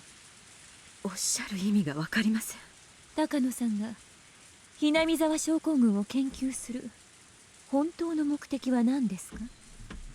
To have my grandfather's masterpiece acknowledged for what it is, and to have him become a god.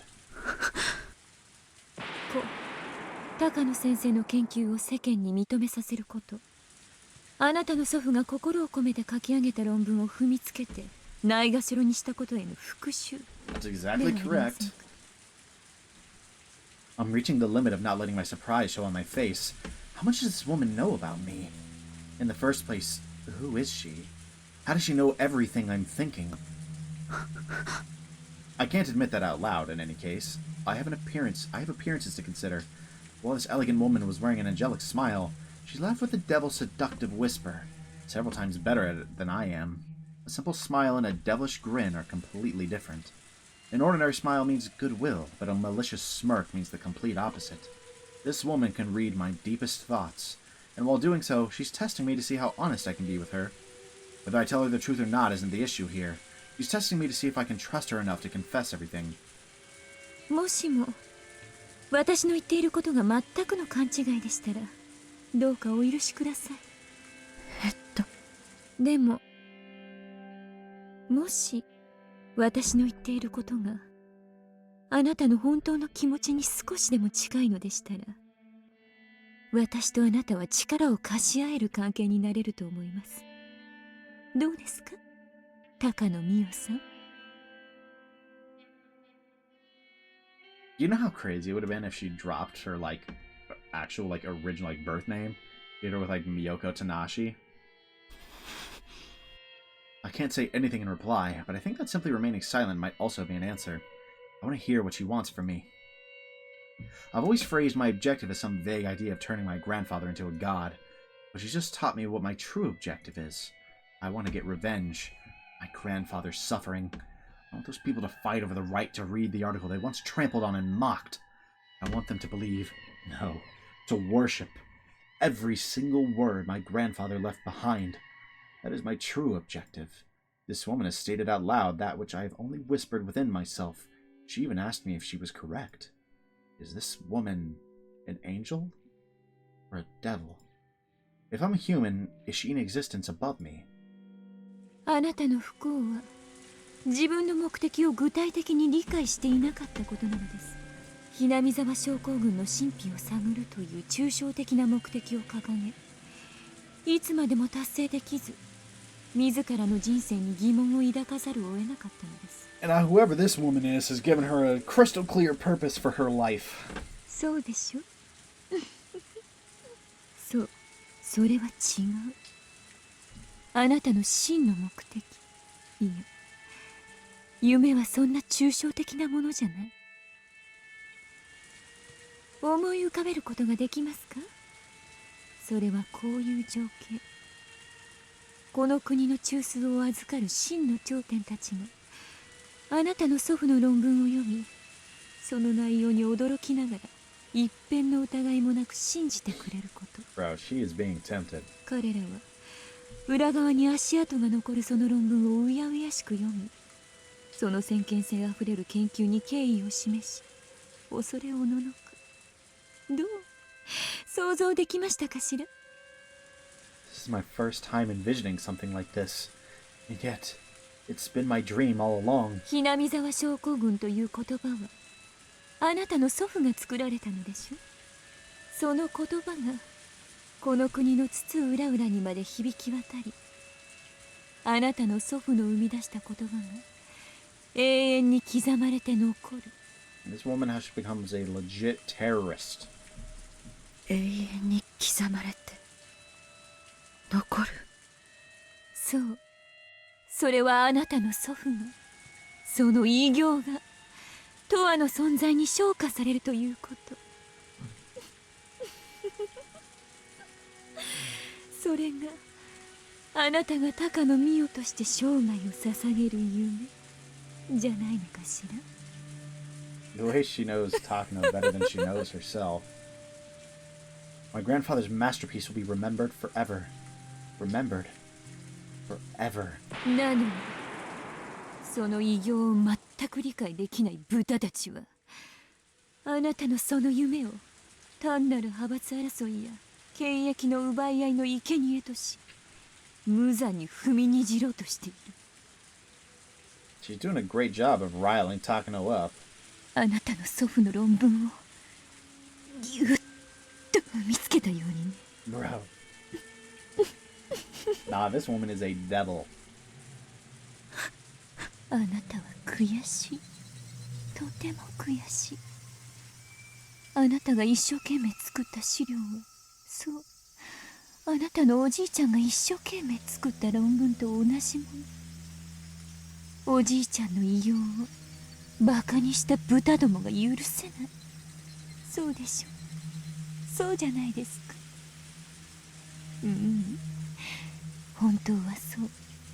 それを心優しいあなたは人を罵る言葉を知らなくて考え至らなかっただけ。An indescribable emotion is filling me, making me feel like I'm suffocating.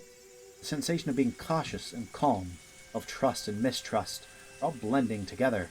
My heart is beating fast and my fingertips are shaking. Why am I at peace? Is it because she reminded me of my true dream that I couldn't express with my own words until now? Is it because she made me aware of the anger within myself? Why am I hesitant? Is it because she's reminded me of things I've never told anyone until now? No, those are the things I've never even told myself. ねえ、ミオさん。もし私の言ったことが間違っていないどころか、大正解なのだったら、私はあなたの夢や復讐をきっと手伝ってあげることができると思います。I'm really curious about who the hell this woman is. どうなさったのかしら。大具合が悪いのかしら。She's so evil. あなら、もうこれ以上お話に付き合わせるのも悪いですわね。最寄りの駅へ送りましょう。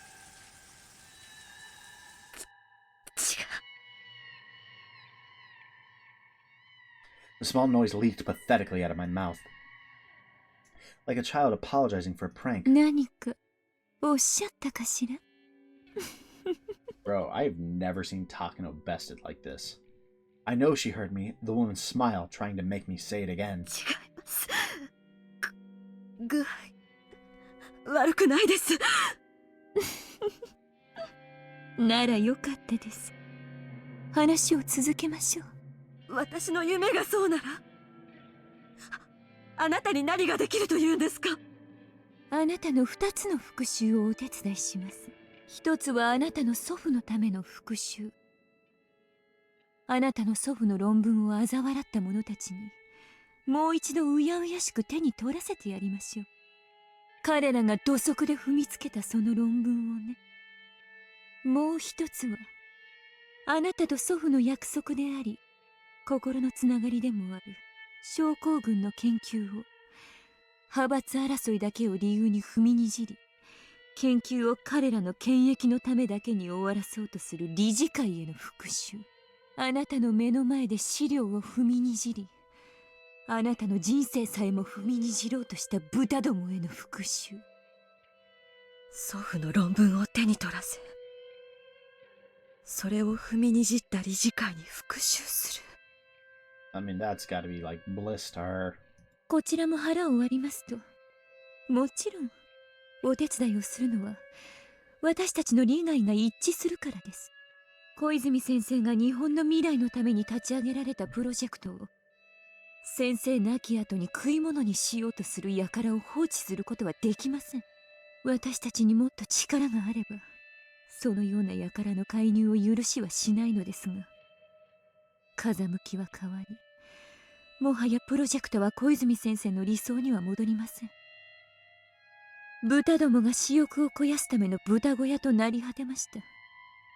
そのようなプロジェクトをこれ以上放置することはアルファベットプロジェクトの名付け親でもあられる小泉先生も望まれません。Certainly not. プロジェクトは小泉先生の理想を離れた時点で畳まれるべきなのです。Very extreme. 派閥争いの生贄羊を今度は狼にしようというつもりですか。あなたが今のまま生涯公開できぬ祖父の論文を胸に隠居されることを選ぶおつもりでしたら、無理にとは申しません。No, I won't let that happen. don't mind falling to the ground myself, but at least my grandpa's article. あなたとおじいちゃんの結晶である論文を永遠のものにはしたくないですか？それはだってあなたの念願のはずじゃないのですか？それが私の生きる目的。あなたの本当の夢を叶えるチャンスを私たちがお手伝いします。On the night I decided I was a loser in life and drowned myself in tears and alcohol after being abandoned by everything, I met someone who could be an angel or a devil. Is this divine salvation or the devil's seduction? Definitely the latter. I fought with the board of directors regarding the continuation of our research, but that's completely off target. That wasn't my true goal. My objective isn't to continue researching Hinamizawa syndrome. It's to have the world acknowledge my grandfather's research as a masterpiece. Somehow, the method for achieving that swapped places with my objective and caused me to misunderstand myself. The purpose of my life isn't to continue my grandfather's research. It's to get revenge and repay them for my grandfather's suffering. That's what this woman is saying. She's promising to make my grandfather's research eternal. She's also promising an opportunity to take revenge against those who laughed at it. When Uncle Koizumi died, I thought God was playing dice with my fate. But my unshakable conviction gathered together a power stronger than God's die. So maybe this meeting happened for a reason. Curse you, God. You're testing me again. I'll overcome the death of Uncle Koizumi, and I will make my grandfather an eternal existence by taking revenge against the God who tested me. I will, for certain, I will take my revenge. We know that to be true. Dramatic sound effect. That was a hell of a scene, though. That was a hell of a scene. Seeing Takano... First of all, seeing her so beat down is just so crazy, right? Like, seeing that from Takano, it's just not something you'd expect, you know?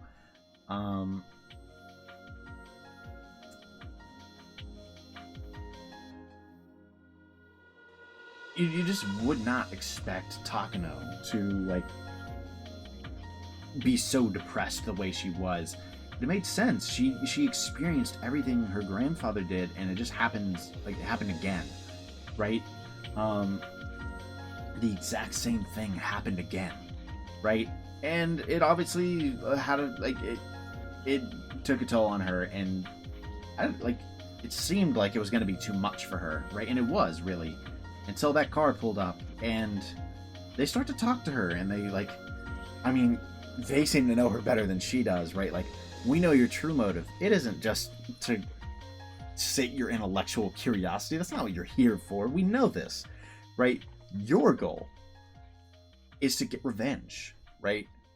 Right?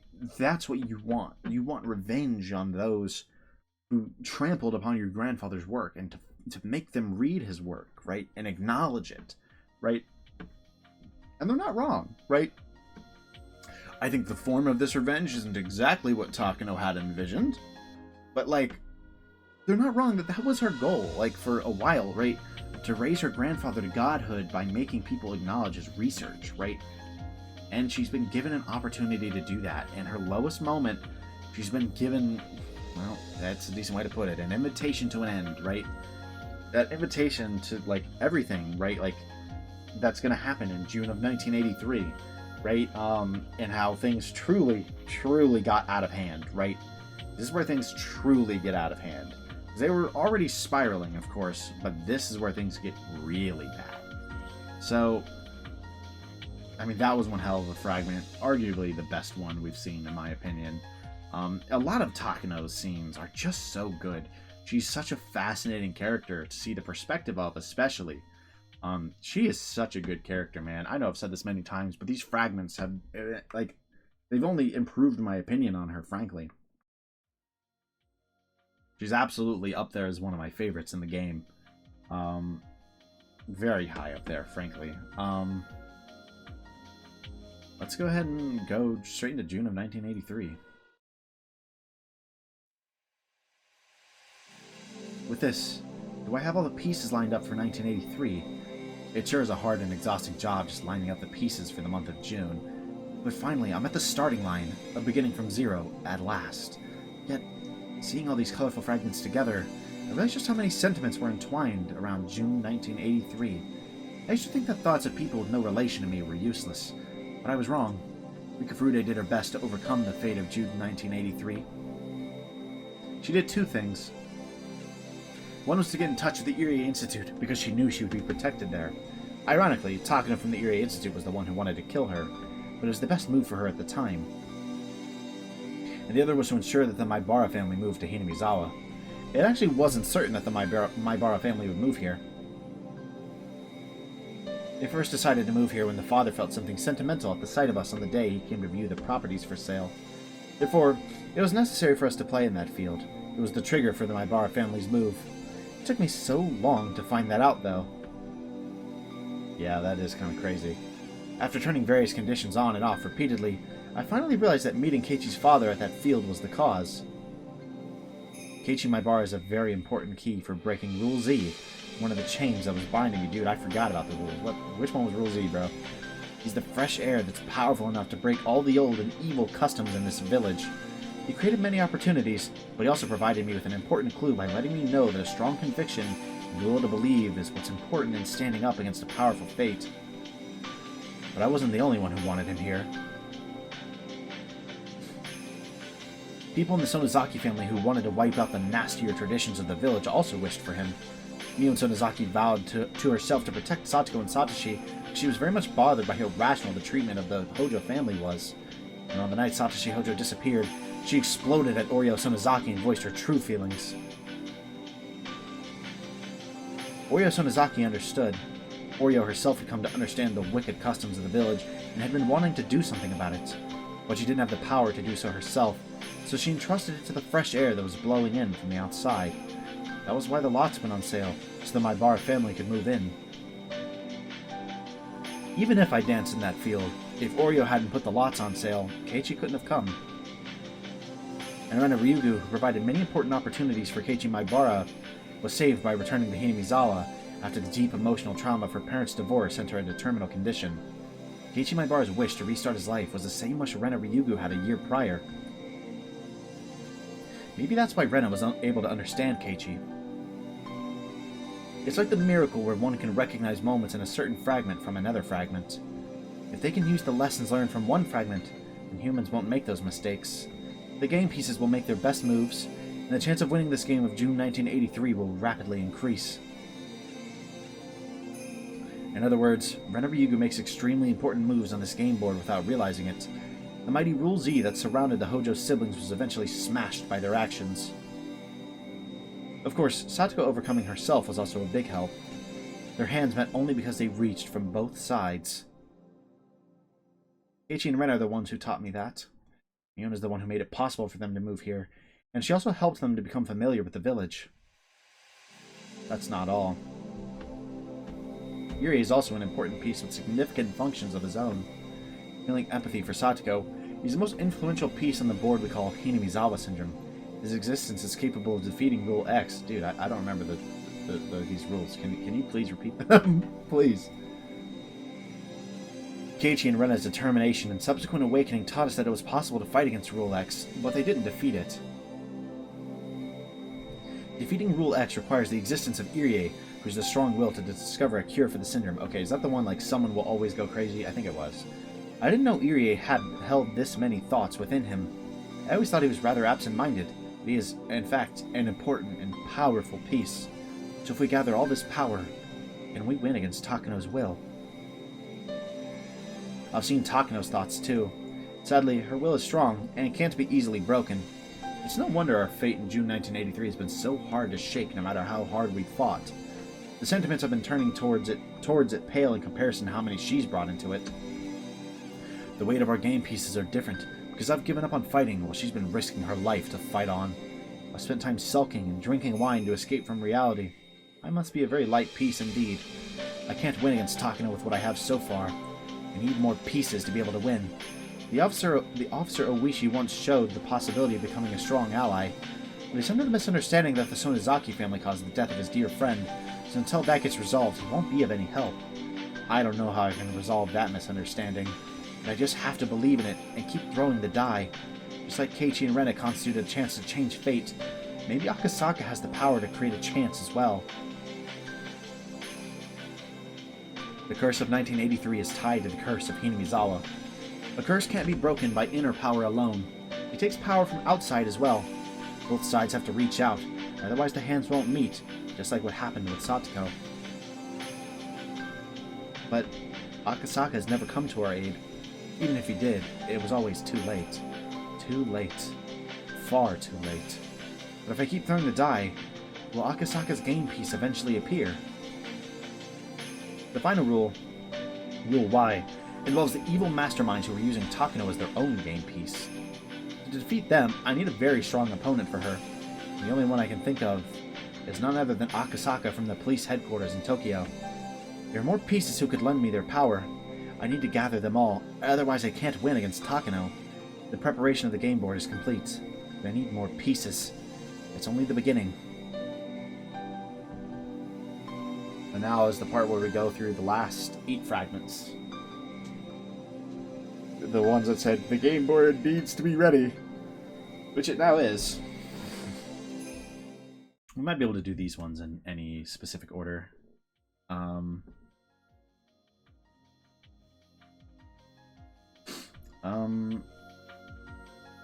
I don't know if it matters the order I do it in, so we're just going to start with,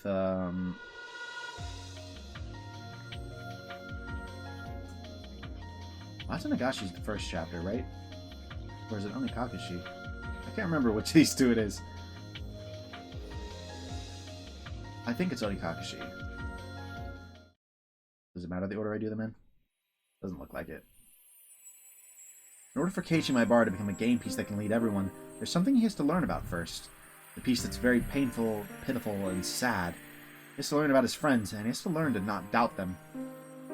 He doesn't know the importance of trusting his friends. He doesn't know just yet. A slight mistrust grows into paranoia, and Keiichi Maebara is trapped within Rule X. At the end of Rule X, Keiichi leaves a sad note and dies. While it may be very bitter and very painful, it also puts him through the process of learning something very important. Hey, Hanyu, you didn't have to apologize. In the few days he left Hinamizawa to attend his relative's funeral. Tragically, he experienced an outbreak, but I think this was necessary, as his first step towards learning something important. The very first step towards smoking out Rule X, and eventually defeating it. When this piece was all I had, I didn't even think of that, though. Oh, these seems like these ones are going to be short.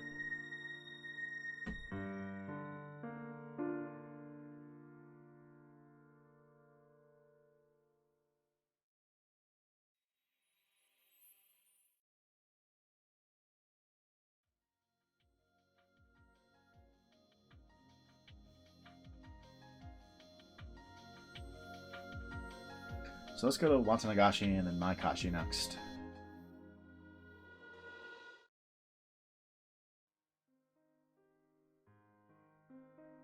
This game piece reminds us that no matter what happens on this game board, everything is due to the curse or the Sonozaki family pulling someone's strings. No, to put it in my words, this is the piece that makes everyone aware of the existence of Rule Z. It's hard to notice with just this piece, but this is a complicated fragment where Shion Sonozaki, while trapped in Rule X and mistaking it for Rule Y, is hurled about, comes to notice the existence of Rule Z. But this is also the piece that teaches us the rules of the game board. By the way, the piece called Shion Sonozaki is a piece coming from the outside, from the game's point of view. She dislikes Satoko Hojo at first, but through this and another piece she learns something important, challenges Rule X, and then grows to be a powerful piece to fight Rule Z. The most ridiculous part of this fragment is that it's hidden so cunningly. It doesn't seem that way at all with just a passing glance. Learn from your mistakes. Please become a powerful piece and lend me your strength to defeat my enemies.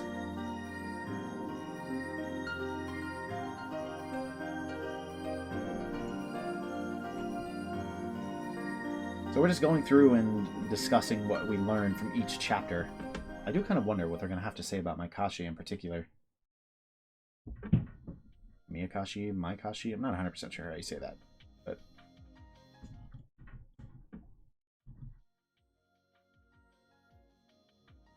This is the piece of Shion Sonozaki who goes mad after being taken in by Rule X. With no room for sympathy, this is such a painful piece that one can only have pity. It distinctly identifies the keyhole of the padlock called Rule Z.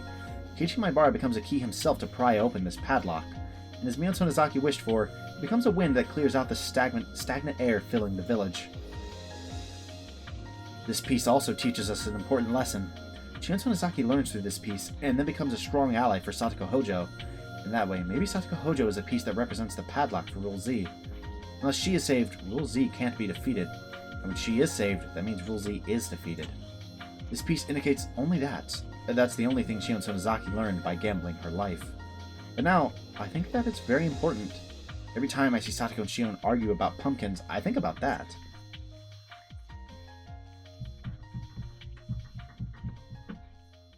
Okay. Dude, I really need to, like, remember what, like, the Rule Z and stuff are. I have these written down. Let me go find this real quick.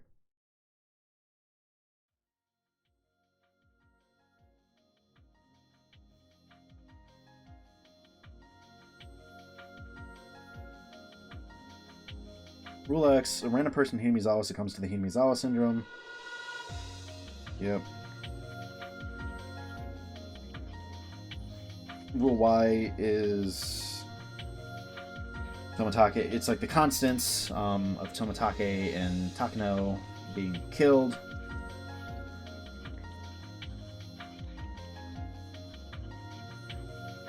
And then Rule Z is that everyone believes that the Sonozakis are responsible for everything. Yeah, okay, that's about what I had kind of inferred, but I needed to double check that.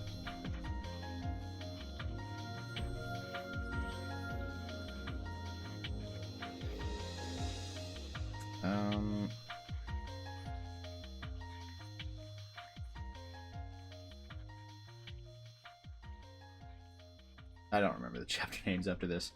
Was this chapter 3? It might have been.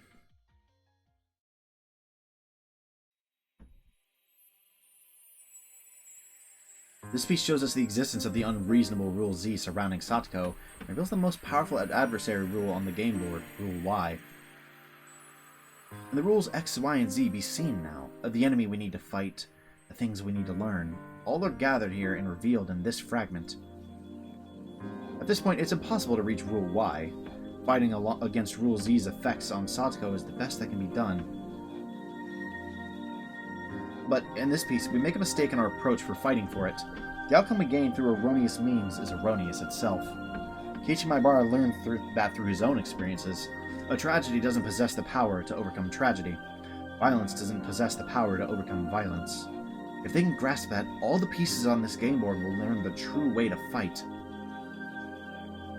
But Takano is too powerful. The shocking end of this piece doesn't allow us to learn it that easily. Yeah. This is interesting. Like I said, I mean, we're literally just going through chapter by chapter, and it's like, what did you need to glean from this, right? Or what do we need to glean from this to move forward, rather?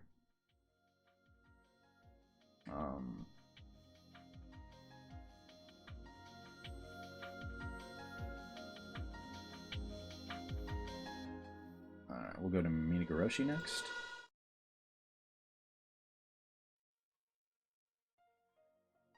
The game piece that uncovers the invisible Rule Y that has been pulling the strings from the beginning. Because the impression of that is so strong, it's easy to forget about something very important. We can't forget that this piece also shows the path towards destroying Rule Z. While Rika Furude lamented Rule Z as impossible to defeat, it was hardly a match for Keiichi Maebara and the others once they learned everything they needed to. They knew the correct way to fight, and fought according to the rules of the game board. As a result, we win, and that fact is more valuable than anything for us.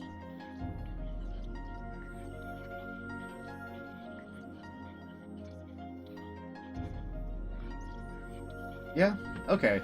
So, basically saying that, like, this pervasive belief that the Sonozakis drive everything was defeated, like, with, when they, especially as they saved Satoko, and them winning is more valuable than anything else that could have happened here.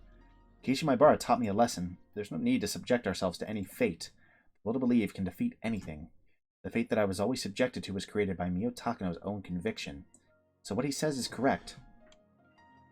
To defeat her conviction, we need a stronger conviction of our own. A strong will can be pierced only by another strong will. We defeated rules X and Z, and then challenged the final rule, rule Y, but we needed more pieces. Each piece fought at its best, but the strength of our enemy's pieces, led by Mio Takano, were just too powerful. She didn't even give us mercy. She squished us completely, and made us restart the game all over again. Although we lost, we didn't give up the resolve in our hearts, because we finally found the true culprit, and also found a clue for how to fight against her. We can't win with the pieces we have now. We don't have a powerful enough conviction or a strong enough will. But Hanyu and I will keep trying.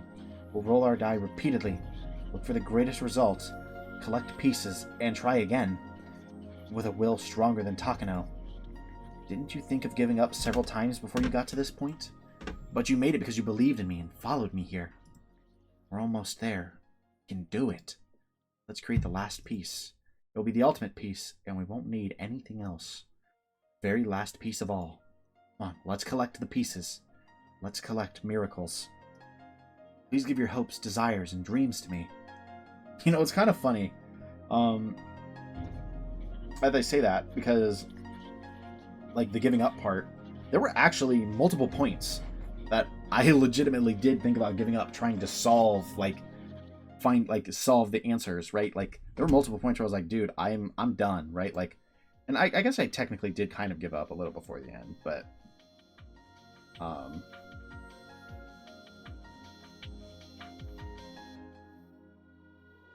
okay, we did the one for Onikakushi. We did not do Tsumihoroboshi, which requires that. I would have done that next had I realized.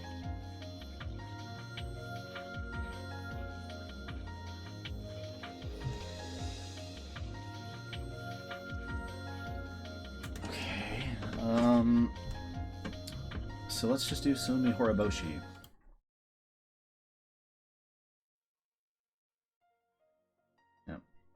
This game piece has a very important meaning for us, because it showed us for the first time that it was possible to poke a hole in the fate of the June of 1983. To start from the conclusion, everything gets taken in by Rule Y at the end, and all our effort is wasted. But we're challenging the great law that governs the game board, Rule X, head on. We're using everything we've learned so far from other fragments, which prove we can defeat it. We grow by learning. In a game with no hope of winning, we can discover a slight chance of victory. This piece taught us that. With this game piece, Rule X was almost completely defeated. Keiichi, Maebara, and our other friends won't be led astray by something as pathetic as the Hinamizawa syndrome and dance and tragedy any longer. It has also taught us that the rules aren't indestructible and are possible to overcome. In other words, it has given us, the ones who are on the outside of the game board, hope. It's an important fragment that serves as our turning point and the trigger for everything else. Yeah, that was when, like, it really did feel like there was an actual chance to solve everything, right?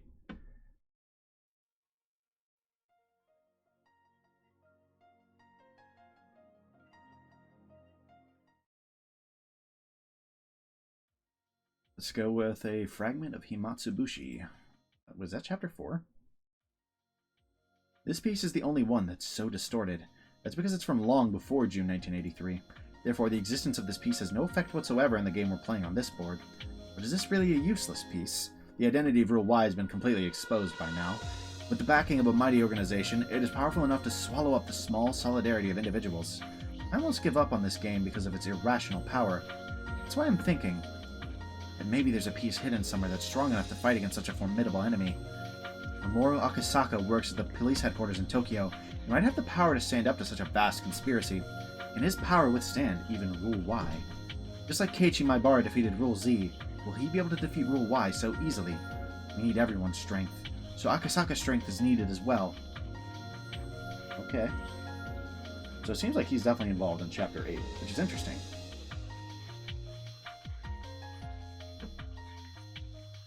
Alright, so I'm going to briefly save the game before we read the 50th fragment, because I've been informed by someone that if you do this in a specific order, and it seems to me that all you have to do is not break, like, one, if you avoid any breaks, you'll be able to see a tip after you finish the game, and I want that tip, so before I finish, well, I guess it doesn't matter right now. I'm not gonna finish tonight, so I'm gonna set that up like off screen probably. Because I mean, I can literally just review my footage and see the exact order, and set that up and play off of that save instead.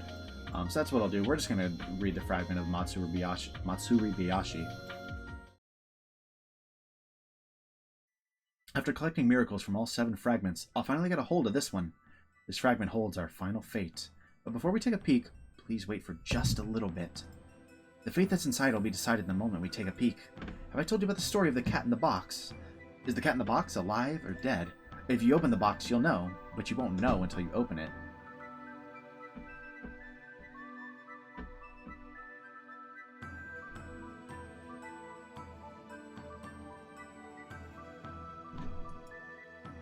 This has got to be a new song. I don't think we've heard this one.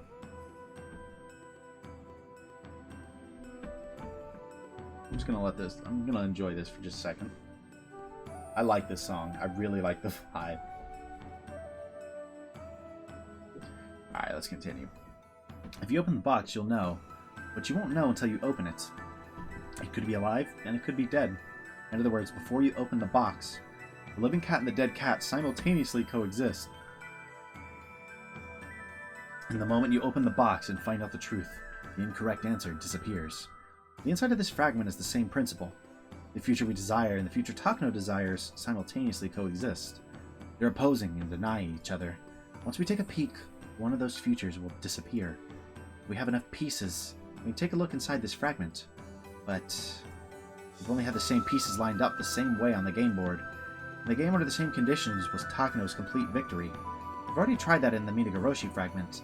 We need more pieces. We need the help of a piece that's powerful enough to defeat Rule Y. Until I get a hold of that piece, it's too scary to take a peek inside this fragment. How do I get such a piece? It's a piece I've never gotten a hold of before.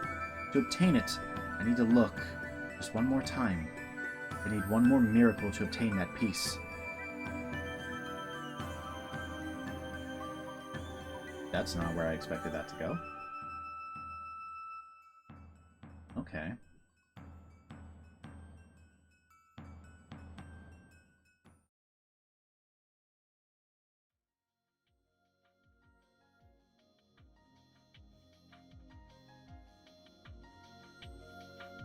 Okay, let's go to the leftover fragments. We need the final miracle.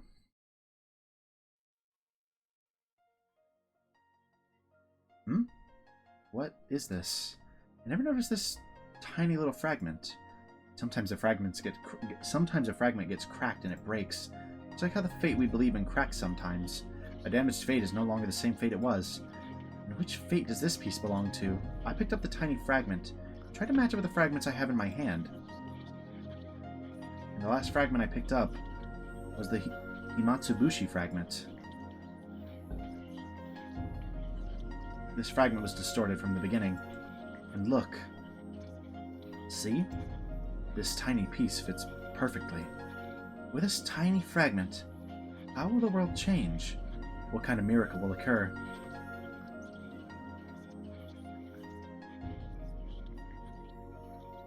The whole world warped. As I put the broken piece back where it belonged, the distortion centered on the crack. But that doesn't mean I can't take a peek inside. It's already past 1985. It's a time long after Rika Furude and her friend's stories tragically ended in June 1983.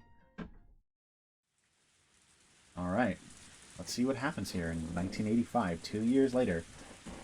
Beep, zzz.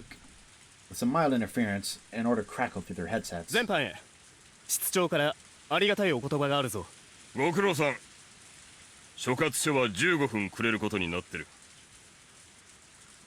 秒で制圧しろ。ターゲットの一人は外交官だ。警察だと悟られるな。有無を言わせず身柄を確保しろ。ただし間違っても危害を加えるな。外交問題に発展するぞ。外交官特権で地元暴力団と癒着している芸道どもだ。They launder money from drug dealing and force people into the sex trade to pay off high-interest debts. According to the local embassy, some of the victims are younger than teenagers. Oh, no, just shoot these dudes. Oh, I mean, we probably need information from them. What's scum, though? Normally, this would be a simple case, what with the perpetrators being gangsters. But when the police found out that a foreign diplomat was involved, things got much more complicated all of a sudden. Diplomats have diplomatic immunity, so the police can't arrest them. But they knew he was an important figure in the whole scheme, and there was no doubt that he was the middleman between the foreign criminal organization and the Japanese gangsters. They couldn't let him escape. It'd be easy to deport him, but that wouldn't solve anything. The police had asked the embassy for assistance, but they denied the request. And the case was put on a standstill at that point. That's when they found out that the organization was going to be selling the Self-Defense Force's classified radar and missile technology secrets. The Public Safety Division then had to move on the premise to protect this classified government information. And today was the day that operation was set to go. 正面は階段前に2人、地下入り口に2人、裏口に4人、全員体重の可能性大。普段より2人多いな。あの人にとっちゃ2秒余計にかかるだけさ。容赦ねえからな、あの人。普段より2人多いな。聞こえるか、赤坂。お前が切り込み隊長だ。用心してかかれ。What a king. よし、開始しろ。赤坂了解。作戦を開始する。Bro, low-key the goat? I still hate how thick his neck is, though. I really can't. I'm sorry, I can't, bro.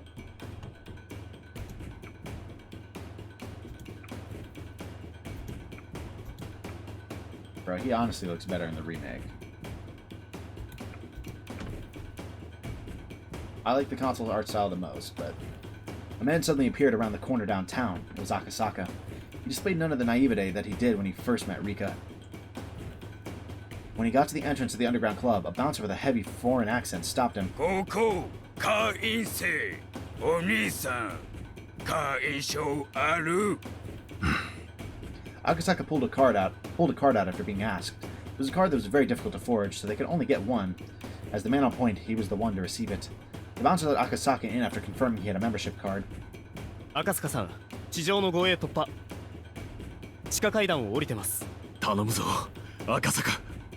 At the bottom of the staircase, there was an overly decorated door like the ones you'd see at a high-class club. The venomous glow of the cocktail lights lit it up, silently warning everyone it was an entrance to a den of evil. いらっしゃいませ。会員証を拝見いたします。The guard at the entrance took the membership card and put it through the card reader on the wall. Beep, an error sound. Slight perspiration could be seen on Akasaka's forehead. The guard swiped the card a couple of times more. Beep, beep. 赤塚さん、手間取ってます。まさか、カードの認証が変えられたか。赤坂にトラブルが発生したら作戦変更するぞ。赤坂の安全を速攻で確保しろ。The expression on the guard with him steadily grew dour. His right hand reached inside of his jacket, probably fingering his gun. Ding. The buzzer suddenly rang with a delightful tone, and the card reader flashed a green light. Immediately after that, the lock on the door opened up. お待たせしました。どうぞお通りください。The guard pulled his hand out of his jacket and opened up the heavy door. Loud music and flashing colorful lights spilled out from the inside. And within that, a well-dressed guard appeared to welcome Akasaka. At this moment, his first mission was accomplished. Having acted as the go signal for the remaining units, Akasaka was also in the dangerous position of being in enemy territory all by himself. The door was the biggest obstacle for their ambush. The door locked automatically, so whenever it was closed, it was also sealed that way. It was a solid door and nearly impossible to open from the outside. Somebody had to not only open that door, but keep it open for several seconds in order for the raid to begin. Akasaka was the only one who could do that. Akasaka, 入り口確保。作戦開始。The complex on the other side of the club was getting a new tenant, and there were 2 trucks parked in front of the building. But of course, that was just a disguise. The door to one of the trucks opened, and several dozen plainclothes investigators jumped out. The same thing was happening at the back door, too. The ground-level guards noticed this and began to draw their guns, but were taken down immediately by nearby investigators who had been pretending to be innocent bystanders. Several dozen investigators quietly went down the underground stairs. These narrow underground stairs were another obstacle to their operation. Everything would end up on the security camera. Their raid would become known within a few seconds. For that matter, a push on the security button would make it impossible for the lock to be opened from the outside. That's why they had to secure the door before the ambush. The guards on both sides of Akasaka noticed the loud footsteps coming down the stairs. The well-dressed guards also realized that something was wrong. The 3 guards shifted their attention from Akasaka to the stairs behind him. And as he sensed that attention shift, Akasaka took a quick, deep breath and then stopped breathing entirely. He's gonna blast him. The 2 guards standing beside him suddenly rose into the air in strange positions. Akasaka had determined his position relative to the 2 guards next to him. So he didn't need to check with his eyes, but even so, his fists had been driven into their faces with such precise accuracy. Bro's the GOAT. We need him versus Goku. Who wins? His moves were well-trained ones and showed no mercy against evil. They were as destructive as armor-piercing ammunition. And furthermore, Akasaka had retracted his arms at the same speed he struck. Everything looked so strange in the flashing lights. The man who witnessed all this probably couldn't figure out what had just happened. The two guards were up in the air in strange positions, and the man who had been standing in front of him was now crouching low. In that frozen moment, shattered. The well-dressed guard was smashed into the ceiling, and shortly afterward came crashing down onto the floor. Bro's got some strength on him. Later on, while slurping liquid food, he would desperately try to remember whether it was a fist or a leg that broke his jaw. Damn! He'd probably never quite recall it. Rather luckily, the way his body fell blocked the door, so Akasaka didn't have to hold it open any longer. Akasaka. 突入する。おい、待て！後続と合流しろ！ Bro said, I don't need that. Akasaka! The room was filled with loud music, but everyone had already noticed the brouhaha at the entrance. What the hell is a brouhaha? As soon as Akasaka bellowed his warning, screams filled the club. Most people immediately hit the floor as if trying to proclaim their innocence, but all the guards reacted quickly to Akasaka. In the midst of all this, there were a few people who were trying to make their escape through the back alongside several guards. Akasaka restarted his breathing once and then stopped it again, and then ran after them like a wolf. He jumped up onto the table, smashing expensive bottles of alcohol and scattering glasses with ice cubes made from the icebergs of the Arctic. A foreign bodyguard, whose previous profession must have been a professional boxer, thoughtlessly stood in front of Akasaka. With a heavy accent, he tried to taunt his opponent, but Akasaka couldn't have cared less about that. The only display that man was able to put on for him was that he was able to block Akasaka's attack, but it wasn't even an effective guard. The power of Akasaka's punches were so incredible that they simply broke the man's bones in his attempt to block them. Dude! This dude's not human!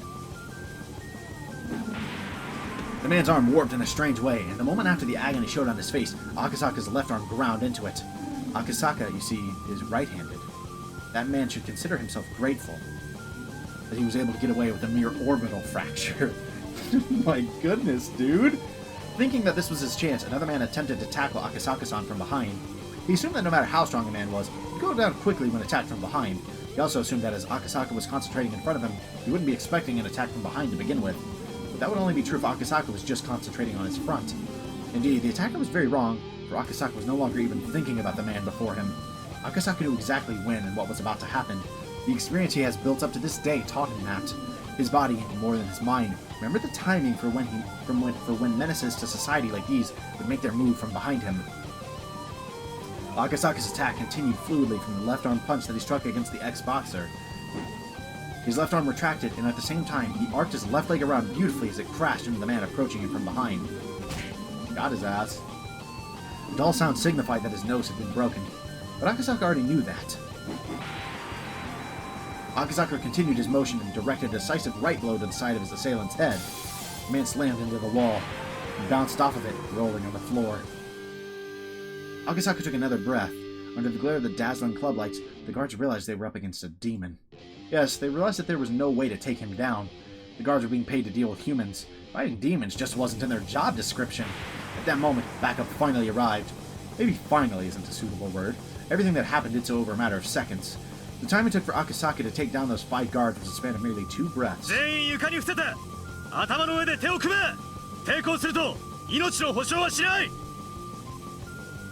Thanks to Akasaka's furious action, the flow of events was already set. Akasaka's intimidating first strike shattered the gang leader's will to run. They were all down on the floor, but one of them began smiling. Akasaka grabbed him by the collar and threw him against the concrete wall.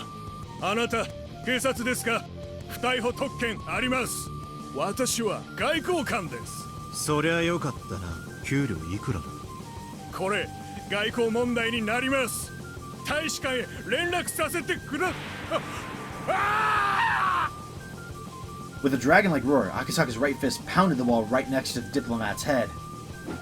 Isn't that just concrete? I know that hurt his knuckles! Immediately after that, his left fist pounded the wall on the other side of the head, and soon enough, Akasaka had pounded the wall 7 times, each just a sliver away from the diplomat. His fists were easily powerful enough to crush the man's head. The diplomat crumbled to the floor. Akasaka, target確保. Further investigations discovered a secret getaway route that even public safety didn't know about. Dozens of Soviet military-grade machine guns were found, and if Akasaka hadn't stopped them there in the club, he would have escaped, or even worse, the operation might have ended with a brutal death toll on both sides. All thanks to how well Akasaka executed his duty, the operation was completed without a single shot fired. Bro, might be the go? 確保しろ。急げ。地元警察が来るぞ。全員を荷台に押し込め。Since the foreign diplomat was involved, they had to make sure it didn't look as though the whole operation was carried out by the police. Instead, it was made to look like a simple gang war. They would dump the useless gang members and hand over the target to the police. Of course, before handing him over, they'd make sure he spilled everything he knew. The diplomatic pig would be used as a negotiation device by another part of public safety. We found plenty of evidence that said pig was tied to an underground criminal organization. Not wanting a persona non grata on their hands, the embassy would likely cut all ties with him. The rest would be the business of other departments. Public safety's job was to take care of the things regular police couldn't deal with. 赤坂は無事か。応答しろ、赤坂。こちら赤坂、撤収中。また無茶をしやがって。後で出張にこってり絞られろ。やっぱり鬼だな、赤坂さんはよ。Song is tough. 秒殺で5人撃墜だぜ。ありゃあ絶対空手の域を超えてるな。赤坂さんの鉄拳はすでに狂気だね。Yeah, they said something about there were no shots fired, but I think he hit 5 people, so... しかし連中、銃を抜かなかったのはラッキーだったよな。赤坂さん、躊躇ねえからな。蜂の巣にしてたかもしれないぜ。The honeycombs, god damn! Is bro Jotaro or something? 聞こえてるぞ。人を殺し屋みたいに言うな。俺は悪党に容赦しないだけだ。Shit, yeah, we need you! We need you, bro! The pigs he had just caught were no average criminals. They'd committed so many unforgivable sins. The strength behind Akasaka's fists was proportional to those sins. The heavier their sins, the more powerful his blows would be. 豚どもを荷台に詰め込め。赤坂、急がせろ。所轄署に通報が入ってるぞ。赤坂了解。聞こえたな。撤収を急げ。了解。主任どうぞ。要治療が5名。手配をお願いします。There wasn't any trace left of Akasaka's old naivete. He had grown to be the vigilant ace of his department. And that's what we need. Although, I will say, there's a 2-year experience gap between 1983 and 1985. So, it's a little concerning, but still, he's a lot better. Aw, damn. That song was tough. Akasaka was training inside a dark dojo filled with the smell of sweat and mold. The dojo was located in the middle of downtown, in a small building. It wasn't that big, and they weren't that well equipped either. It certainly didn't look like a dojo where a person as skilled as Akasaka would train. There were only 3 or 4 students there, including Akasaka, but this was the dojo he picked. To Akasaka, karate was certainly a weapon for crushing his enemies, but now he was seeking something further from it. To achieve his goal, a dojo with many young students having actual physical lessons wouldn't work. He'd gone to so many different dojos, and this was the one he finally settled on. Every time Akasaka punched a sandbag, the heavy thud of his punch and the clang of the sandbag's chain would echo. He wasn't just punching blindly. He thought first, developed those thoughts, and then punch. It was more of a deep and low vibration than a proper sound. Drops of sweat scattered, and the dust welled up in the air. It was a perfect blow embodying the concept of 1 strike, 1 kill. But he wasn't satisfied. He closed his eyes, controlled his breathing as if trying to hear the cry of cicadas. And he punched again. From a beginner's perspective, it looked like he was taking breaks between each. The other students training on their own would glance over and sense a fearsome respect at his focused blows. 赤坂さんって警察に勤めてるって噂だぜ。マジかよ。あんな人が警官やってるなら、俺は悪いことする気なんか起きねえぜ。I'm gonna give up any career in villainy if he's a police officer. しかし、赤坂さんも集中力がすげえよな。あの人疲れるってことを知らねえぜ。On his days off, Akasaka came to the dojo in the early morning, and he silently trained all day. His training was no longer physical, but mental. The other students were already aware that his continuous concentration was the secret of his strength. However, that was easier said than done. As long as a person lives, they're bound by countless ties and idle thoughts. For a person to submit all his life well into such singular focus is more like trying to attain enlightenment than something in the realm of martial arts. Man has tried many different methods to achieve such enlightenment, and what we've learned is that there's no way to reach it, and a path one takes can reach it, if mastered. Karate is what Akasaka chose. 噂に聞いたんだけどよ、あの人奥さん死んじゃってるらしいんだよ。Damn. So he's only this razor focused and when his wife dies. それを忘れるために空手を始めたって噂だぜ。あれ？俺が聞いた話は違うぜ。任務中に女の子を救えなかったとかなんとかで、それで自分の無力さを痛感したとかなんとか。So unfortunately, those are both core to his strength. Does that mean? I mean, is he gonna be able to save us then? Right, like. But it also means Yuki kind of has to die, huh? おい、聞こえてるぞ。人の噂話なんかしてないで。稽古をしろ。おっす！ There was a small beeping noise. Somebody's watch was letting them know it was noon. あ、赤坂さん。俺たち弁当買ってきますけど、赤坂さんのも買ってきましょうか。助かる。何でもいいぞ。頼む。Akasaka was more pleased to be alone in the dojo than to have anyone bring him lunch. When they left, silence filled the building. くそ。人の話なんかしやがるから。集中が途切れちまったじゃないか。Yeah, I think people being like, yo, I heard he's strong because his wife died. Or I think his biggest regret is letting this little girl die, right? Like, yeah, that would break a lot of people's focus. But if that happened because of that bit of small talk, then he had much more training to do. He had to train much harder if he wanted to achieve enlightenment. He focused again and started to punch the sandbag, but the sound was a lot lighter than before, and obviously the strength in his fists was no longer there. Realizing that he needed to take a break, Akasaka pulled out a towel from his bag and sat down. The sound of cicadas soaked into his body. The windows were open, but there was no breeze coming in. Excuse me. Still, he could feel the cool air, if just a little. Just as they said, the reason Akasaka started karate was because of Yuki's death. Of course, losing against the suspect in that kidnapping incident was one reason too, but more than that, the pain from Yuki's death was what made him start. Oh, it was just him losing the fight. Okay. Yuki fell down the stairs at the hospital and died while he was on a business trip in Shishibone. He couldn't get rid of that depression, so he started learning karate. But in June 1983, when the Great Hinamizawa disaster occurred, we realized something very important. The girl had predicted Yuki's death, and, in return, she wanted him to help her. Yuki's death was an accident. He could have told himself that there was nothing he could have done. But as for the girl, Rika Furude's death was different. She knew about her own death 5 years prior. When the disaster occurred, he remembered Oishi and called him to make sure he was okay. Then found out about everything. When he was caught up, he fell into despair. Rika Furude was the turning point in his life. If he had believed what she predicted and did something about it, maybe Yuki wouldn't have had to fall down the stairs. He took the oath to serve the public as a police officer. He didn't even notice the plea for help from a little girl. He shoved aside a conspiracy surrounding her until it was too late. He had 5 years to do something about it, but he didn't do anything. And she died. Visiting Hinamizawa for the kidnapping case of the minister's grandson was definitely the turning point in his life. If he'd only listened to what that girl said, Yuki would never have died. And he could have been there to help Rika Furude. Those two things continued to haunt him. The investigation into the series of mysterious deaths in Hinamizawa that he heard about from Oishi was put on indefinite hiatus because of the disaster, but it was apparent to both of them that there was some conspiracy behind it all. To challenge such things, he needed all the strength and experience that he could muster. He was devoting himself to gain such strength, but it was too late.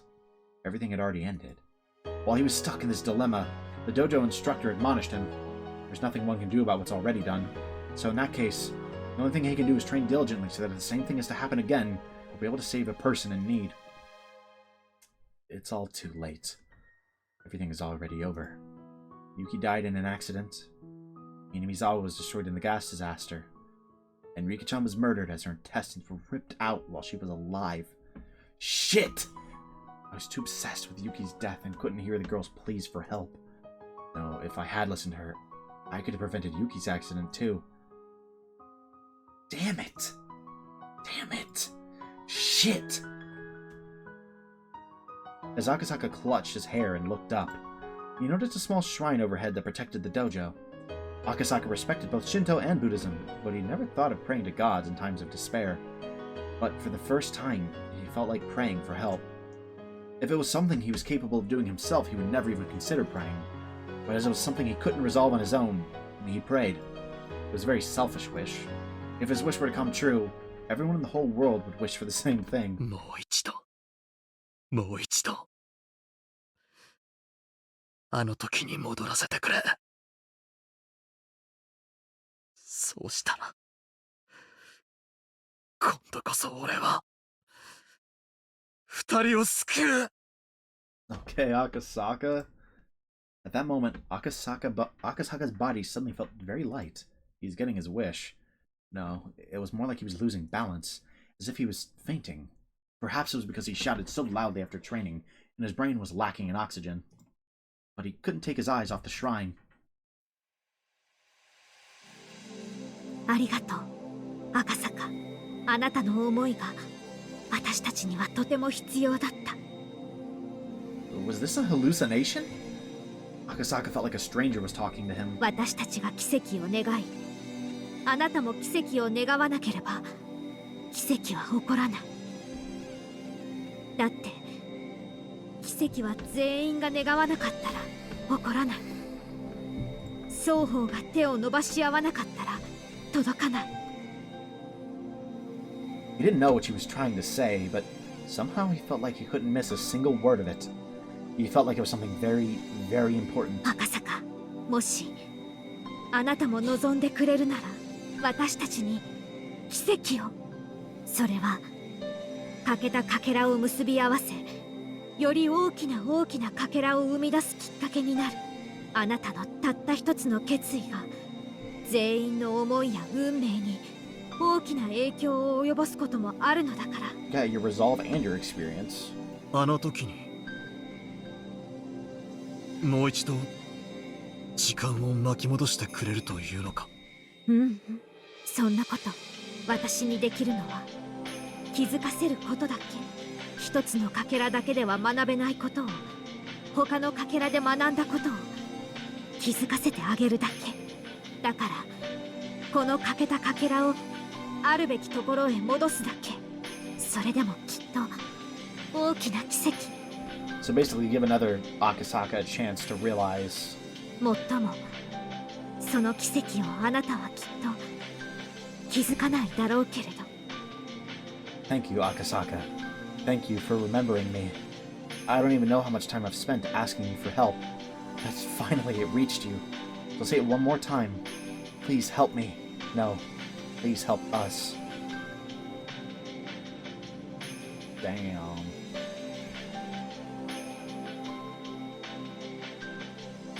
They've essentially seemingly found a way to enlist Akasaka's help.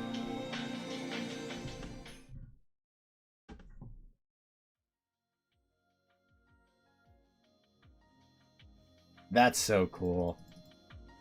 And now the fragment's broken, and we have to go back and read that again. It's finally time to peek into the fragment and see what happens. I'm worried that this is going to start like a really long sequence.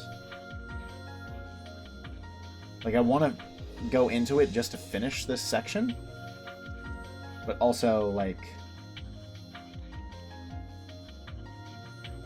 I worry that this is going to lead directly into the end, you know? Fuck it, we're just going to go.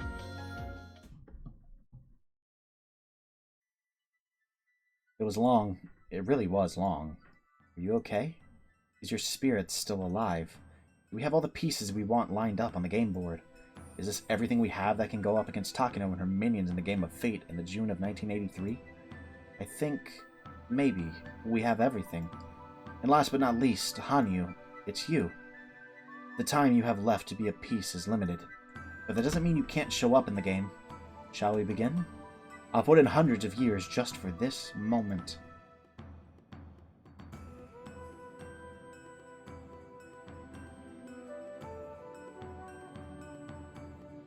Finally about to be time. All the pieces are assembled.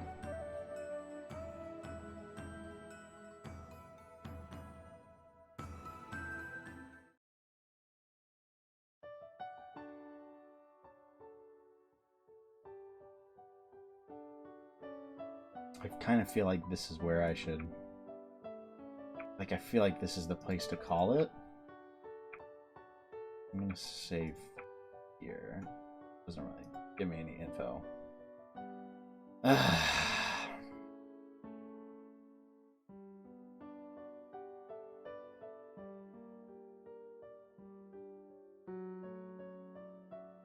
It's extremely late. I feel like I should call it here.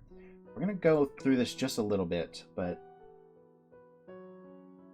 this part might end up split into a new video, so don't be terribly shocked if it does. Someone once suggested that believing is like placing a bet with coins of hope. In other words, believing means taking a risk. You gain something if you win, but you lose something if you fail. As with any gamble, we try to make sure we win and then bet a coin. But as with any gamble, there's no guarantee of victory. Sometimes you win, and sometimes you lose. And that's how you increase the number of coins you have. But if you keep losing, you don't want to continue gambling. It's then that you realize that if you don't gamble, you don't have to lose anything. Not gambling on anything is the same as not believing in anything. Not believing in anything is the same as not involving yourself in anything. And not involving yourself in anything is the same as not existing. Therefore, she didn't exist. The one coin she had in her heart was the last one. If she lost it, she'd disappear. That was why she was hesitating to make a bet. She had been running, trying not to get involved in any type of match. She was afraid of betting it by accident. But just like in a game of poker, she could lose her coin by folding. She tried not to lose her last coin, but that meant she was going to lose it eventually anyway. There was something she didn't know. Actually, I didn't know it at the time either. The more coins bet into the pool, the higher our chances of winning this game. In other words, the more frightened we are, the more we'll keep losing the game before us. It's just like carrying a portable shrine. It's impossible to carry such a heavy thing by oneself, but when people put their strength together, they can lift it easily. There's a clear borderline between too heavy to lift and easily lifted. It's just like how the balance on a scale tips with just a little weight. The big heavy shrine before us couldn't be lifted. Everyone tried their hardest to raise it, but couldn't. I didn't help because I was sure it couldn't budge. I don't participate in games I know I can't win. So I didn't bet my coin. But that was wrong of me. Maybe the portable shrine could have been lifted if I joined. For the longest time, I'd been pretending to be a bystander. I always thought I was there just to find out if my coin was worth betting or not. But that was wrong. I'm not just an onlooker, nor should I be a bystander. I should have participated. The game I've been facing doesn't look like a game I can win. It doesn't look like a game that's worth betting on. But by betting on it, or by participating in it, or by believing in it, the outcome might change. To gamble on something is the same as to believe in something. To believe in something is the same as to be involved in something. To be involved in something is the same as to exist. Therefore, she existed.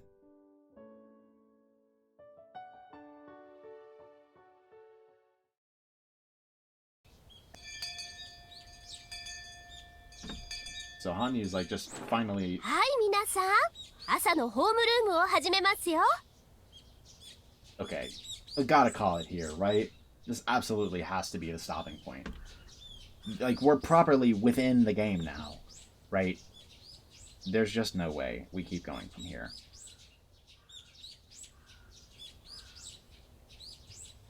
Yeah, we're gonna call it here.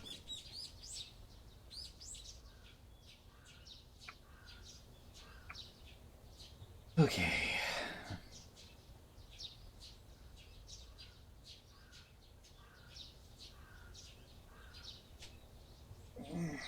Goodness gracious. Okay. Let's talk about this episode. This was a very big one. We learned a lot this episode. We're just gonna save here. We're going to load back into the connecting fragments so I can kind of look around at them a little bit. Right.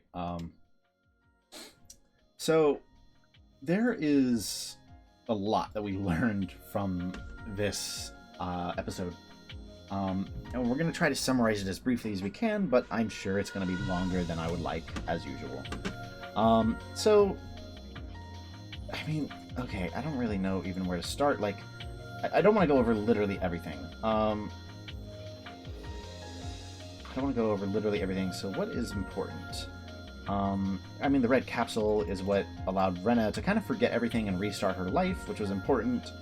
because Rena showing up is part of, I wouldn't say it's what pushed Oreo to allow, like, or to really have new people move in, but it kind of helped, and it impacted the Hojos a bit in the brief time that they were there while Satoshi was there and well and not murdering his aunt, right? But she recognizes what's going on, and that's something that we see, right? Like, after she moves back, she recognizes that all these signs are the exact same as what we saw before, right? As what she had gone through before, but she didn't know what to do about them. And then Irie right here is kind of similar, right? He fails to recognize what's going on with Satoshi. Satoshi got so unlucky in the sense that nobody realized, or like, the person that could do something didn't realize, and the person that couldn't do anything did realize what was going on with him. He was...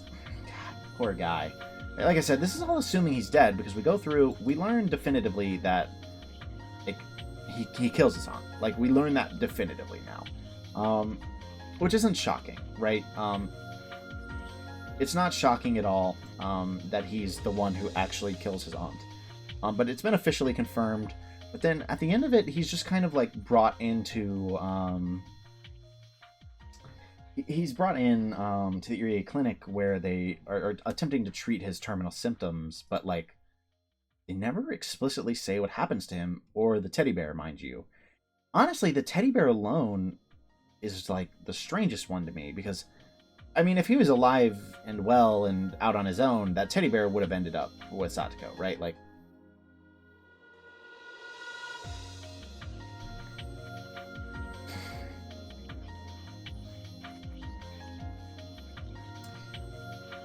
but then, like,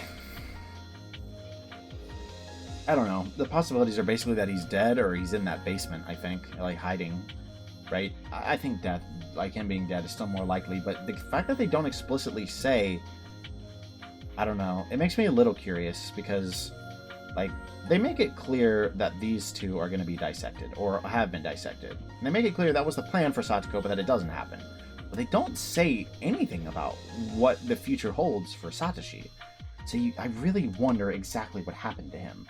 I really hope this gets answered. I really do. What else was discussed here? I honestly, by far the biggest ones are really these few right here, all regarding Takano, her kind of sub-arc, where we see Tomitake, first of all, kind of recognizes that she's Fumi Takano's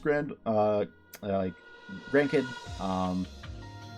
and that's not the most important part, but what is important is the death of Koizumi. When Koizumi dies, everything starts to go to shit for Takano, right? Everything, like, Koizumi was the big one that was allowing this project to continue, and as that power gap is filled, basically everyone there is like not really interested in giving him, or giving the Irie Institute the money that it's been getting, and this risks shutting the project down. Goodness gracious. Hiccups just getting me, man. And this is a big problem for Takano, right? As she continues to, like,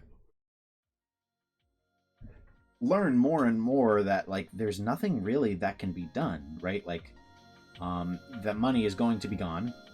Irie is kind of okay with it, like, as long as he gets time to make the cure, but Takano's not okay with it, right? She wants to keep researching and unravel all the mysteries. And then when it really reaches a breaking point is right here, the Deja-vu tip, where in this fragment, rather, not tip, in this fragment, Takano, what happened to her grandfather basically happens to her, and it kind of breaks her. She becomes, like, extremely depressed after having her work insulted and stomped on, right? And she's just miserable for a while, but then an invitation to an end. happens. And in this, a mysterious benefactor of Koizumi Sensei's faction, right, finds Takano and basically says, like, look, we know your real goal, right? And it's to get revenge on everyone by, like, making them read your grandfather's papers and acknowledge them. If I'm wrong, we can drop you off the station and move on. And Takano finally, like, in her heart, she's like, that's what I want. I want revenge. That's what I've wanted, right? They're giving me a chance. And this is what really sets everything up to spiral. All of these fragments are essentially, like, as us, we have the game board, and we're collecting every important piece of information together, right? From each chapter, right? Like, what do we need to know from certain chapters, right? Like, from Onikakushi, we know that Keiichi needs to learn to trust his friends, right? Just as an example, right? From Tsumihoroboshi, we learn that it is possible, right? It's possible to have hope, right? These rules can be broken and fought against, right? And there's rules for all of them, and I'm not going to go over each one, but we get all of these rules, and then the most important thing, arguably, is Himatsubushi, which is chapter 4, which is Akasaka's chapter. And basically, she's like, things just aren't very clear, right? Like, we can't get... Akasaka never helps us, but I think we need his help, right? And as we go over here, we go through these, and as we attempt to go into Matsuribayashi, eventually what happens is they're like, we've noticed another fragment, right? Like, I've noticed another fragment, and like, let's look into this, and we see Akasaka, who's become so much stronger than he was, right? Because of, like, the way... He grieved that he couldn't... He lamented the fact that he couldn't save his wife and that he couldn't save Rika, right? And so he trained incredibly hard and he's become incredibly strong. And then we see this and we're like, this is the last piece we need. And even specifically, he even wishes, like, please give me a chance to redo it all. He prays, right? And this moment finally gives them a chance, right, to use this last fragment on and put it on the game board, essentially, and launch into our final attempt, is what it seems. And right at the beginning of this final attempt, we get this whole spiel about how, right, how to not gamble is to not be involved, is to not exist, right? And that Hanyu was so scared of losing her last coin that she wouldn't gamble. But now she's gambling it, right? She's gambling it. And so this is, like, she exists, right? And I wonder if that's why we could, like, physically see her, right? Honestly. If it was literally, like, because I'm willing to do this, people can see me now because I exist, right? I wonder if that's why we could physically see her.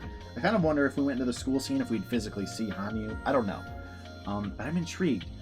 It seems like we're setting up for the end. The next episode might very well be the last episode. That is a crazy thing to say. It might be more than one. It might be more than one. I don't know. But we're gearing up for the end. We're right there. God, this is fucking crazy. To finally be here after all this time. To finally be here after all this time. We're, like, in the home stretch. This was a great episode. We learned so much interesting stuff. Takano is such a fascinating character. I'm still very intrigued by Satoshi, and I still think it still feels like there's more to him, right? I don't know if that's going to get explored in Chapter 8, or if it gets explored in, like, maybe a side arc. I don't know, right? Obviously, like, don't answer that yet, ideally. But if it turns out, when I finish this game, that Satoshi isn't answered and he's explored a bit more in a side arc, I would love for someone to tell me what side arc that is, because that might end up on the channel, right? That might end up on the channel. Because I am very intrigued by specifically that year. I think all of the years are interesting in and of themselves, but that one is the one that most interests me, I think. Especially because of how much I like Shion's story and how connected she is with that story, you know? Is a big part of it too. But anyways, the point of all this is to say that this was a great episode. Satoshi I found super intriguing this time around. Takano's story, it remains so good, man. Takano's a character that obviously we know what she does, and so it's easy to hate her. But also I find it really easy to sympathize with her and root for things to work out for her, just not in the way they work out in the main game, right? Like, I wish she could, like, live a normal life, be happy, right? I wish she could have her research acknowledged in a way that doesn't require her to murder Hinamizawa, right? Wouldn't that be sweet, right? I want her to have that happy relationship with Tomatake, honestly. Maybe I want that a little more for Tomatake than Takano, right? Like, I don't know, seeing her whole backstory, it's so crazy how they immediately, like, in the span of 2 episodes, right? The last episode of Chapter 7, she executes 5 children and then tortures and kills another. And then in the very next episode that I record, they're like, you're going to sympathize with her now. And I'm like, honestly, it worked. How the hell did you do that? You made me sympathize with this woman. How is that possible? Right? Like, this isn't to say that she's redeemed or that I forgive her. No, fuck no I don't. Right? Like, what she does in the 5th year is terrible, of course. Right? But seeing this, I've said it a few times, specifically with Shion, right? My favorite type of character or villain, and often just character in general, is the type of character who, like, they do terrible shit, irredeemable shit, right? But it's a tragedy, right? Like, it's a tragedy how they got there, and that's exactly what Takano is. And we've seen that it's so much more even with this chapter. Now we're starting to see how she spirals, right? And it was so fascinating. And obviously there was, like, more that was interesting than just that. Rena's backstory was fairly interesting. Seeing Keiichi's self was cool. Seeing all the fragments start to come together was a really cool moment. But honestly, Takano's stuff was the highlight of the episode for me, for sure. And I'm really looking forward to seeing how this all plays out, man. I'm really looking forward to it. I hope you guys enjoyed this episode. Before this episode, or before the next episode, but after this one, I'm going to go through and redo all of the fragments off camera, because I don't think it's important that I do it on camera. If I realize that something is afoot, I will stop and record. But I don't think that will be necessary, and so I'm just going to go through and do all the fragments with no breaks, and see if that, like, I think that's what unlocks the tip that was mentioned. If not, I'll just, like, get a guide later when I'm done. We will see whatever that tip is. We will not be missing that. But anyways, that's all I have for this episode. So like I said, I hope you guys enjoyed it. I know I did. I thought this fragment section was super cool. Seeing it all come together in this way was honestly super cool. I love that we got some form of gameplay. I love that they experimented a little bit. And in the last chapter, it's bold to do it here, right? But I think the way they did it really works, right? Going through the whole, like, lore and backstory of everything, right? And getting so much information at this point that, like, we've got basically everything we could want besides the final answer, and that's what's coming next in next episode. So I hope you guys are looking forward to that. I am super excited for that. I'm assuming this is going to come out tomorrow, or the next episode will come out tomorrow. My sister wants to go snowboarding tomorrow, so if that plan happens, we'll see if when I get home, if I will have time to record. Sorry guys, I don't think anyone's actually upset. I'm not gonna be so hyper fixated on this goal of finishing before the new year that I am skipping out on a family trip like that. I don't think anyone's actually upset at me over that, but you know, point is, it probably is coming out tomorrow, but maybe it is delayed by a day. We'll see. So whenever that episode does come out, I hope to see all of you guys there for what very well might be the dramatic finale of this game, depending on how long that section is. I'm preparing to record for a very long time for this next episode. It might be another 5-6 hour video. We're gonna see. So this next episode might very well be the last one of Chapter 8, that is, because we're still going into the Rei arc. Singular, the first one. Maybe I'll eventually do the other ones, but I won't be as hyperfixated on it. I would probably take a break after the first one. But like I said, look forward to that tomorrow, probably. And I hope to see you guys there as we finish up this game. Peace.